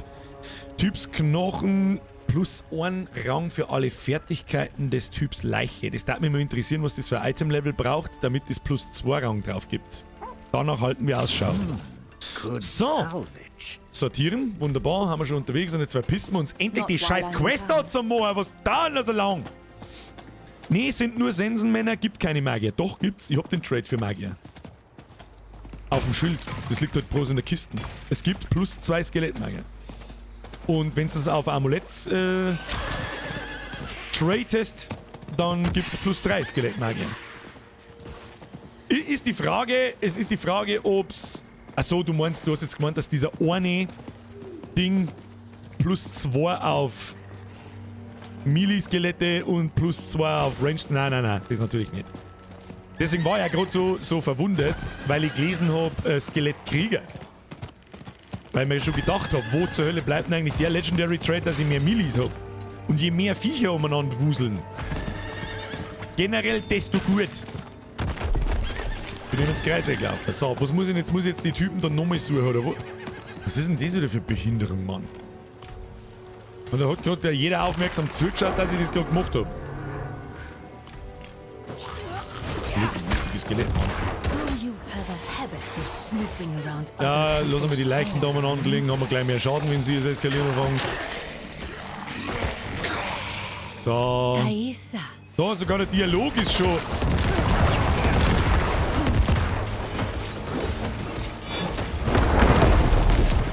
Ja, die Blutwoge sollte man uns eigentlich aufnehmen, wenn sie den Regen macht. Au. Mistfixen, Obstsorten. Drauf prügeln, Kinder. Einfach prügeln, prügeln. Jetzt habe ich gerade gesagt, man selber das machen, wenn sie sagen, der Regen lässt und ich trottel gehe her und mach's wieder anders. Naja, ist wurscht. Ist ja eh wurscht.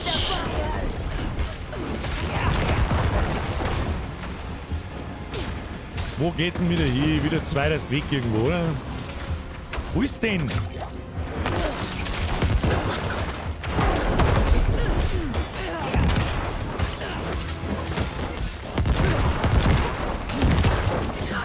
So, haben wir's jetzt. So, ist es, ja, haben da vorher Dinge rausgefallen? Weiß ich nicht. So. Haben wir das jetzt, hat sich das jetzt erledigt? Ich port mich jetzt nicht runter, dass es wieder kaputt geht. Keine Ahnung, ich laufe jetzt da. Der Adri schreibt, Birger, wenn ich mit Diablo anfangen möchte ohne Erfahrung in diesem Genre, welches Diablo wäre dann das Beste? Wahrscheinlich, wenn das Geld wurscht ist. Selbst die Standardversion kostet 70 €. Wenn da wirklich das Geld wurscht ist, nimm's 4er, ist okay. Wenn das Geld nicht wurscht ist, kaufst du jetzt einfach Diablo 3. Was kostet es noch? 5 €? Ich hab keine Ahnung. Irgendeinem Keyseller, irgendwo. Und schnupperst einfach mehr ein und schaust, ob diese Art von Spiel was ist für die. Spiele sind sich sehr ähnlich. Also das ist jetzt nicht so, dass Diablo 4 die Art von Spiel neu erfindet. Aber mit Diablo 3 findest du ziemlich gut, außer ob dir das Genre gefällt. Ah, you're back. So, bin wieder da. Kann man mir jetzt die Quest fertig machen, da war ich echt sehr zufrieden. Scheiß auf deine Notiz, du Kasperl. Was ist mit dir? The Haradrim have studied the souls. Stellt die Fiole mit dem Gehörigen auf den Tisch. Wie denn? Auf was für ein Tisch, Alter? Ach da. Ich habe die Fiole abgestellt. Ich habe Walter getroffen. Mit meiner Sense. Diablo 2 kriegst du für um die 8 €. Ja gut, das darf ich aber nicht mehr spenden. Bitte nicht Diablo 2 spenden. Bitte nicht. Wenn du Bock auf Diablo kriegen möchtest, bitte spende Diablo 2. TV Bayern Freak, gute Empfehlung. Da habe ich jetzt gerade nicht dran. Probier mal Path of Exile. Das kostet gar nichts. Das ist aber halt sehr einsteigerunfreundlich. Seien wir uns ehrlich. 21 € auf MMOGA für Diablo 3. Ja, das ist einmal 50er weniger. Das muss aber auch billiger gehen. Fahr zum nächsten Müller, da muss doch Diablo 3 geben. Jetzt habe ich nichts gelesen wieder. Weg damit, ist mir wurscht. Difficult to believe, I know. So, noch ein paar was geschrieben. I've Der seen Postman, my Adri, eyes fang mit dem grow 3er an, das ist dead recht günstig und wenn ich das taugt, dann holst du das 4er. Birger, war die unterste Passiv im zweiten Knoten im Skilltree. Geschundenes Fleisch eigentlich was, oder nicht? and mend the Können wir uns stone, anschauen. so no one else Warte mal, will das fall to her unterste Passiv am zweiten Knoten. First off, Mal schauen. the Zweiter Knoten. quicksilver. Das da. Mix some of it into the pot. Euer Schaden fügt über eine Chance von bis zu 4% an der Position des Ziels, eine Leiche zu erschaffen. Kann ich nicht sagen. Also aktuell glaube ich nicht, weil wir echt kein Leichenproblem haben. Der Necro hat zwei verschiedene Essenzen. Also entweder sprichwörtlich Essenz, also seine Ressource, als eben wie Mana oder so, und das braucht man mir nicht. Unsere Ressource sind Leichen. Und unser Golem produziert Leichen. Unsere Schnitter produzieren ohne Ende Leichen. Unsere Sense, der erste Schlag, alle. Muss ich noch selber lesen? Alle 5 Sekunden, der erste Schlag, der erste Treffer generiert eine Leiche. Unser Blutwoge generiert eine Leiche. Wir haben fast schon ein bisschen zu viel Leichen. Aber ich hab lieber zu viel wie zu wenig. Das muss man halt später dann, muss ich das langsam aber sicher einspielen. Raise the flame. Und musst halt einfach stundenlang rumprobieren, bis du die richtige heraus hast. Dass du weißt, wir haben genug Leichen, genug Schaden, sparen wir ein paar Skillpunkte, die tue ich dafür in irgendwas Defensives oder was anderes rein. So, dreht am Rad. Ich habe am Rad gedreht. Ich drehe nochmal am Rad. 3 times. Give it another turn. Give it another turn. Grind it in the mortar. Grind it in the mortar. Was tut jetzt ihr da? Den Seelensteuer wieder reparieren oder was? Zusammenschmieden. Wollen wir reinzoomen? Shashil you kilnim. Shashil you kilnim. Der Funk derzeit Diablo 2 ist doch erst 23 Jahre alt und nein, ich versau mir nicht meine Kindheit.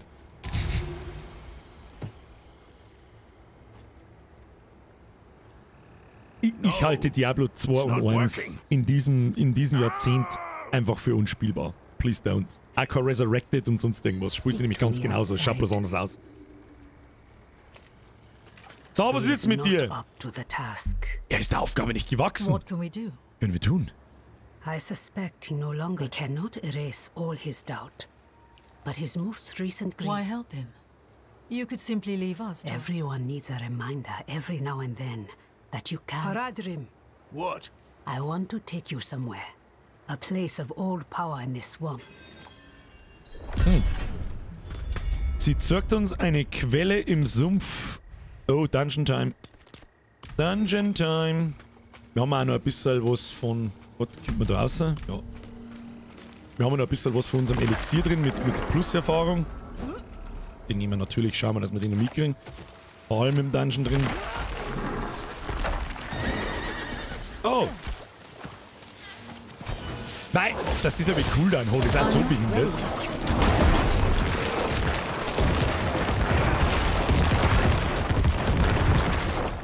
Achso, die haben jetzt nichts gedroppt. Das ist ein verfickter Ernst, oder was? Für was hauen die Elite zusammen, wenn keiner was der gibt? Der Hadokukun! Grüße aus NRW. Das ist aber schon ein Stück weg, du. Schöne Grüße aus Niederbayern. Oh, wie weit ist die ganze Gaudi da? Du, da sind. Jetzt da alle 5 Meter die Drecksvieh. Die muss ich fast zusammen. I need more time. Ja, hab mich eingesperrt! Nicht mich eingesperrt! Was ist denn das so? Die hat so einen Zissen, oder?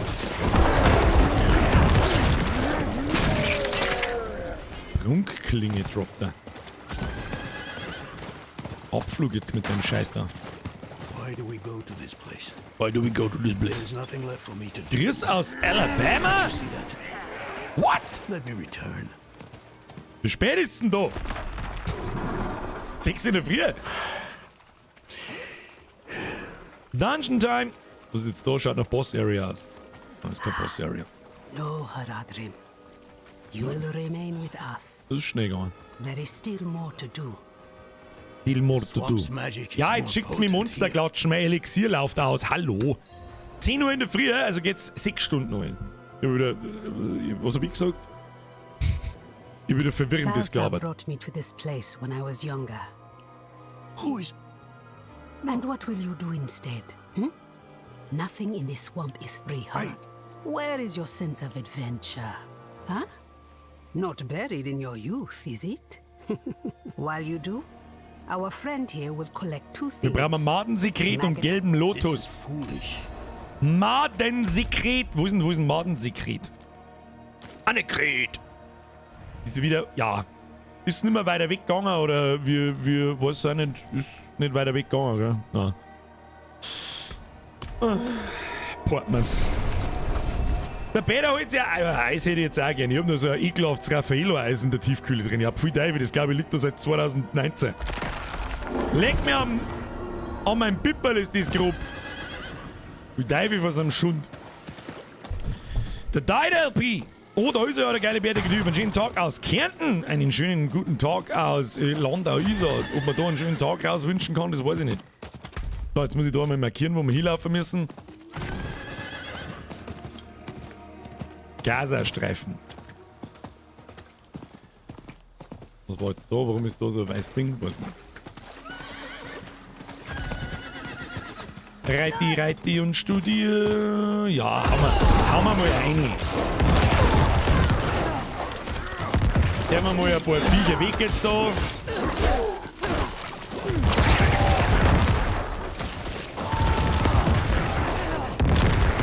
Damit es rundum mal ein bisschen schäbert.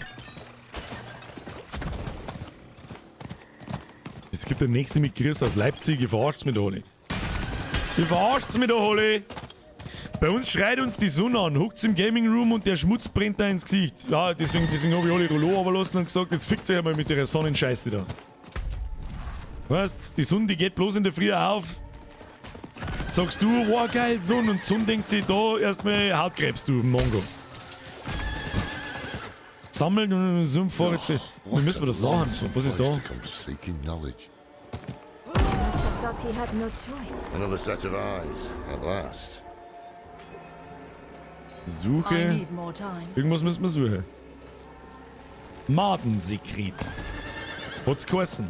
Oh, da ist irgendein Event wieder. Da ist wieder so ein Ding, wo wir gerade waren, aber das hält uns jetzt wieder bloß 8 Stunden. Was ist denn jetzt wieder? Lass mich runter! Was haben wir jetzt für komische Bier da? Oh! Der Freunde ist so nicht, gell? Sturm wieder der.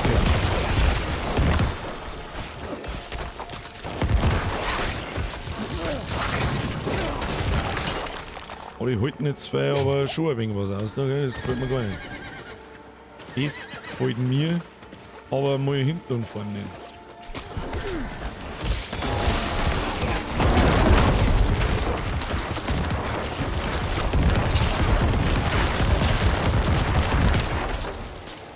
Easy peasy lemon squeezy. Haben wir schon was gefunden oder was? Sammeln den Humus. Also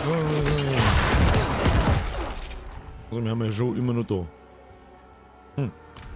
Wo wir das sammeln müssen. Zweitest auf der anderen Seite wahrscheinlich wieder, so wie es da oben ist. Da im Loch drin, 100 Pro, oder? 100%ig. Scheiß Hütten da. Was sagt ihr da dazu? Ja, was sag ich denn? Was sag ich denn? Im hinterletzten Loch, lass mich ran, den muss man jetzt erschlagen. Der hat irgendwie ekelhafte Scheiße da.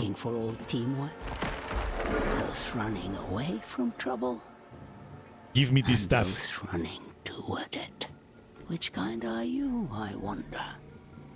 Ist das nicht der zweite Teil der Hauptquest? Ja, es ist Akt 6. Akt 5, Entschuldigung. Nie von ihm gehört. Ist mir wurscht. Findet die Stadt Jungspundwani. Was geht's? Wo müssen wir hin? Auffüllen. Ah, der Spinnensepp soll ja mal jetzt da Spinnensepp sein.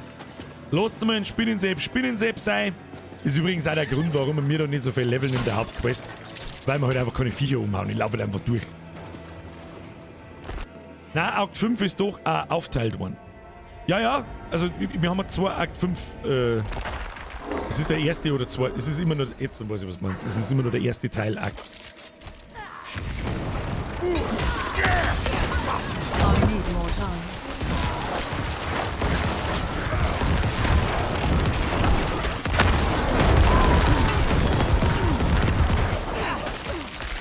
Ist auch schon lange mal wieder Zeit geworden für Legendary, Kinder. Und gleich noch eins aus der Kiste, Kim? Nein, doch nicht. Was haben wir denn da wieder gekriegt? Abenteurerhelm der Macht. Widerstand, Blitz, Gift, Wille plus 6 alle Werte. Basisfertigkeiten verleihen 6 Sekunden lang 20% Schadensreduktion. Der ist auch nicht schlecht, der Trade. Der Far ist der einzige, der aufpasst. Blaues Item mitnehmen. Sehr gut aufpasst, sehr gut gemacht. Sehr gut gemacht. So, machen wir so. Den Helm brauchen wir eigentlich nicht. Brauchen wir eigentlich nicht. Ja, jetzt schwappt es schon gescheit einer mit den Legendaries. Aber ich hab's mir schon fast gedacht, dass mit voranschreitendem Level die Legendaries natürlich auch nach oben gehen.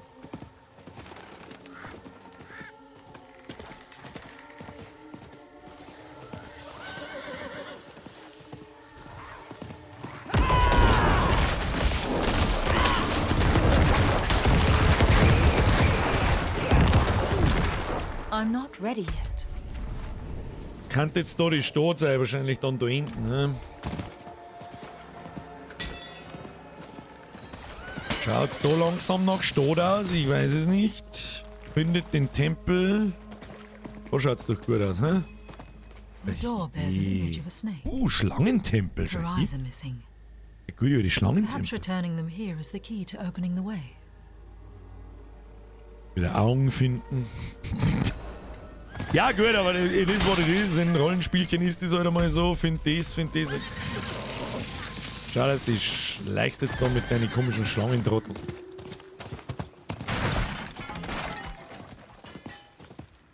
Wobei die Gegnertypen ziemlich cool sind. Das hat Blizzard auch einfach schon immer besser kennen. Die Gegnertypen teilweise in Path of Exile, da krieg ich einen Schlaganfall. Tut mir leid.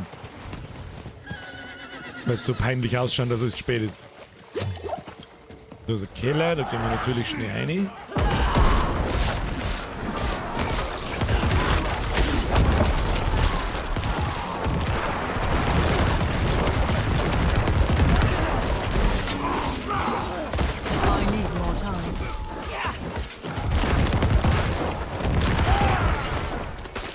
Ja, haben wir schon ganz gut dabei. Okay, und gleich noch mehr Elite weg.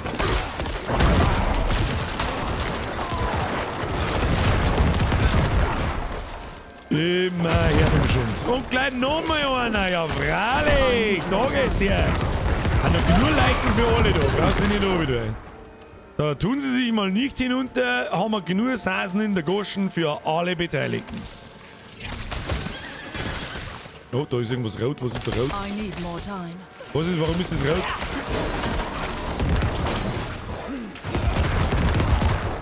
Tötet die Schlangen, findet das Recht. Ja, aber sprecht mit den Überlebenden. Ach, müssen wir da. The villagers, those fools. Was soll jetzt das? Ah, okay. Erste Auge haben wir. I'm not ready yet. Keller nehmen wir mit. Fällt mir jetzt erst auf, dass Deutsch einfach zweimal in die Text bei Twitch ist. Was? Schöne Grüße aus Valencia, wo sich gerade der Flug nach Wien verspätet. Gott sei Dank spielst du, Herr Grottinger. Ja, der Heimflug ist immer traurig. Ich sag mir auch schon, in der Woche sitze ich da und jammert schon wieder, weil es eigentlich gleich wieder gut ist.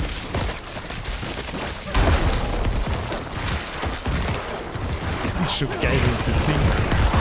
Wenn der Zreißerer kommt, der eine und dann sagst, alle sind verwundbar und drückst auf den Knopf und es hagelt Damage vom Himmel. Liebe es. This is a lot of fun. This is a lot of fun, was auch ganz krass auffällt. Fast jedes Rüstungsitem und Waffen hat jetzt einen Sockel oder sogar zwei. Einmal groß geschrieben und einmal klein. Bei mir? Wieso ist denn jetzt das Auge? Ach, man kann das wieder nicht mitnehmen. Man gerade denkt, warum zur Hölle ist das? Was ist da? Das setzt das linke Auge ein? Nö, wir haben jetzt. Ja, lass mich raten, man kann wieder beide nicht gleichzeitig dran blizzard. Setzen wir erst das eine Auge ein. Das recht.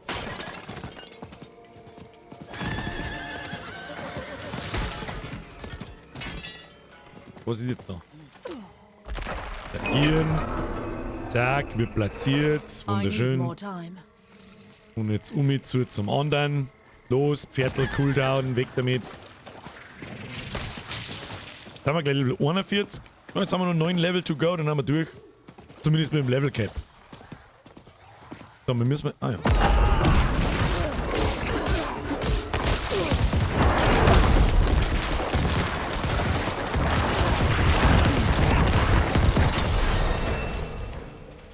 Easy going. Schauen wir mal, ob wir die da finden. Durchsucht die Kultistenleichen. So, meine Viecher hauen zu. Ich durchsuche dabei die Kultistenleichen. Kultistenleichen. Wo? Gibt's da nicht mehr? Ich hab doch... Oh, da gibt's was zum Looten. Das nehmen wir natürlich mit. Da liegen vielleicht dahinter nur ein paar Mann. Was ist da wieder los? Der Wolfric, Sepp!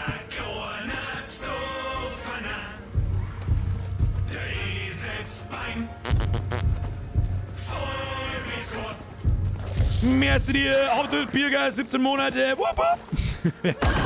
Ja, bist nicht.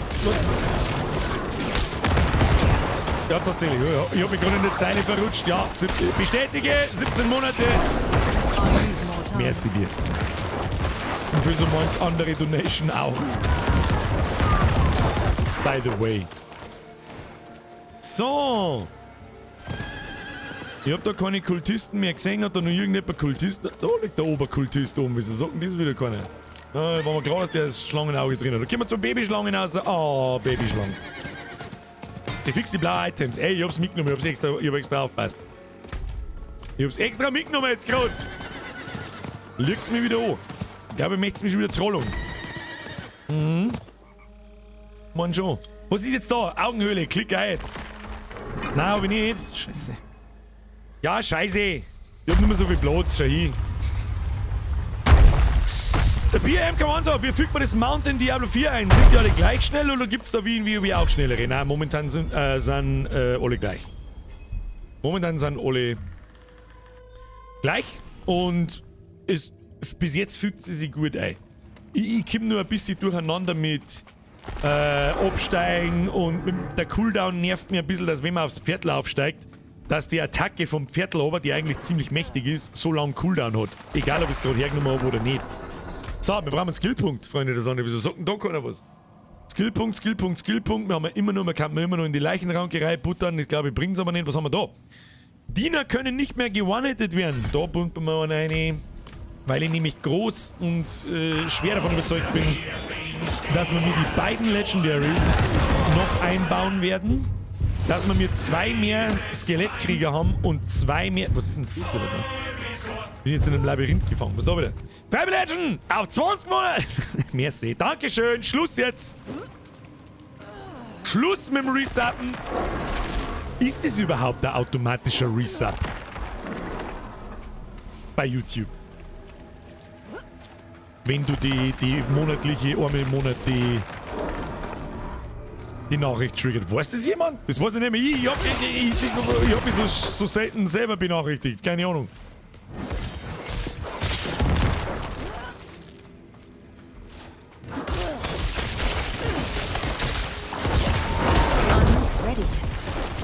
Ich glaube, ich sehe auch schon die ersten 4-stelligen Crits. Oh. Das darf das 15. heute sein, glaube ich. Ja, zwingt DPS, aber jedes Mal, wenn eure Blutfertigkeiten überwältigen, erhaltet ihr 4 Sekunden lang 41% Angriffsgeschwindigkeit. Ja, ich hab leider... Es gibt schon eine Blutfertigkeit, die überwältigt, aber können wir nicht brauchen. Können wir nicht brauchen! Crap! Crap! Die Seite ist ja Crap, zumindest für diesen Bild. Vielleicht kann man irgendwann einmal so ein Blutbild bauen oder so. Da ist dann wichtig, dass es überwältigt wird und der ganze Krampf kommt noch.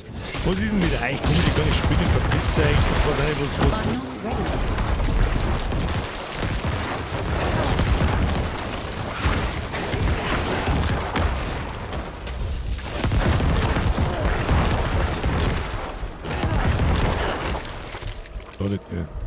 Der scheiß Elite, der kommt nicht einmal zum Zuhören.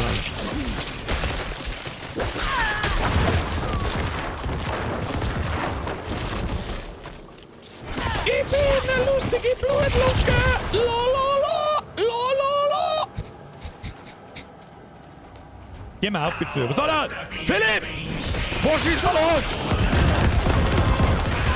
Schwarz jetzt wieder neue Mitglieder ein, was da? Aber die neuen Mitglieder kriegen auch heute ausnahmsweise die Tröte. Für alle, die jetzt gerade mittlerweile geschlafen haben, morgen! Philipp, merci für die Mitgliedschaft. Welcome to the Squad. Dankeschön. Bussi in das Nussi hinein. Auf das zweite von links. Ja, damit du Bescheid weißt. Was ist das? Was ist das? Das ist voll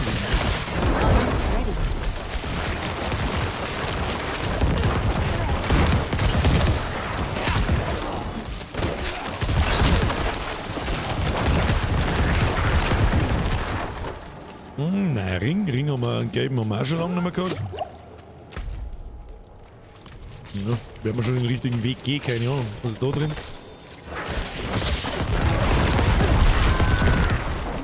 Spinnenschlechter, tötet 1000 Spinnen. Ist recht. Was haben wir da hinten? Wieder leer.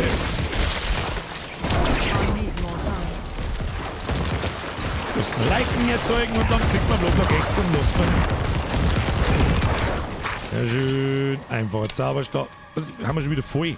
Grutze Nullfire nochmal. Und das meine ich.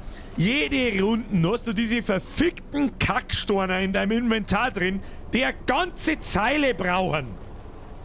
Mann, Blizzard ohne Scheiß. Also diese Entscheidung verstehe ich nicht. Ja, in die frühen Diablos waren die auch drin. Ja, ist mir schon klar, trotzdem. Das war damals schon behindert. Sagen wir es, was ist. Was ist da los? Schön! Eine weitere 28 Monate. Ich möchte hoffen, dass ich da nicht da bin. Also normalerweise, aber schön. Merci dir. Oh, leck, was haben wir denn jetzt? Das ist ein ganz neuer Post. Oh, lecker, was ist denn das für ein Mistvieh? Nee, da hat der Gocki-Ohr. Gocki-Ohr! Oh, ich meine, ganz schön Schaden. Leck, was sagt er, du bist behindert. Ah, dann nehmen wir mal noch Shit-Button. Nehmen wir mal noch Shit-Button hier. So. Da, Leichenraum, Leichenexplosion. Da muss er sterben. Da muss er einfach um. Die kotzt mir aber mit Gift oder die Mistsau. Hör die auf, jetzt machst du zu. Schon.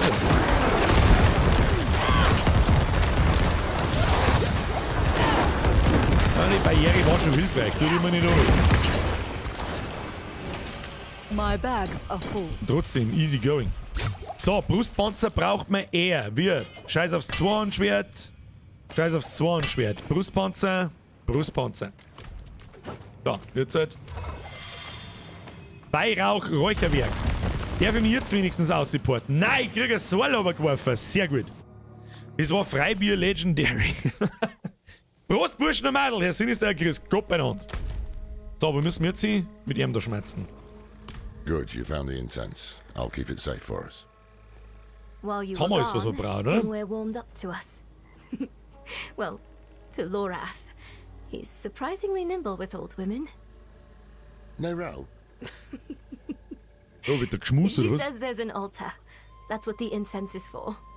It's not far from here. Was kann man eher brauchen? Also Moment mal, mit einer Zweihandsense verlieren wir jetzt plötzlich Damage. Interessant. Haben wir aber gute Waffen gefunden. Leck mich am Sack, du. Okay. Okay. Oh, und wir haben einen neuen Dungeon freigeschaltet. Schauen wir gleich mal, was wir da kriegen. Meteor fügt gesunden Zielen 35% mehr kritischen Trefferschaden zu. Klingt doch nach einem vernünftigen... Die wissen schon. Also mir aber, wo müssen wir jetzt sammelt im Hungersum Vorräte und da holt Lorath und eine Rell ein. Gut, müssen wir wieder durchlaufen. Wird nicht helfen, müssen wir wieder durchlaufen. Da rosten wir jetzt hin, schauen wir uns die Gaudi an. Nochmal, gehen wir noch mal eine Raue. Ja, der Kaib schreibt schon, aber schon. Goblin! I'm not ready yet. Fix den Goblin! Oh, einen gleich mit dir, du Klaus-Spaten!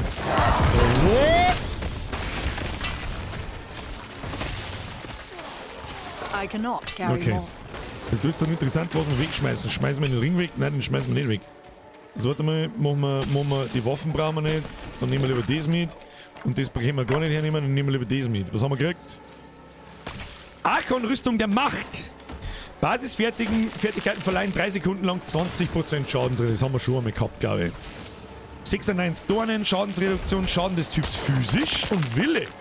Also ganz ehrlich, die Brust ist weltenstärker wie die wir mir haben. Das Einzige, was mir weht, ein bisschen an 13,8% maximales Leben für die Diener. Nicht, dass die dann auf einmal erst zusammenfallen anfangen, aber gut. Ja, Alter, wer findet man da Zeug ohne Ende? Jetzt was noch, jetzt reißen wir mal da auf. Wir müssen halt mal unser Inventar wieder leer machen und checken. Und dann geht's weiter. Recht viel Meta in der Story haben wir noch nicht gemacht und es ist fucking 5:30. Jetzt haben wir da ein Live-Event. Den muss ich jetzt auslassen, weil ich keinen Platz mehr im Stash habe. Los, los, los. Los, los, los. Jetzt sind wir schon da. Hoppala. Überspringen, los geht's. Lorat labern. Was müssen wir jetzt wieder tun? Folgt Lorat. Nutze fix. Und natürlich merci an alle aufmerksamen GZ-Schreiber, die nicht... Oh, was haben wir da wieder? Okay. Geh weiter.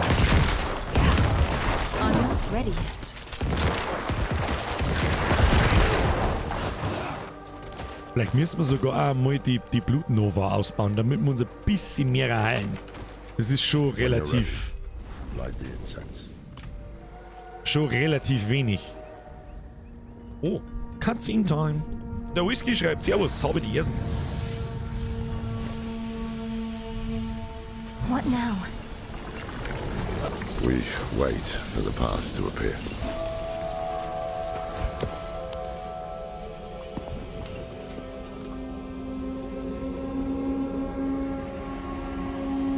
Ich würde sagen, wenn es dies gewesen wäre, hätte ich gesagt, für dies hat jetzt eine Cutscene braucht.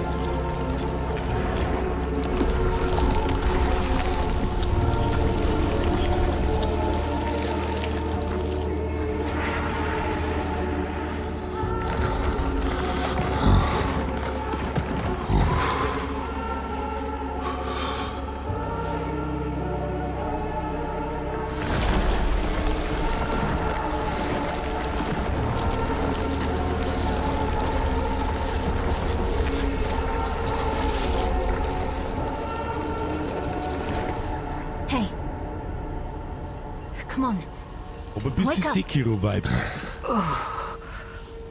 I think it worked. Okay. Da war Snacky Snack. How long were we out? Sprecht mit Lorat.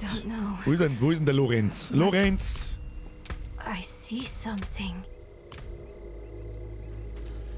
Was ist denn jetzt wieder? Wo rennst du jetzt wieder hin, du Rindviech? What? Snacky Snack? Ich fange schon mal an zum Drehen. It's magnificent. I can see myself in the scales, walking on them like a path through the swamp. The serpent is the path. Serpent? What are you talking about? You don't see it? No. Only a cloud of smoke. Oh. Okay. Soll das heißen? Folgt mit eurem Verbündeten der Schlange.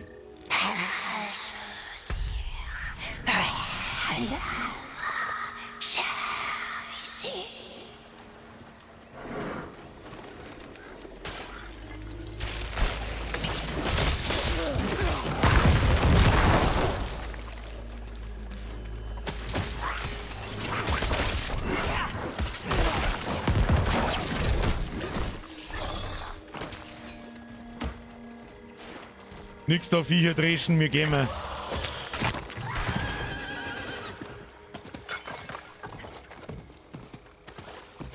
Bloody hell. I see the serpent now. What do the scales show you? A deer caught in a trap. Watch out!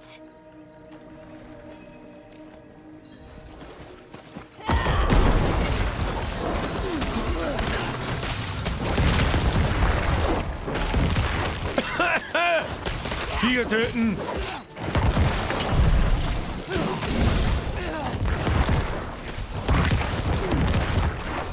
Frage ist, wie viel Viecher. Find a way forward. Ich bin kein There's an Puzzle-Mund. opening beneath the serpent, just big enough for me. I think it wants me to go through. Ja, freilich, glaube jetzt du da mal durch die Schlange durch, das ist mit Sicherheit eine gute... Hey, kann das der Endboss sein vom Act 5? Das wird da jetzt schon feiern. Ich weiß zwar jetzt, ich check halt gar nicht, warum da jetzt so der scheiß Schlange ist, aber... Wir haben noch Chance, wenn ich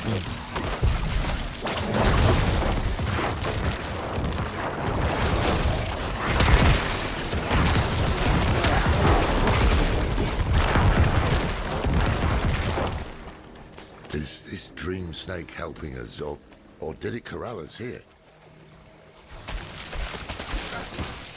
Können jetzt einmal aufhören, 4 zum Kommen, wenn ich da versuche zum Drehen, Mann.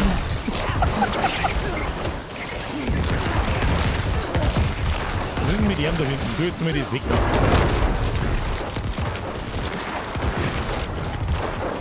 I cannot carry Ich kann nichts mehr tragen jetzt da! Schluss! Over here! Nix, wir teleportieren uns jetzt in die Stadt zurück und verkaufen den Scheiß. So schaut's aus. Ich krieg gerade Elden Ring Vibes. Let's us devour together. Ich muss gerade überlegen, wo war da die Riesenschlange? Das muss ich jetzt kurz überlegen. War da eine Riesenschlange? So, wie schaut unser Gold aus? 144.000, ein paar Sachen verkauft man. Kopf! Widerstand gegen Schatten! Wille alle Werte, nö. Den wir da oben. Neuer Ring. Schaden gegen folgende Gegner. Betäubt, verlangsamt und 108 Leben. Was kann denn eigentlich unser anderer Ring?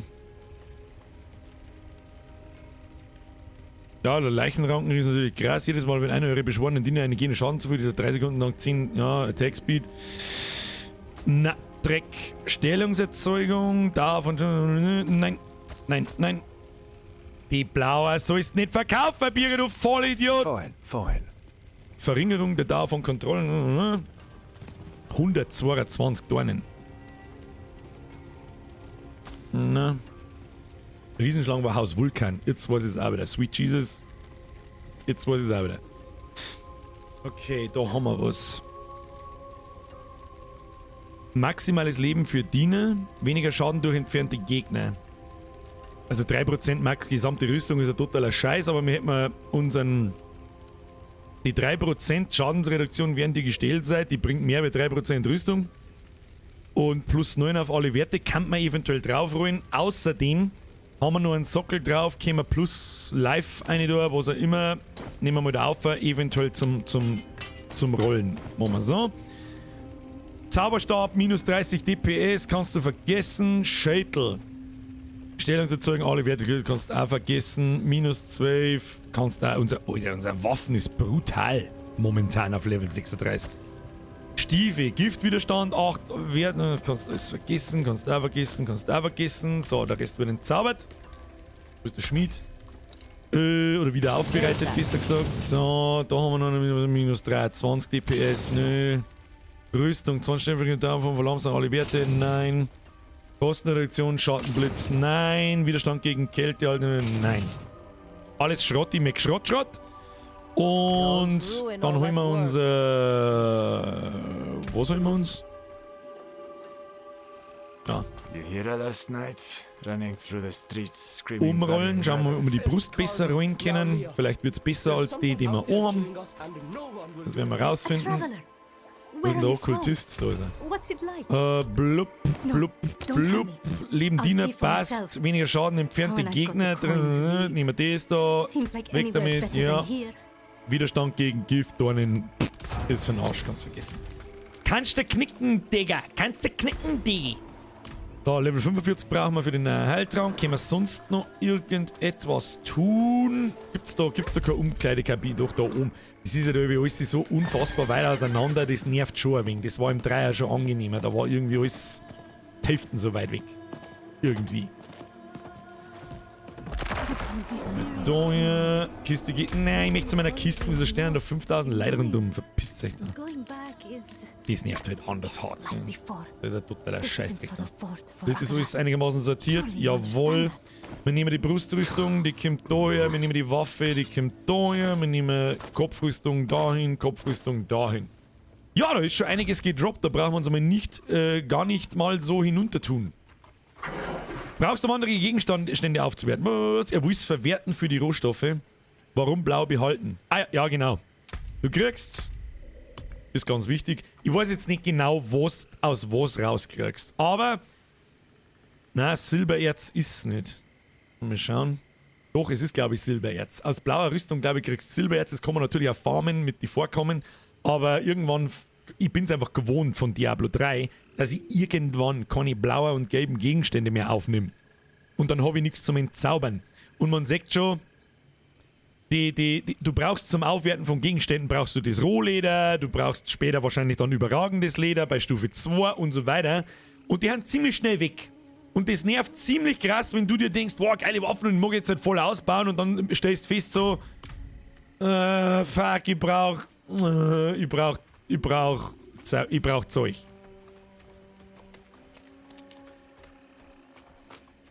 Und dann musst du wieder umeinander farmen. So, wir bleiben jetzt da vor unserem Town Portal stehen und dann machen wir mal kurz die Raucherpause. Ich sehe schon wieder 4:30, das wird Zeit vergehen. Ja, fucking Diablo und das Zeitvergehen. So, machen wir wieder groß, grüß Gott beieinander, müssen wir leider Gottes wieder beim 3 zuschauen. Nein, machen wir lieber wieder klein. Der Boa, okay, danke für Ihr Erklären, um Gottes Willen, da braucht sich niemand bedanken.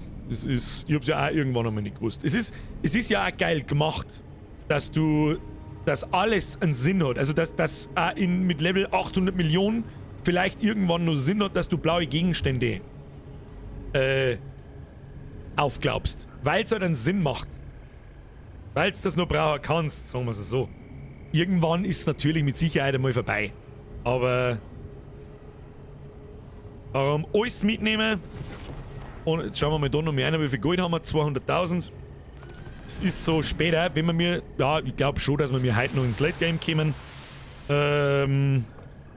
Müssen wir allerdings dann ein bisschen anziehen um 8. Wenn wir wieder da haben. Dann werden wir Dungeons rennen und Endgame uns einmal ein bisschen anschauen und dann wird es eigentlich fängt dann das eigentliche Spiel erst an. Ich denke morgen. Ja, morgen Nachmittag fängt das eigentliche Spiel erst so richtig an. Wenn wir es heute überhaupt noch schaffen, schauen wir mal. Dann müssen wir wieder ganz gezielt Dungeons laufen, Viecher killen und Gas geben. Was sagst du zum Klettern? Also finde ich es ehrlich gesagt ziemlich gut umgesetzt. Ja, mei, das sind halt ein paar so Passagen, wo man auf der Tasten drückt und dann... Es ist halt einfach vertikaler und das ist einfach eine neue Ebene, das hat es in Diablo sonst nicht gegeben. Ja, stimmt nicht ganz, es hat Treppen in Dungeons gegeben, gell? Naja. Freunde der Sonne, machen wir Folgendes. Muss ich da schnell raustappen, muss ich da groß machen, dann machen wir das noch. Sie kennen das Spielchen. Holt euch was zum Trinken. Na, sag einmal. Holt euch was zum Trinken, geht's an die Raucher, geht's schleidern, was weiß ich. Ich komme in 3 Minuten wieder. Gehen wir schnell eine Runde frische Luft schnappen und eine Raucher. Bis gleich. Bussi auf das Nussi. Bin in 2 bis 3 Minuten wieder da. Okay, tschüss.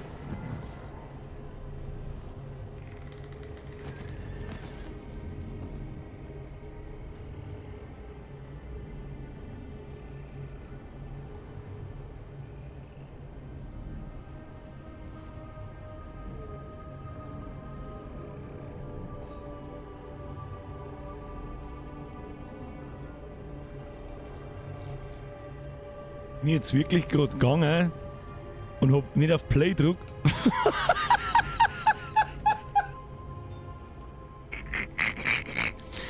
Ja, ich geh einfach nur mal eine rauchen. Bis gleich! Weiß ich noch. Ex-Freundin gerade im Wurstdorf. Nur deswegen weiß ich es. Ist das reingeschickt? Seht ihr? Haben wir noch zu. Ja, okay. Haben wir noch gesagt, für Teufel, das ist ja nix. Viel Teufel. Ja, aber lauter ahnungslos. Aber lauter ahnungslos Ich habe gewusst, wie kurz der Rangel ist. Da bin ich hoffentlich, nicht hoffentlich, ja gut, nächsten Mittwoch bin ich noch da. Und dann geht's ab in den Urlaub. Da wird Cocktails reingegandelt. Habe ich gestern auch noch. Und geschnorchelt wird. Und ich hab mir Actioncam gegönnt, sogar.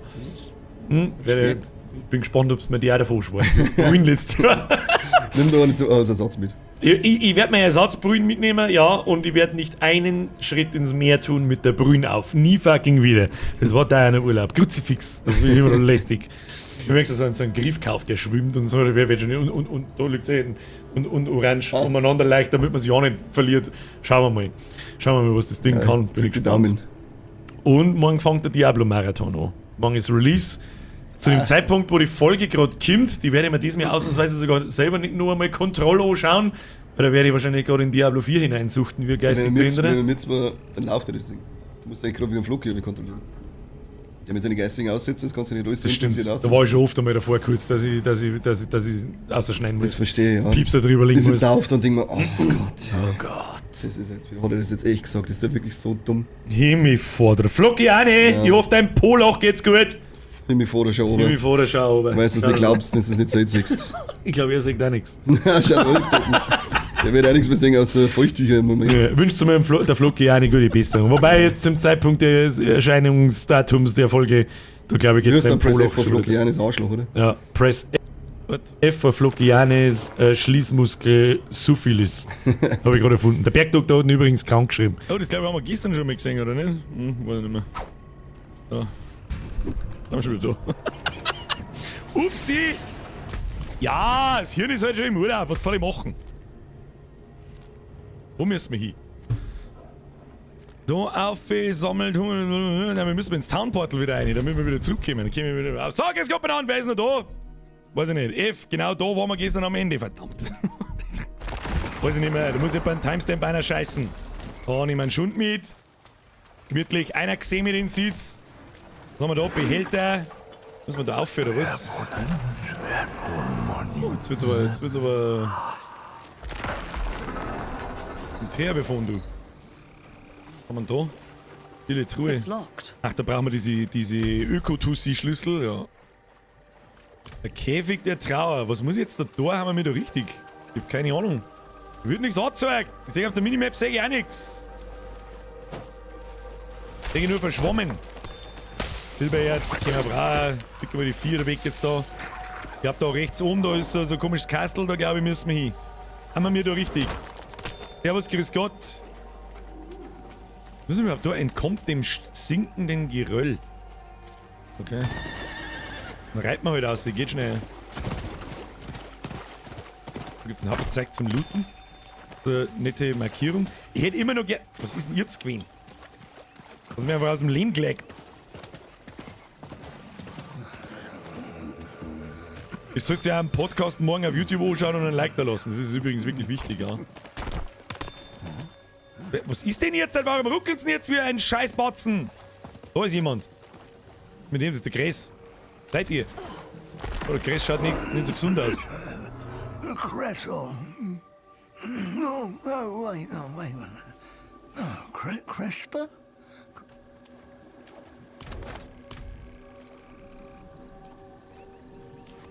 Okay, gehen wir lieber, der schaut nicht gesund aus, ich mag doch nicht sein. Oh ja, da oben geht's weiter, ich seh's schon, glaube ich. Okay. Echt, das ist aber auch nicht. I'm not ready yet. Nur da und immer nur im Flieger ohne Abflug. Der verdammte Scheißflieger. Der wehe, das passiert bei uns, dann scheiße ich her, das sagt ich. Wir fliegen ja auch nächsten Donnerstag. Ich muss mir jetzt langsam mal Gedanken machen, was ich heute. Da ist die Schlange. Snack ist Snack. Loot. Die Frage ist. Waren ja nirgendwo Viecher irgendwie als Indikator? Weiß nicht, wo.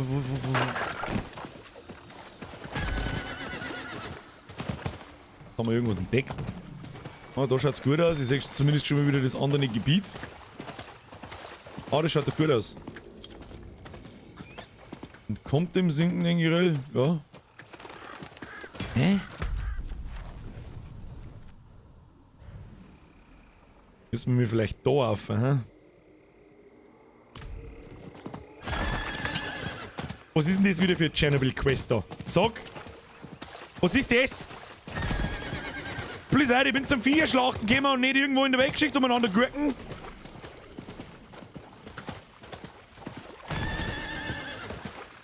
Geht man nicht durch.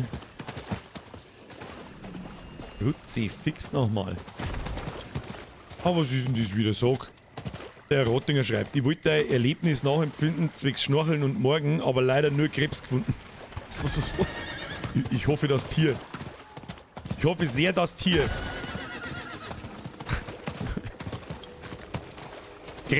Krebsen mag ich nicht. Weißt du warum? Die haben auch 8 Haxen und schauen ein bisschen aus wie Spinnen. Das passt mir gar nicht. So wie es ist. Gefällt mir gar nicht. Oh, da ist was. Ah, Lilith-Statue, die nehmen wir. Plus 2 Int, die nehmen wir. Da waren wir schon. Nein, was ist denn das? Saubere Moräne, ich bin gespannt, was ich auf Male. Auf Male heißt es ja, gibt es Riffhaie und so einen Scheißdreck. Da bin ich gespannt. Der Rottinger! So, Abflug! Jetzt, schleich dich, komm gut heim.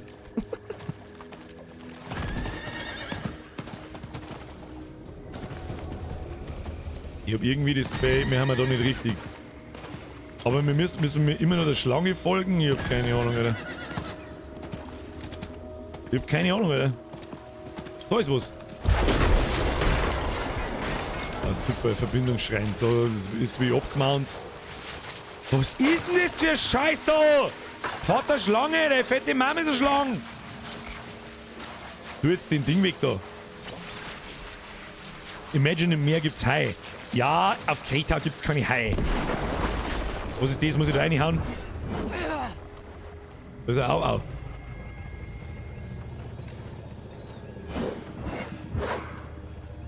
Jetzt wie ich dann gleich grantig, gell?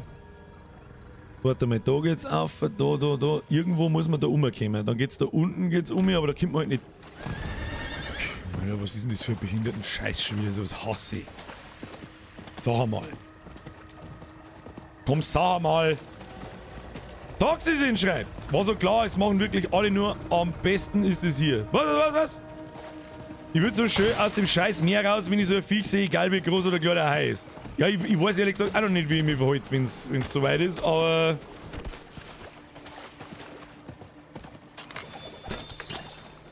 Ich weiß nicht, was wir da sollen! Ewig der Trauer. Sammelt im Hintergrund den Sumpf Vorräte für Teißer. Hammer! Ewig der Trauer. Das ist nicht. Vater Schlange. Entkommt dem sinkenden Geröll.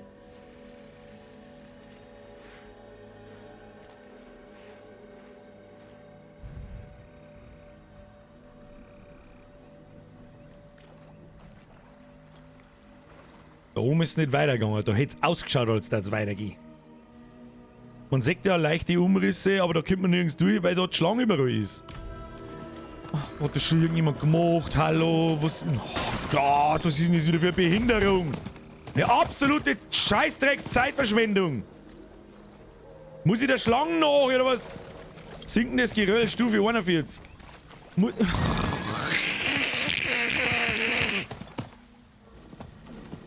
hättest die Schlange mit der Hobby reingehauen. Da hab ich draufgehauen auf die Scheißschlange, da wo sie eine Wunde hat. War auf der Map gekennzeichnet. Schaust du einen Robert Mark Lehmann vorher an, dann weißt du, was du beim Hai tun musst. Ich weiß nicht, wer das ist. Gehen wir nochmal oben zu der Wunden. Muss man es vielleicht anklicken, muss man interagieren damit. Da ist die Wunden.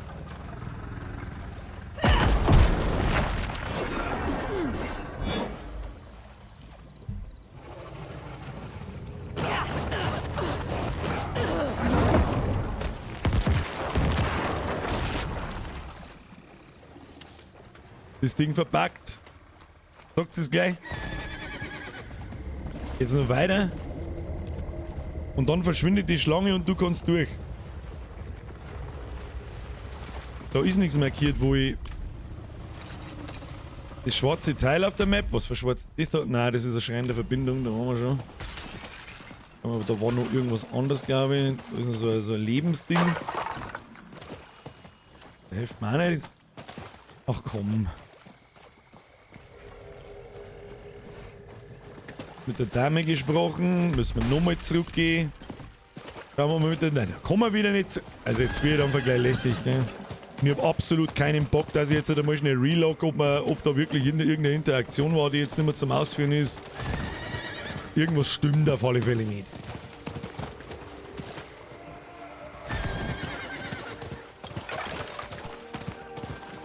So.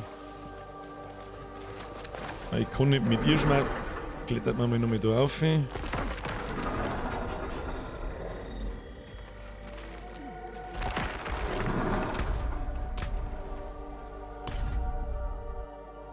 So, bei sowas wie lästig. Jetzt eine Viertelstunde verschissen mit dem Scheiß da. Ja, locker ein, Kim, hopp! Eine komischen blauen Gurken da an der Seite.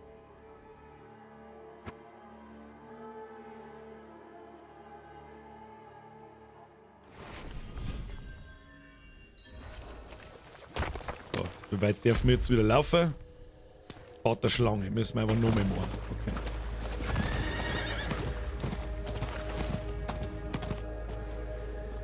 Echt jetzt? How long will it?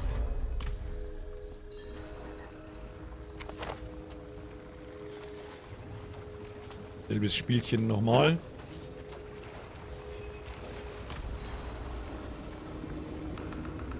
Stimmt da generell was nicht, das fängt da... So, und jetzt müssen wir da aufhören. Das weiß ich noch. Die lässt mal in Ruhe. Scheiß auf die Mist hier. Nein, geh halt auf die Seiten, du dämliches Arschlochvieh! Nein, ich weiß nicht, wie so lästig. Das versaut mir wieder alles da. Wie hinter die Scheißkampagne interessiert euch sowieso keine Sau! Bloody hell. I see the serpent now. Ah, Serpent Now. Jetzt wieder eine Dreiviertelstunde lang irgendein Scheißgelaber, das wir gerade schon gehört haben. Watch out! Oh Gott, müssen wir jetzt... Ach.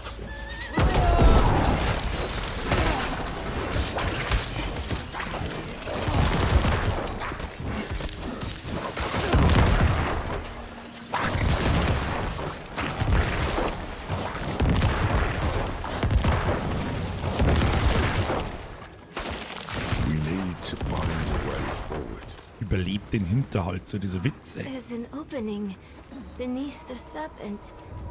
Just big enough for me. I think it wants me to go. Das Skin von der Kopfbedeckung schaut gut aus. Ja, deswegen habe ich ihn rein da. Das ist kein Bezahlskin. Follow the path.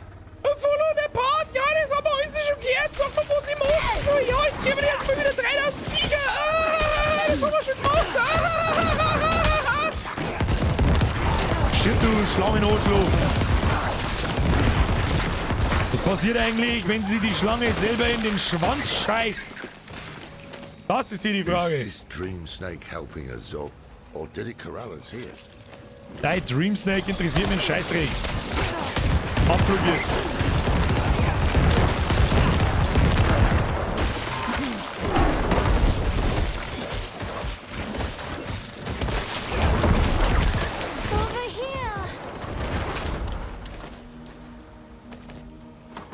Kannst Skelette auferstehen lassen? Ja. Weiß ich. Ja, genau. Jetzt triggert's das Ding. Jetzt machen wir mal langsam. Lassen wir sie einmal vorangehen. Dass die Sachen sauber triggert werden. Wir gehen mal oben. Und jetzt müssen wir mit ihr labern, oder was? Ja, so. Eins nach dem anderen. Vaterschlange. Bla, stimmt was nicht. Sprecht mit Nerel. Hab ich gerade gemacht. Geht wieder nicht. Stimmt was nicht. Fühlt ihr das? Das Sumpf und flüstert uns zu. It's the incense. Das ist ruhig, aber das Spiel ist ein Streich. Okay, folgt eurem Verbündeten der Schlange. War tatsächlich verpackt. Folgt mit eurem Verbündeten der Schlange. Jetzt gehen wir wahrscheinlich auf Viecher. The old man is full of secrets like our thief Elias. Müssen sowieso da oben. Birds of a feather. I lost sight of the serpent, but Bla bla bla, du und deine Kackviecher. Achso, das hat schon gespeichert, dass ich den Schrein genommen habe. Okay.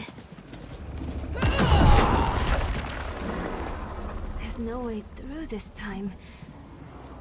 Oh, it's wounded though. Is Ich it schneid die telling zusammen. us to wound it? Clever thinking. So, who will stab at it to see if it will move? Golem, Skelette, kannst du die Arme draufhauen? Das war voll super. Dann tanzen so lange da an, ihr Schlappspaten.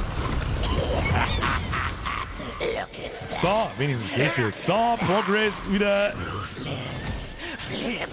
Progress. Ich weiß nicht, wo wir hin müssen, aber schauen wir mal. Wo wird's zu?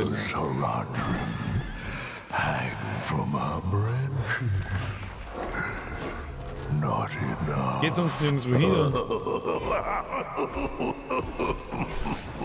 Muss ich den Sumpfwandler töten? Keine Ahnung. Der auf einmal all of a sudden zuhört, That's wenn the way er. through. Help me clear those dead trees.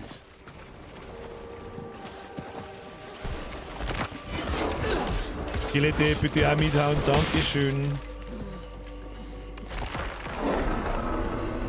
Müssen wir ihm da folgen wahrscheinlich? It's barring our path again. Keep a sharp eye out. Also. Jetzt wieder. Also, haben wir nur schon einen Slow-Eye damit. Was ist denn jetzt da unten? Leck mir am Arsch!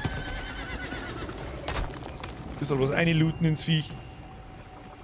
Warum bleiben jetzt die zwei da unten stehen?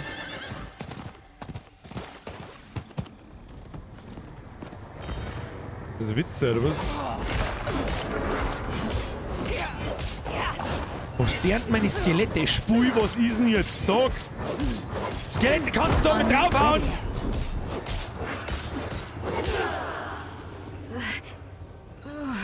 Is the serpent doing this? Tötet alle Gegner. Get the snake. Aber Just kill nur them wenn meine... before they kill us. Und deswegen hasse ich, wenn man seine scheiß Viecher nichts bewegen kann. Es ist so behindert.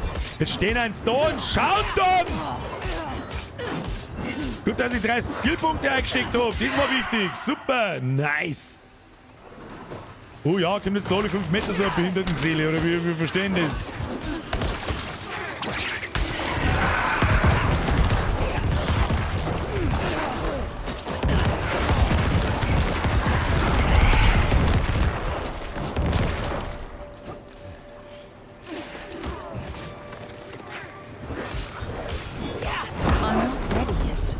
Zeigen wir die Pause, eine Stunde 4. Wir meinst 4, weil wir keinen Bock mehr haben. Das möchte ich jetzt weiterkriegen, da, weil sonst wird wirklich lästig und noch später keinen Bock mehr. So, aber schaut jetzt aus, Schlangendepp. Können wir bitte da jetzt abhauen? Ich mag da nicht mehr sein. Ich mag da nicht mehr sein. Kannst du bitte weggehen? Tötet alle Gegner. Ich sehe keine Gegner mehr. Laufen wir unten rum. Dann keine Gegner mehr. Gehen wir wahrscheinlich mehr. Ich hab auch, was ist? Ich hab auch noch eine Wiesen zum Sehen. Oh, Boss in der Mitte. Da war doch gerade ein Boss, da war doch gerade ein Boss-Symbol. Ich hab's doch genau gesehen. To get the answers you seek, you must offer payment. A head for knowledge. Not yet. They have another purpose first.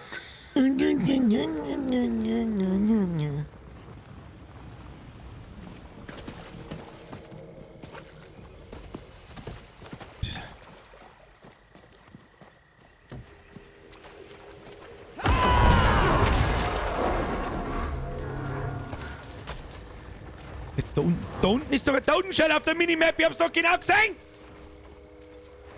Da! Was? Sag mal. Jetzt wir bei der Fuchsteufelsnarre schwingen. So ein Scheiß in so einer Kacke da. moving. Vogel, du! Look, it's moving, ja? Kann man mir jetzt bitte jetzt aus dem scheiß Sumpf abhauen? Was ist denn das für ein Behindertenquest da? Schau, dass du lang gewinnst, du! Danger Noodle. Ja, hätte das gedacht, das ist noch nie vorbei. Quest abgeschlossen, ja, Dankeschön. I know you heard the voices that time. Ich scheiß auf deine Stimmen, die sollen jetzt einmal das Maul halten! Wollt mit euren Verbündeten der Schlange? Ja, gut, sie fix nochmal.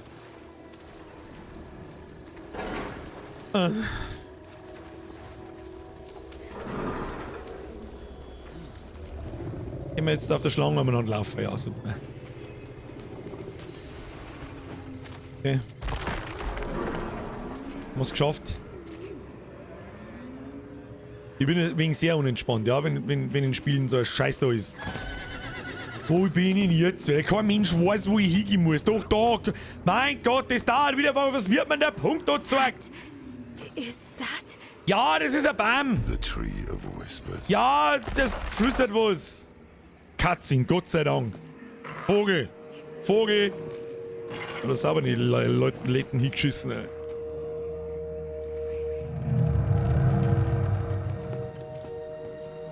Why have you come?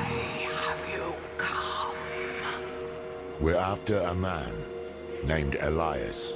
Elias. Slippery, that one. Use the tree. Ich glaube, ist übrigens der Endgame-Tree. An insight in exchange Glaube for a head. He is the first of us to escape payment. Will you tell us what you told him?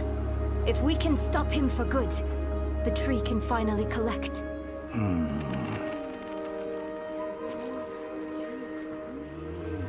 He sought the way to summon Lilith, but he made another stop on the way. To a place beyond the tree's sight. That might explain his hardiness. I've damn near lost count of how many times we've killed him. So that's why Thaisa failed so dismally to reclaim his head. This place Elias stopped at. How can we get there? Seek a coffin beyond the wrecks. It will take you where you must go. Find out what secrets linger there. For the tree knows not.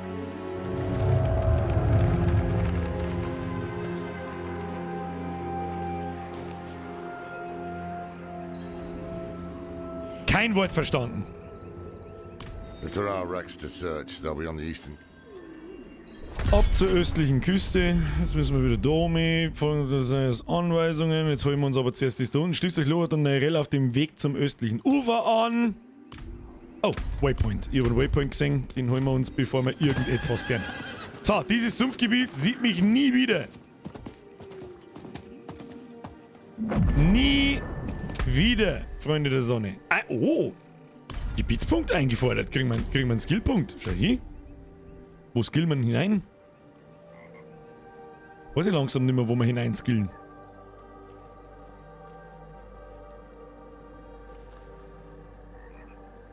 Mehr Damage. Mehr aushalten. Da waren wir, gell? Bei der Stählung. Kriegen wir prozentual weniger Schaden. Wenn eine eurer Fertigkeiten oder Diener, was tut denn Stählung? Gestellte Charaktere erleiden 10% weniger Schaden. Ihr werdet gestählt, wenn ihr mehr Stählung als aktuelles Leben habt. Ich verstehe. Ja, bauen wir auf. Das heißt, wir brauchen pro Aktion mehr. Skill mehr nutzlose Diener, ja. Die zu blöd sein. Was ist denn das wieder? Ich bin ganz ehrlich, ich mag es gar nicht wissen, ich mag weg von da. Könnte man jetzt da aussehen. Mehr auszoomen.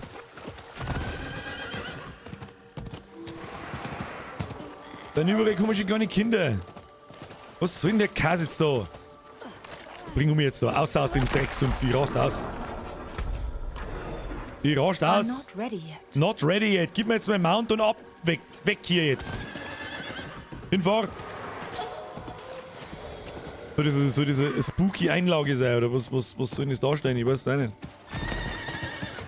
Moment. So, haben wir jetzt wieder ein Wegfindungssystem, ja? Wir endlich wissen, wo wir grob hin müssen. Himmel, Herrgott, Gott sei Dank. Weg da. Wird Zeit jetzt für Events. Story müssen wir halt fertig kriegen. Wie man sehen kann. Stieg gleich weiter. Wie lange streamst du? Jetzt dann noch bis um 6 Uhr ungefähr, dann mache ich mal 2 Stunden Pause und dann komme ich um 8 Uhr wieder online und dann ist Open End. Sprecht mit Lorat und Neyrel. Ja, Kimi mag ein scheiß Gelaber, kann ich nicht mehr hören, jetzt mach ihn. Schön, sprecht mit Lorat. Ich habe mit Lorat gesprochen, nicht recht früh, aber ich habe mit ihm gesprochen. Da. Und das ist das Problem manchmal mit so Online-Zwangsspielen, dass genau solche Sachen einfach nicht schön funktionieren.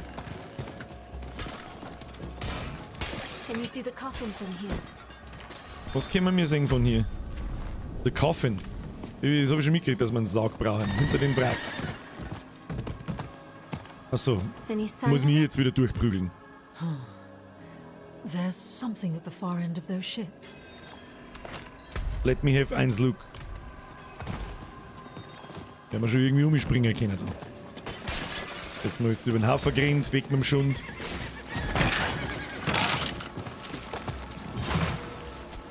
Nein.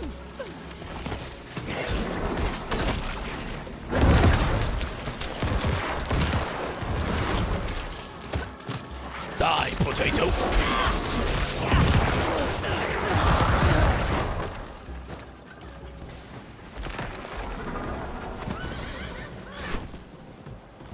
Ich für Hanseln los, Match steht, das sagt er, wie es ist.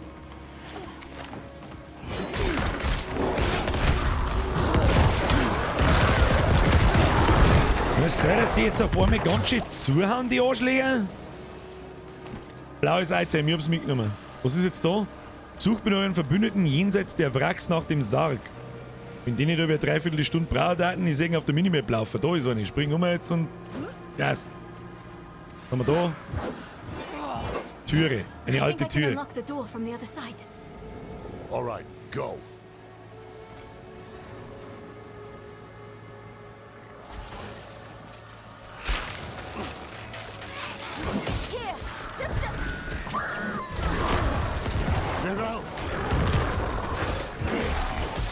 Mr. Golem, prügel die Tür bitte.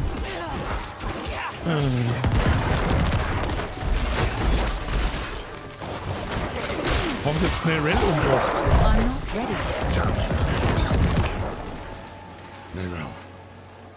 Ich würde jetzt gerade sagen, das brauchst du mir aber nicht erzählen, dass die jetzt auf die schnelle Oberleibe gestorben. This is not good. Damn drowned. My arm! You've been infected. It's spreading. We have no time. I must remove the drowned necrosis. I don't understand. Laura, are you certain? I'm certain she's dying. Hold her. Ich hab das Gefühl, jetzt wird ein Arm abgehackt.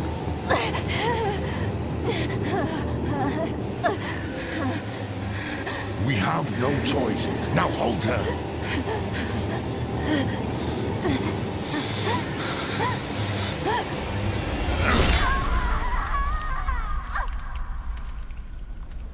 Okay, that escalated quickly.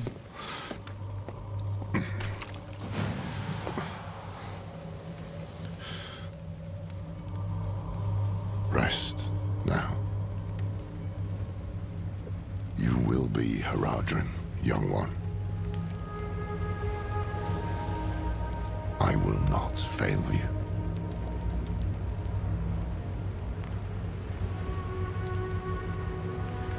Go on ahead to the coffin. I'll look after her. Jetzt müssen wir das komplette Gebiet da durchwursteln, oder was? Scheiße, ertrunkene Arschlöcher! Ich hol dich weg. Oh. Kriegst du Kohle auf. Level 42. 8 Level to go. Was kommt denn jetzt da wieder raus? Oh, da ist gerade. Er ist wütend. Da schüttet man gleich eine Hölze rein und. Oh, leck, ja, jetzt wird's hier wieder zack.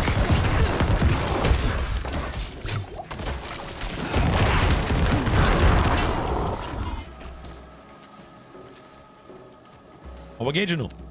Close. You're getting close. The edge of our sight. The limit of our knowledge.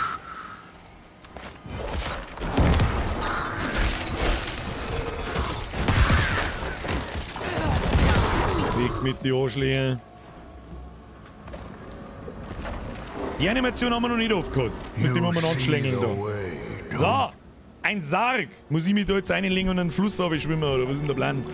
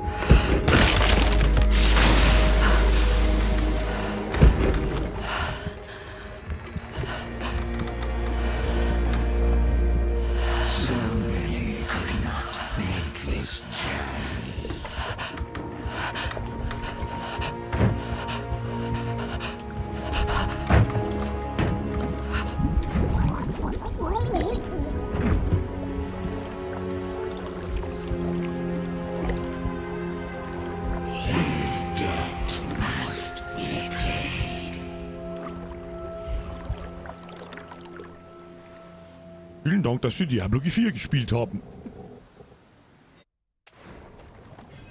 Was sind wir in Irrzeit? Unter dem weindunklen Meer deckt Elias Geheimnis im Tempel auf. Holzsaug. Ach, das ist ein Tor in einen Dungeon. Das ist ein cooles Tor in einen Dungeon. Muss man jetzt einmal sagen. Aber was wir jetzt tun, wir saufen jetzt mal so ein Trankerl und dann prügeln wir uns da durch.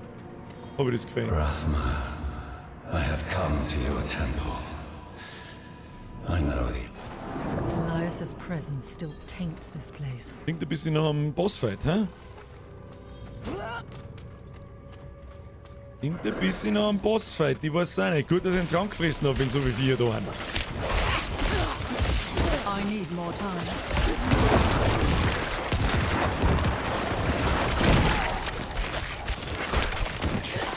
Und weiter geht's. Saubermeter machen, bitte.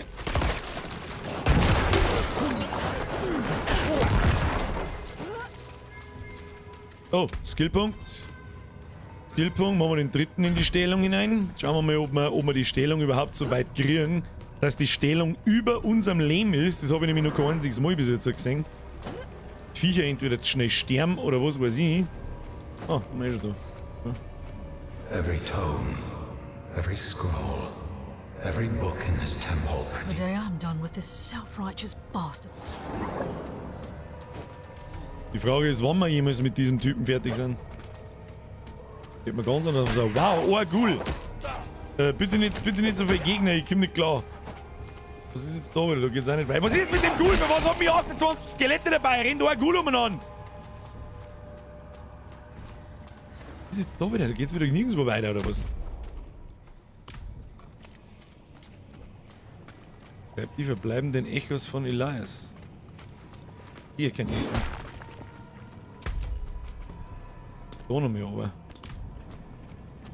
Was ist denn das wieder für ein Level-Design? Wie langsam ein wenig lästig, muss ich sagen. Ist einfach so übertrieben amüsant, die beim Diablo zu. Ich sitze einfach bloß da und fluch vor mir hin. Weil alles ein bisschen sehr seltsam ist, muss ich sagen. Also wenn Heiltrank einfressen, damit nichts passiert. So, jetzt oben in das Vieh. Ja, Posti. Du hast sehr recht. Und 4. So.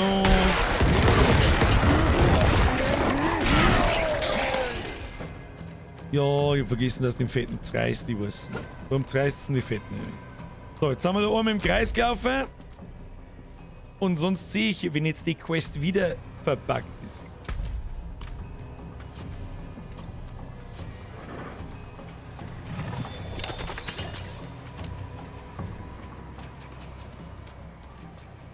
Stein am Rand kaputt machen. Ich hab keinen Stein gesehen.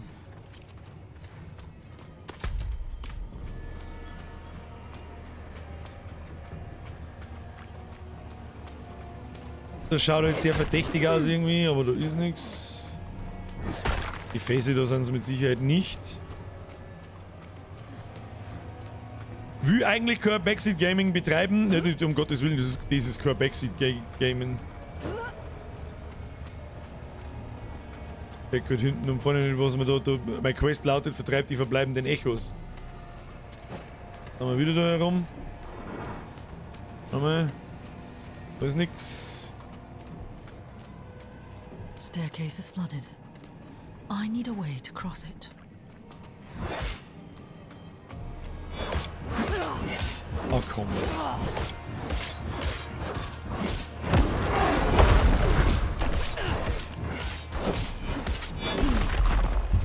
Blizzard. Warum können nicht einfach meine scheiß behinderten Diener dasselbe Target angreifen wie ich? Warum nicht? Warum?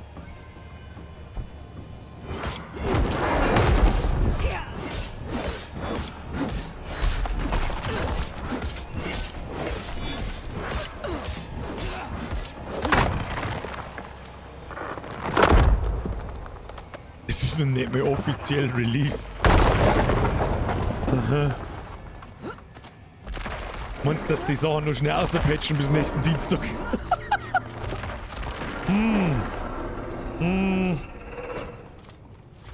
Weiß nicht. Oh, da ist wieder der Ghoul des Todes. Der meinen Golem fertig macht. Schön, wie behindert meine Dinge sind. Kann jetzt da mal nicht draufhauen. Schau, das sind Gegner. Viecher, das sind Gegner. Merkst du das? Danke. Golem hat draufgehauen. Sehr schön. Okay. So, gehen wir jetzt wieder irgendwie halbwegs normal in den Spielfluss übergehen. Das war so schön.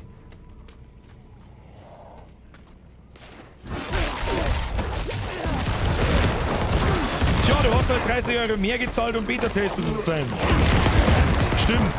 90 € minus 70 ist 30. Du warst im Matheunterricht nicht anwesend. Gratulation.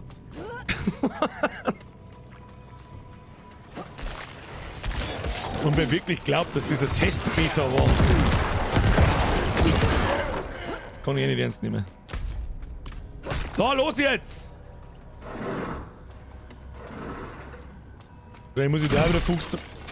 Was bedeutet das? Bedeutet das was? Ich weiß nicht. Wieso hau ich da eigentlich immer öfter als einmal mit meiner Sase? Was eigentlich auch kein Mensch. Muscle Memory, gleich wieder außer damit.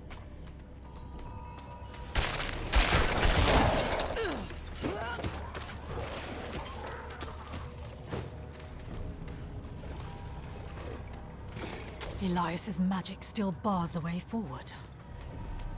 Ich raten, ich muss da auf und da auf. Natürlich müssen wir das. Ja, da unterstehe ich ihnen jetzt schon ein bisschen, es ist nicht ganz fertig. Oder es hat, mein Gott, wer weiß, hat irgendjemand Ahnung von Spieleentwicklung da drin? Seien wir uns ehrlich, nein. Nicht einer. Es hat irgendeinen anderen Grund, warum die Viecher sich verhalten, wie sie sich verhalten.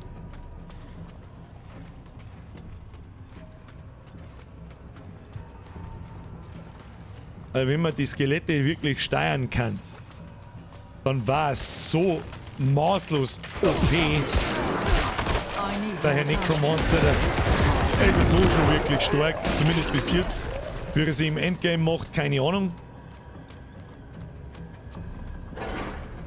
So, da haben wir noch was. Vielleicht wird's einmal.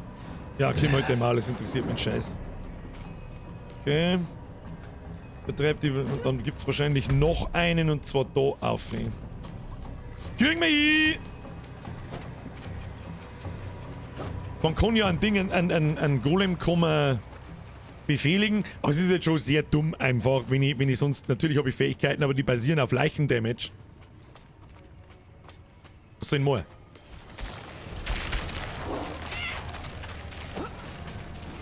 Viertelstunde lang auf dem Ding rumlaufen.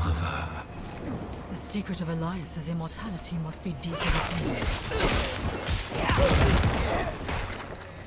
Ist es nicht, seitdem du die neuen Zauberskelette hast? Glaube ich nicht.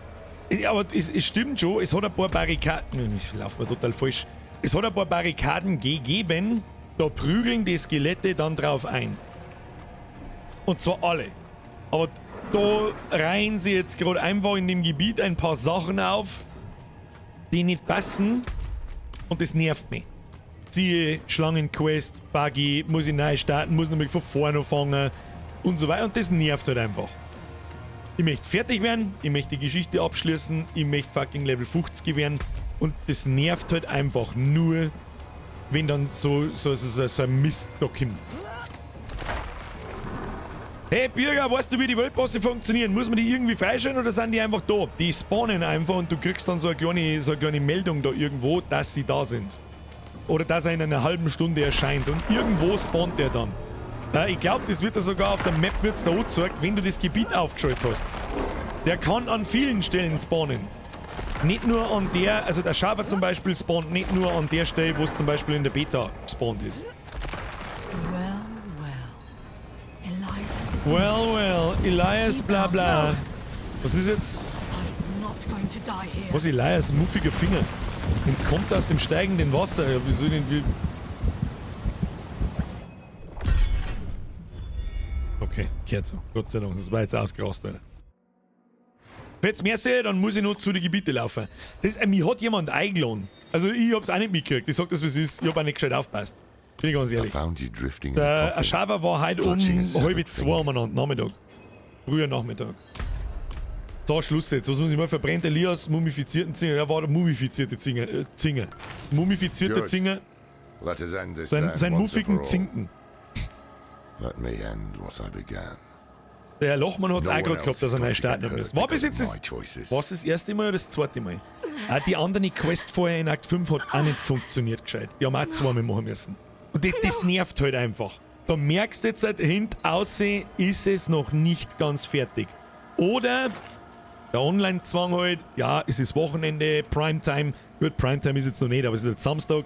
Vielleicht spacken die Server im Hintergrund doch ein bisschen, mir merkt man es bloß nicht optisch. Und dann werden halt die Quests nicht richtig triggert und so. It's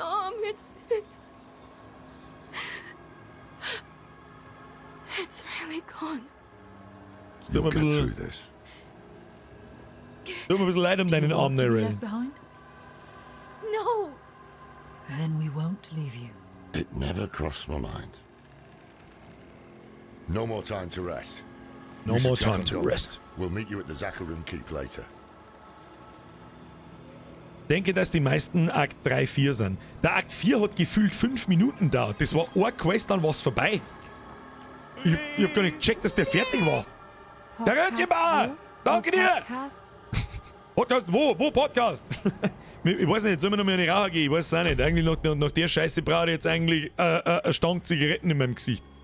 So, da ist die nächste, und weißt du was, das werden wir jetzt auch tun, weil sonst wie narrisch. Chill die Kniescheibe, dann haben wir noch eine halbe Stunde, hauen wir in die Quest rein und dann geht's um 8 Uhr geht's weiter in alter Frische. Das hat mir jetzt ein wenig, muss ich sagen, hat mir einfach jetzt ein wenig Nerven gekostet und hat mir gar nicht passt. Sag ich dir, wie es ist. So, ab zum Schmied, mit das mit den Scheiß und dann drehen wir uns eine und dann rauchen wir mal ins Viech rein, weil sonst wie narrisch. Auch wenn es jetzt eigentlich 5:30 ist, aber das ist mir jetzt wurscht. Okay, was haben wir da? Schadensreduktion, ah ja, das war die, wo wir gerollt haben, ist nichts. 70 Toren, Schadensreduktion, Geschicklichkeit, tu mir Vergleiche. Nein. Kopfrüstung, Kontrollverlust, Widerstand, Feuer, Blitz, nein. Blau sowieso dissen, Zweihandschwert, nein. Blauer Zauberstab, nein. Oh. 20% Damage gegen verlangsamte Gegner und 19% na, zwingt DPS. Plenty worth keeping. Willenskraft, Ausweichchance, nein. Teufelsfolie sowieso nicht. Auch nicht. Ja, schaut gut aus. Schaut gut aus und dann, wenn wir wieder da sind, dann... Ah, das ist auch wieder ein Dungeon-Gebiet. Was ist ein kürzer? Von da unten oder von da oben? Ja, wahrscheinlich von da oben. Kriegen wir schon hin. Kriegen wir schon hin. Chillt die Kniescheibe, nicht aus der Ruhe bringen lassen, das ist wichtig. Da mal durchklicken durch die 5 Gebiete. Nicht, dass wir schon was freigeschaltet haben und wir haben es nicht eingefordert. Aber gut, passt schon. Ja, das wird noch ein harter Grind. Also die Gebiete sind wirklich fucking riesig, gell? aber aus sicherer Quelle weiß ich, dass eine Endgame-Mechanik, der flüsternde Baum, glaube ich, ist das im Übrigen auch, wo wir gerade waren, ist sowas wie die Kopfgelder in Diablo 3. Da kriegst du ständig Missionen irgendwo in Gebiete, mehrere Sachen und das schickt die über die ganze Welt. Und im gleichen Zug werden wir da dann vieles machen. Das heißt, Nebenquests mitnehmen, die da sind, die Stützpunkte freischalten, die wir finden, der ganze Mist. Ja, dass sich das langsam einfach von selber komplettiert. So ein bisschen. Das ist so ein bisschen der Plan. Ich bin schon die 3. Stunde in Akt 4, Level 37, World Tier 2. Es ist übrigens auch gut, es muss ja jeder für sich selber entscheiden, wer die unnötige, etwas schwierigere Variante spielen will auf Tier 2, der kann das tun. Ansonsten bringt Tier 2 leider gar nichts, außer dass es länger dauert. Alles. Deswegen spiele ich übrigens auch auf World Tier 1. Ich schaue gerne nochmal, ob ich irgendwo was bezüglich World Bosse finde. Loot wo? Ja, Benzi, das finden wir schon raus miteinander. Das finden wir schon raus. Schwer, 15% mehr HP, 20% mehr EP.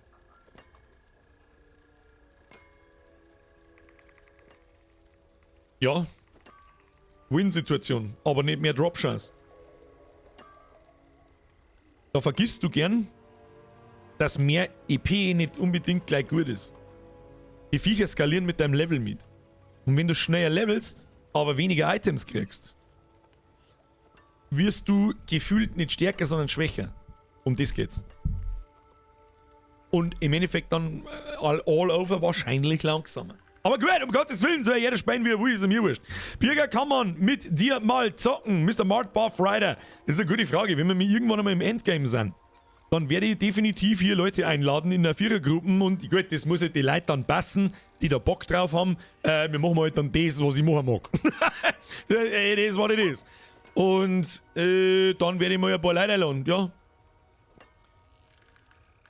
Es ist nur Monster-Kill XP, nicht Quests oder sowas. 50% schwerer für 20% mehr Monster-XP. Was jetzt? 15% mehr HP oder 50% mehr HP? Ich halte nämlich auf World Tier 2 15% mehr HP auch für zu wenig. Das glaube ich nicht. So, manchmal sind fertig. Jetzt ein Bier und hier Diablo 4 eine lecker Kugeln naschen. Herr Gollum, jetzt geh aber hier erst einmal eine raus. Ob es da passt oder nicht. Wir haben gerade eine ultra schwere Geburt hinter uns gehabt. So. Freunde der Sonne, ihr kennt das Spiel, diesmal drücken wir aber auf Play. Das ist auch schon wieder so ein Moment, wo ich mir denke, ich stehe auf und drücke nicht auf Play, ich Vollidiot. Da, Sie kennen das Spielchen, bitte mal 2 Minuten eine rauchen, währenddessen hört ihr hier den neuen Podcast an, der erscheint übrigens morgen um 1, weil da noch kein Abo nicht reingeschissen hat. Spezi-Wirtschaft bzw. Ausrufezeichen Podcast in den Chat hinein, ich drück Play. Genauso wie mir am Montag. Bis gleich. Brauchst du was sagen? Kurz Anmeldung. Was schreibe ich rein? Behindert. 99% behindert. Ja. Ich darf hier parken. Oh, leck. Ich hätte noch halbwegs. Ja, das ist wieder so fast schon ein seriöses Thema, aber es war im Twitter drin. Und ich mir denke, das ist vielleicht gut für dich, weil du magst, du bist da über. Halt doch dein Maul. Und zwar, Achtung, Format! Der Twitter-Trend in den letzten. Ja, 10 Tage, ist mir wurscht. Scheiße. Und zwar Hashtag Bargeld auf Twitter ist getrendet. In den letzten 2 Wochen irgendwann habe ich es rausgekriegt und dann gibt es also ein bisschen die Panik und die Leute, die unbedingt verhindern wollen, dass man das Bargeld abschafft. Also, ist das gut oder schlecht?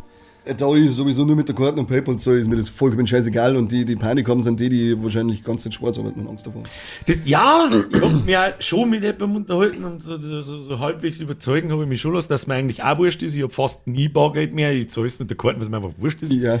Und dann kommt natürlich der Büffi-Schmerzer, bis du ja, wenn du nichts zum Verstecken hast, dann brauchst du ja nicht, oder? Aber da geht es, kommen mit dem Argument so, du wirst ja dann in allem kontrolliert. Und ich unterstehe einer jetzt da nicht, das führen sie bloß einer mit uns noch krasser kontrollieren können und irgendein nächster Step ist dann, wie es bei den Chinesen läuft mit dem Social Credit System und so. Aber es ist ein Baustein in diese Richtung. Und wenn die Bausteine und die Werkzeuge alle mal da sind, dann rutscht man halt vielleicht irgendwann mal in diese Richtung und das will ich nicht. Nein, das möchte ich auch nicht. Und wenn dann müsste halt auch erst einmal alles bei uns so hergerichtet werden, dass man wirklich überall kontaktgeldlos zahlen kann. Weil ich denke mir jetzt allein, wo war ich? Zweidorf, glaube ich. Ja genau, Stopplotz. Dann habe ich nur noch 90 Cent gehabt, damit ich da was in die scheiß Automaten einschmeiß. Hätte man damit ich das, man kann zwar schon kontaktlos zahlen, indem man sich eine App runterlädt, aber soll jetzt mir jede verhulte Drecksstadt eine App runterladen, bin ich behindert, weil kann man keine bundesübergreifende App machen für die ganzen scheiß Automaten? Nein, geht nicht. Da habe ich gedacht, ach, ja, knappe Stunde aufs da bleiben, halbe die Stunde überzogen, 20 Euro Strafzettel gekriegt für die Kackpratzen. Und da denke ich mir dann, da war ich eigentlich ganz froh drum, wenn ich das halt, wenn es halt einfach eine App geben darf, wo ich da sage, das kannst du immer per PayPal machen oder sonst irgendwas. War mir schon wieder geholfen. Wenn es halt mit der Girokarten geht. Jeder hat eine Girokarte. Ja. Jeder. Normal schon. Und wenn man das halt irgendwie so zentralisiert, dass man nicht, ja, kann ich jetzt bei der Bank was abheben oder kann ich da zahlen ohne Gebühr, bla, den ganzen Scheißdreck. Also das war schon ziemlich einfach machbar, glaube ich. Das Bargeld auszugeben. Es war jetzt nicht mehr. Definitiv machbar, ja. Aber du weißt wie zügig die Mühlen bei uns malen. Das ist ja gut bei den Chinesen, ich weiß nicht, wie das bei den Chinesen gelaufen ist. Bei denen gibt's bei denen noch Bargeld? Ja, glaub schon. Weiß ich nicht. Also, aber bei denen gibt es ja zum Beispiel dieses Social Credit System. Jetzt, wenn du dir vorstellst, das ist so ein ziemlich rabiates System. Ich war noch nicht hinten, aber was man halt liest und was man nicht so alles liest von den verdammten Chinesen. Kriminalfeier. Hoppala, haben wir aus Versehen zugemacht. Machen wir da wieder auf. So! Mund abputzen. Weiter geht's. Was wollten wir tun? Wir reiten zu der nächsten Bude. So schaut's aus. Scheiße, jetzt haben wir das Ding verkackt. Jetzt haben wir unseren Trank verschissen. Scheiße, Birger, Memo an mich. Ist überhaupt noch irgendjemand da? Weiß ich nicht. Not while I'm in town. Not while I'm in town. Was ist los? Fick dich mit deiner Town. Kampagne fertig machen. Der Käfig der Trauer. Begleitet eure Verbündeten zum hungernden Sumpf. Ich hoffe, dass die zuhören. Oh, der Luki schreibt Gott sei Dank Podcast. Muss ich die leider enttäuschen. War schon wieder mit dem Podcast. So, absteigen, oben mit dem Schund. Meter machen. Halbe der Stunde möchte ich jetzt nur Meter machen singen. So, weiter geht's. Oh, die muss. Oh, wieder. Bitte. Tu mir da. Was ist da? Tu mir da. Mach dich kaputt. So. Ich habe jetzt kaputt machen müssen. Ich wollte einfach etwas Schönes zerstören. So, Gas. Diese geilen Sumpfpimmel. Na, super. Oh, sind wir schon da. Eine in den hungernden Sumpf. Wie weit schätzen im Prozent hast du schon in der Kampagne? 80. 85. Ich glaube, dass das jetzt das langsam, aber sicher das Ende von Akt 5 ist und dann kommt Akt 6. Ich weiß nicht, wie lange sie der zirkt. Sagen wir 80. Dann darf sich die Kampagne langsam... Da waren wir doch schon. Do you feel that? The swamp's magic is more potent here. Müssen wir das jetzt wieder nochmal machen? Dann flipp ich aus. Hey. Valtha brought me to this place when I was younger. Here, you can face your demons, whether they be This is foolish. Sammelt Sekret der Mordenkönigin, sammelt gelben Lotus. Okay, das ist nicht...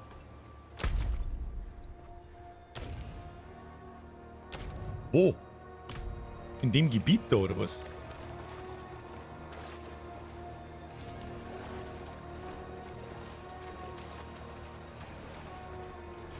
Wie viele Akte gibt's? Ich glaube 6.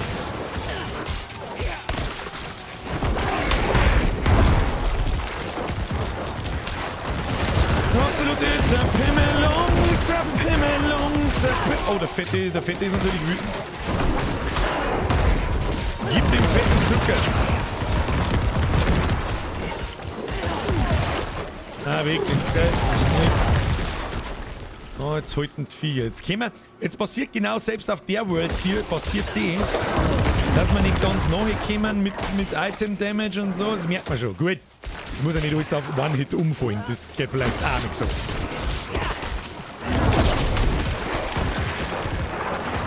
Weiter geht's.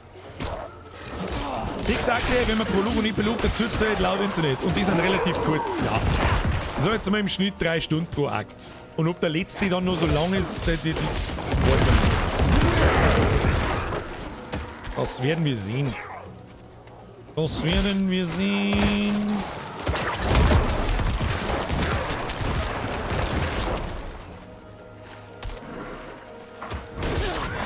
Ja. Schaut schon sehr nach Mordenkönigin aus, das ist nicht.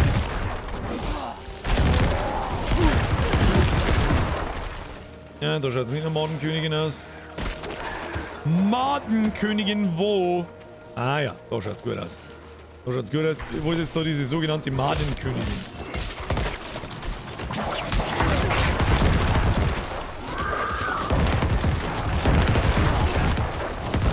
Da ist Madenkönigin. I'm not ready yet.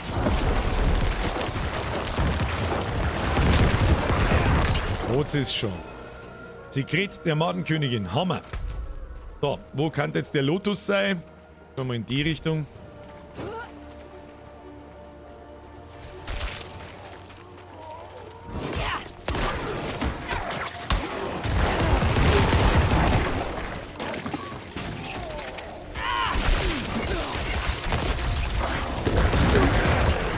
Na, das sind sie auf alle Fälle nicht.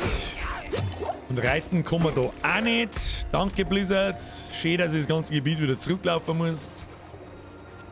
Darf dank der Unfreundlichkeit der Bahn jetzt 87 € zahlen. Ja, super. Spitzenklasse. Hättest du mal wie heißt's denn? Gibt's nicht das 49-Euro-Ticket? Eigentlich so? Da ist irgendwo Elite. Wo ist der Elite-Mann? Elite-Mann, kommst du mal?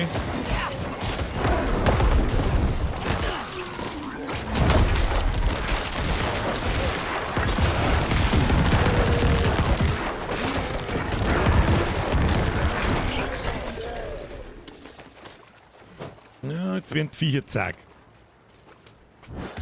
Kann's nicht oft nur sagen.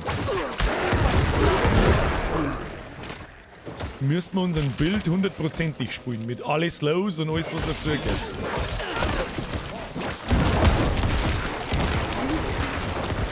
Zusammenziehen. Was ist jetzt da? Ah, da ist der Lotus. Ja. Und das finde ich teilweise einfach ein bisschen schlecht gemacht, dass man da die Gebiete einfach dann wieder blind und knockert zurücklaufen muss. I need more time.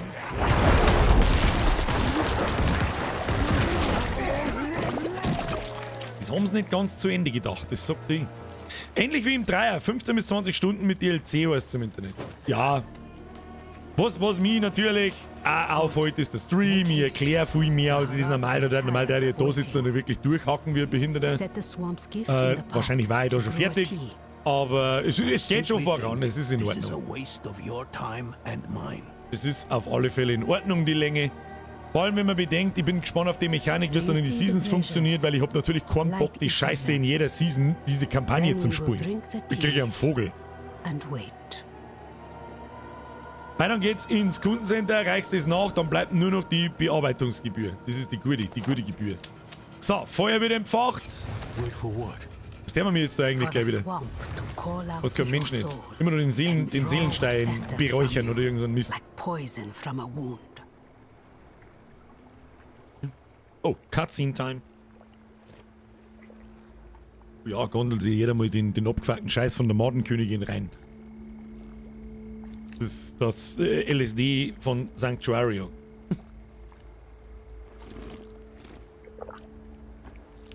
Oh. Oh. Ich hab ganz voll Bauchweh.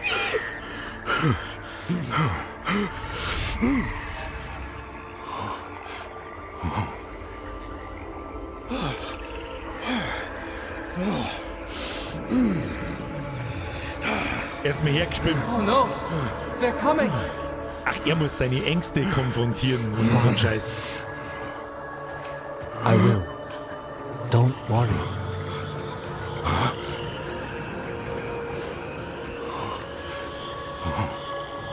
Father. Yorin. My son. Du kannst die Dialoge skippen. Mit der linken Maustasten. Einmal klicken, dann geht unter die Dialoge, pass auf. Ja gut, da geht jetzt das Zwischensequenzding auf, da geht's nicht, aber in die ganzen anderen Dialoge geht's. Linke Maustasten und dann nochmal linke Maustasten, dann wird Zeile für Zeile übersprungen. Oder Escape, dann wird ganz übersprungen. Why did you let me go? I don't know. The look on your face. You were ready.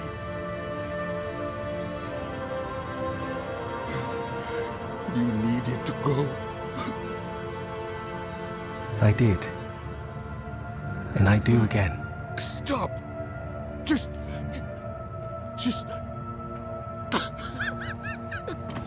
Father,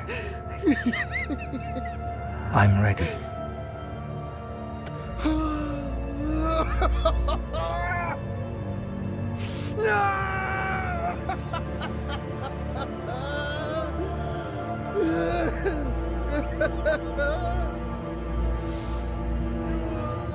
Kontext, der hat seinen Sohn beim Boss im 3. Akt verloren. Beziehungsweise den haben wir mir umgebracht. Wenn man es genau nimmt. Oh, feuriges Portal! A portal. Mephisto! Mephisto. Gehen wir gleich rein! Hau ja, man knockert den Arsch, dem Grip in den Futzengruben! Da haben wir jetzt mal wieder einen anständigen Dungeon. Her mit die Viecher! Der Wolfsepp ist da wieder. Das ist jetzt, folgt dem Herold des Hasses. Ja, das ist er da. Los, geht's hin. So consumed by their emotions that they forget what really matters. Lilith is the true threat, not Elias. I know why you're so afraid of her.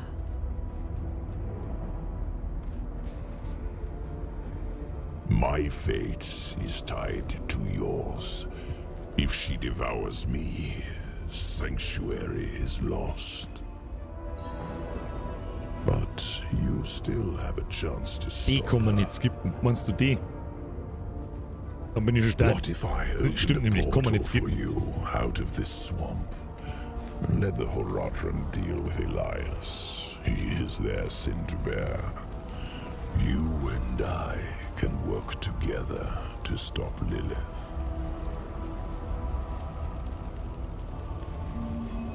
I know who my real allies are. My friends. Take me back to them.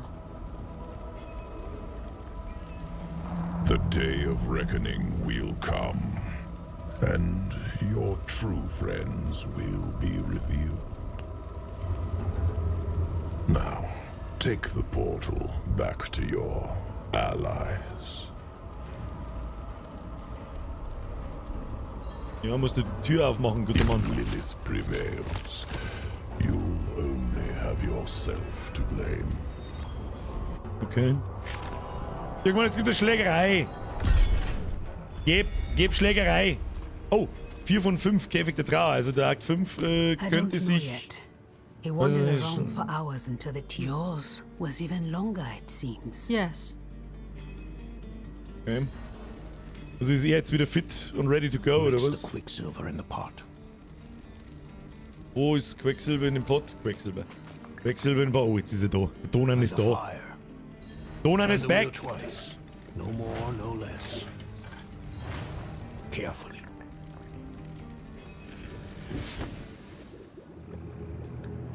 Cutscenes schauen wir uns schon in Ruhe auf. Ich hab diese Spende 90 € gezahlt, die will ich sehen. Ein guter Punkt. Rudi sehen! Hab ich dir.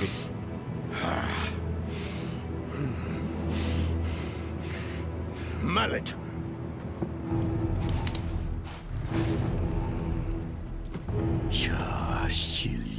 Chilnim.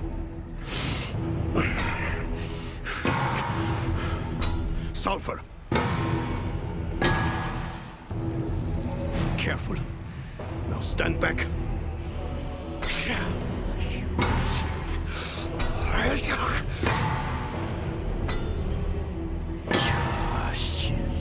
Chilnim. Pantes. Ahihli.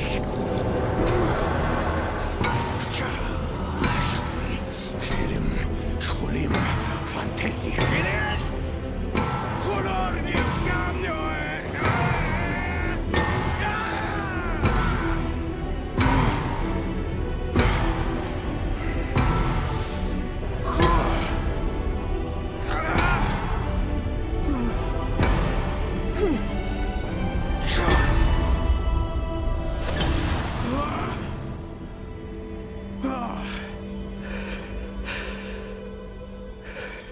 Is it done? Was it so easy then? You have no idea. The toll of such a thing. No idea what one must face. Overcome to perform this act of magic. Perhaps not. But still. Enough. It is done. Let us not tarry. Yes. We have our task at Zakarum Keep. Let's finish this.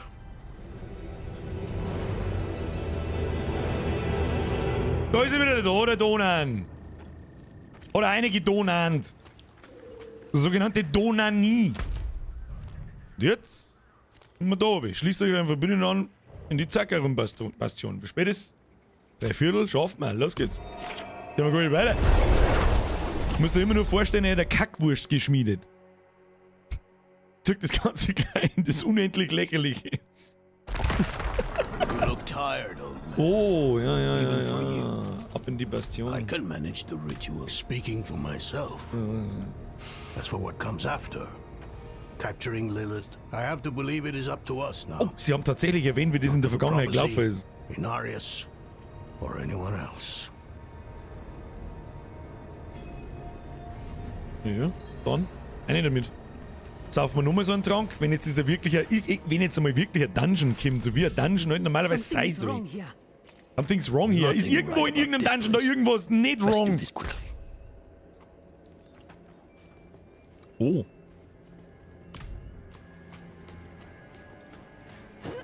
Ab in die schwarze Gruft. Es gibt da aber Geister hier, Donan.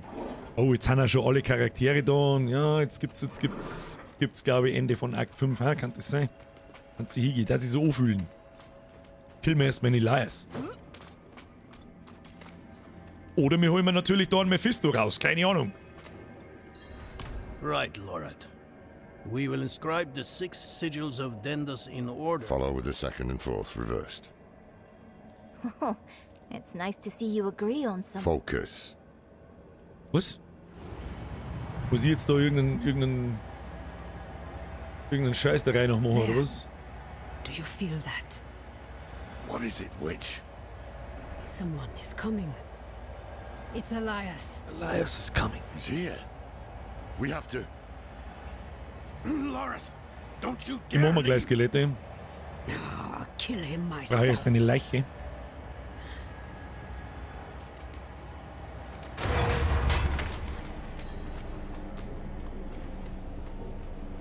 Müssen wir hinten aussehen. Warten jetzt Viecher nicht schlecht.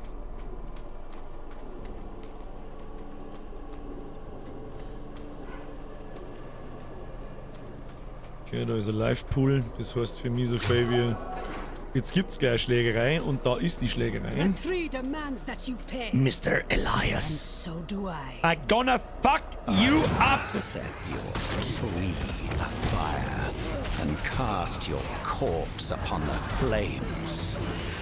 I owe no one but the mother. Ja, Elias, ist schon weg. Ist schon weg.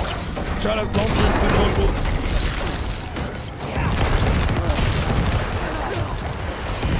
Warum ich jetzt den Halbhand nochmal auf, das weiß mir der liebe Gott, ich weiß es nicht. Wunderbar. Deine komischen Diener da, die sterben doch sowieso alle sofort. Was machst denn du? Ja, Wahnsinn. So, Crit aktivieren. Und rein ins Kehrblech.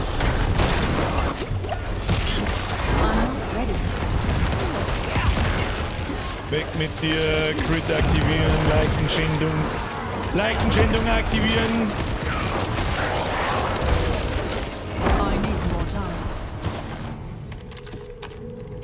Hat's dich schon. 1000 Lehe im Gesicht, du Mongo. How many times must we do this before you learn? My life is not yours to claim. I have been to the deepest chambers of the sunken temple, Elias.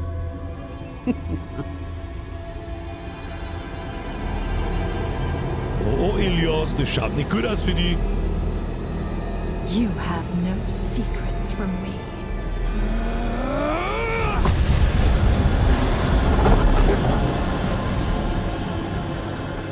Nettes Detail. Er hat wirklich zwei weniger Finger. Oder mindestens einen. Oh! Hello! What is this? Oh, Stormshield. Glückstreffer, Lebensregeneration für Arsch, 16 Leben beim Töten von Gegnern für den Arsch. Das ist ja voll für den Arsch. Beim Verbrauchen einer Leiche besteht eine Chance von 20%, dass eine Blutkugel erscheint. Das kann ein ziemlich heftiger Trait sein. Es gibt ein paar so Blutfähigkeiten, die auf Blutkugeln basieren und kann ein wichtiger Trait sein.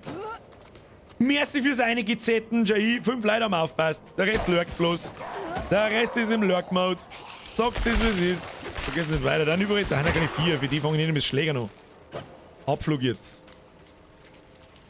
Aufgekraxeln. Und ja, da hat vorher mal jemand gefragt, diese Mechanik da mit dem Aufgekraxeln, umspringen, umhangeln und so. Nein, es ist jetzt nicht so, dass das spät zum besten Spiel der Dekade macht, aber es ist eine nette Hinzugabe für die Vertikalität der Maps und alles, was so dazugehört. I lost him in the tunnels, but the swamp has him now. Horadrim, we were about to finish. He's still alive? At the end of his bloody trail. Wenn wir jetzt dem Typen da in den Schlangensumpf folgen, da mag ich nicht mehr hin. Nein? Da haben wir was. Sandalen des Zirkels. Saubere Zirkelsandalen. Da ist er. Ja, jetzt stecht's nicht endlich ab. Schneidet mir mal den Kopf ab oder was weiß ich, was der jetzt. Weg geht's mit dem. Taser. I need to speak with him. Then do so, Horadrim. Vogel. Oh, Elias. Die letzte ist nicht komplett aufpasst. Ich glaube, der Bossfight ist schon vorbei. Truly.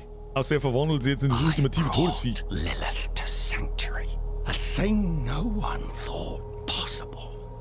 And when da war ein Vertonungsfehler drin, hat das gehört, er hat Sanctuary gesagt und nicht Sanctuary. I should be there beside her, ready to push it back. Also man spricht so aus und ich bin ein Vollidiot, das kann natürlich auch sein, Entschuldigung. To cross the lines you would dare not attempt, and you have nothing to show for it. You are nothing but a wasted life. Do not look to forgive me, old man, because it is you who brought us here. Was it worth it? That is a coward's question, Lorath. It suits you.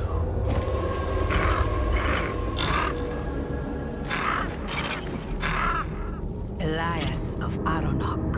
Oh, spare me. Of your old Schneid ihr meinen Schädel you ab. swore an oath to the Tree of Whispers. This is not the life I deserve.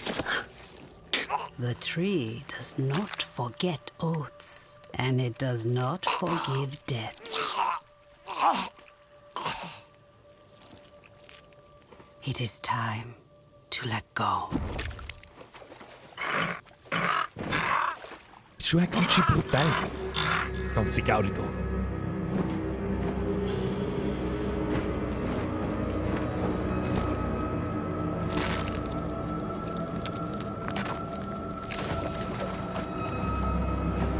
Okay.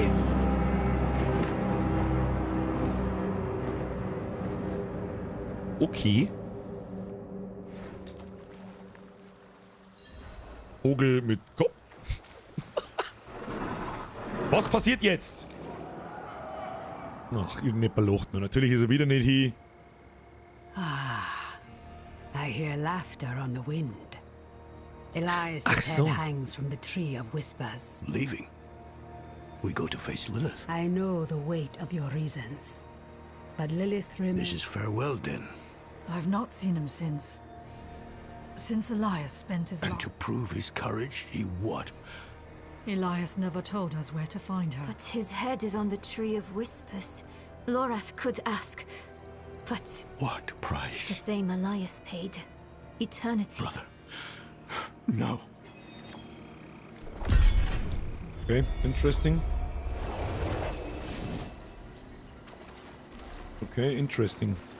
War das jetzt das Ende von Akt 5 oder ist es immer nur Akt 5? Es ist immer nur Akt 5. Dann werden wir uns jetzt dahin begeben müssen, nehme ich an. Jetzt hängt sein Schädel quasi an dem Baum. Die Krähe kommt von dem flüsternden Baum und er hat Schulden gehabt beim Baum, die er nicht eingelöst hat oder nicht abgezahlt hat. Dafür gibt es jetzt sein Leben und jetzt hängt sein Schädel an dem Baum dort. Nett. So, wo müssen wir hin? Ein Chor von Stimmen. Sprecht mit Lorath. Wo ist der jetzt? Wo war denn der scheiß Baum? Oh, ach, da hinten. Oh, ist er. Lilith has been 2 steps ahead of us for far too long. The tree knew where to find her. I asked. Worth the price. You owe the tree your head. The day you... And what? Did I need your permission? While we stand here in the mud, Lilith is on her way to absorb Mephisto's power. She has found a gateway to hell, and she... Where is the gate, brother? Under... Surely there will be some resistance. Was scheiße, so ist Victor, dich voll Idiot. The fools welcomed her in. It is up to us to stop her and imprison her in the Soulstone. This is all that matters. And if Lilith has already passed through... We follow her into hell. I will do everything in my power to get us there. The 4 of us alone? This is lunacy. Not lunacy, child. Duty. We will meet in Tesseract to prepare. Pray we are not too late.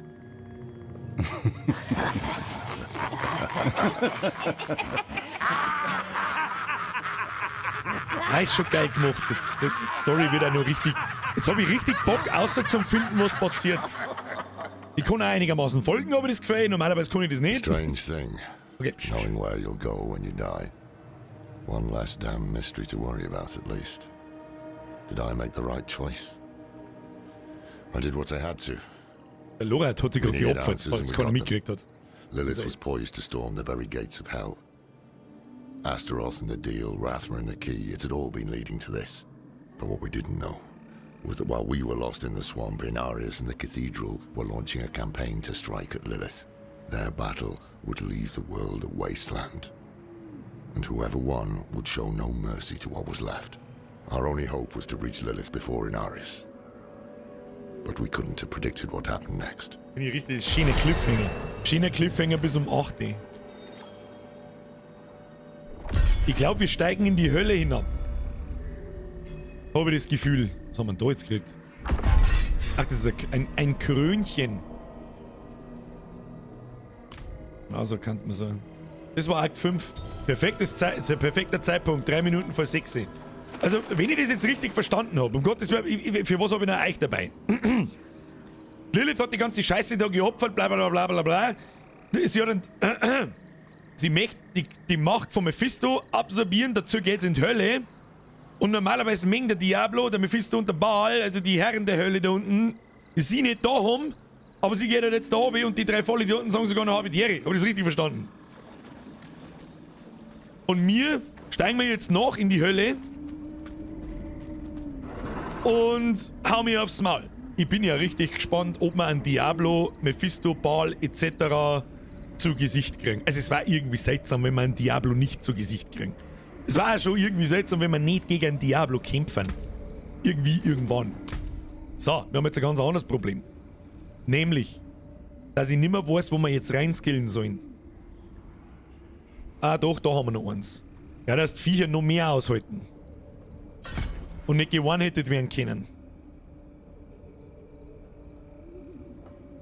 Eure Diener können durch eine einzige Schadensinstanz, also irgendeinen fetten Schlag, nicht mehr als 45% ihres maximalen Lebens verlieren. Heißt, wenn die 1,5 Millionen Schaden jetzt kriegen, dann verlieren sie halt 45% maximal, passt. Wahnsinn, warum schickt Birger uns in die Hölle? Nein, wir müssen hier neu. Und ihr Plan ist halt, sie hat ja schon immer eine Fehde mit dem Inarius.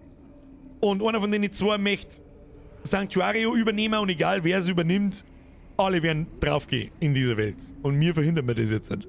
Und sperren wir es in den Seelenstein. Das haut zwar wieder nicht hier, aber das ist, weiß es was ist. So. Uns gehen halt noch. Jetzt haben wir noch Sim-Fertigkeitspunkte ab. Plus die aus den Map-Dinger da. Da haben wir da eigentlich alle ersten. Den haben wir noch nicht. Da fehlt uns nur ein Skillpunkt. Und dann fehlt uns bei jedem noch der fast noch, dann fehlt uns ein zweiter, ein dritter, ein vierter und ein fünfter. Wir kriegen noch über 12 Skillpunkte. Wo sollen denn die hin? Müssen wir uns was ausdenken. Da müssen wir uns etwas ausdenken, diese Skillpunkte vernünftig zu benutzen. Was ist jetzt? Was? Stufe 3 Welt? Was war das jetzt? Weltstufe 3 Albtraum. Veteran schließt den Final-Dungeon Kathedrale des Lichts ab. Here we go, Endgame. Haben wir nicht mehr. Kann mir jemand sagen, wie lange der 6. Akt dauert? Dauert der nur mit 3 Stunden? Ist der nur so lang wie die anderen oder ist er potenziell kürzer, wie zum Beispiel auch der Himmel in Diablo 3? Weiß das jemand ohne Ding? Kann mir das etwa jemand sagen, der schon fertig ist? Ist schon jemand fertig? Weil es ist doch schon Fake nur Zeit. Ist er runtergelaufen. Seit du im Sumpf bist, mache ich Akt 6. Okay. Also über 2 Stunden. Ja, ist okay. Das heißt, es ist die Frage, ob wir dann noch weiter leveln, damit wir das Unique, das der Endboss droppt, so hoch kriegen, wie es geht, oder ob wir einfach weitermachen. How can I help? Kann ich da nicht sagen. Sag ich dir, was ist. Wo müssen wir überhaupt hin? Da oben. Packen wir uns gleich mal da oben. Dauert schon ein kleines bisschen. Ja, Spezi von mir, der schon durch ist, der hat auch gesagt, du meinst, du bist gleich durch, aber das zickt sich dann doch noch mal ein bisschen. Ja, sag das, was ist darauf geschissen, ich möchte wissen, jetzt hat mich die Story hooked. Jetzt. Ich finde die 3 Startgebiete, da fangen sie noch nicht so an. Das ist jetzt so eine Einführungsgeschichte. Aber dann fangen sie an. Dann geht's los. Ist auch wieder einiges an Story drin und einige Bosse. Ja, ist okay. Ist okay. Kriegen wir hin. Ja, dann ist es, was es ist. Vielleicht machen wir bis dahin auch noch 2 Level. Ab 45, sage ich mal, bin ich zufrieden mit dem Unique. Ich würde leveln auf 50 gehen. Leute, was ist? Dauert mir zu lang. Da brauchen wir wahrscheinlich den ganzen Abend, dann werden wir mit der Story nicht fertig. Garantiere ich dir.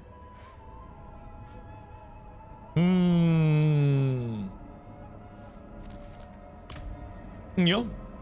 It is what it is. Friends of the Sun. Jetzt ist 6.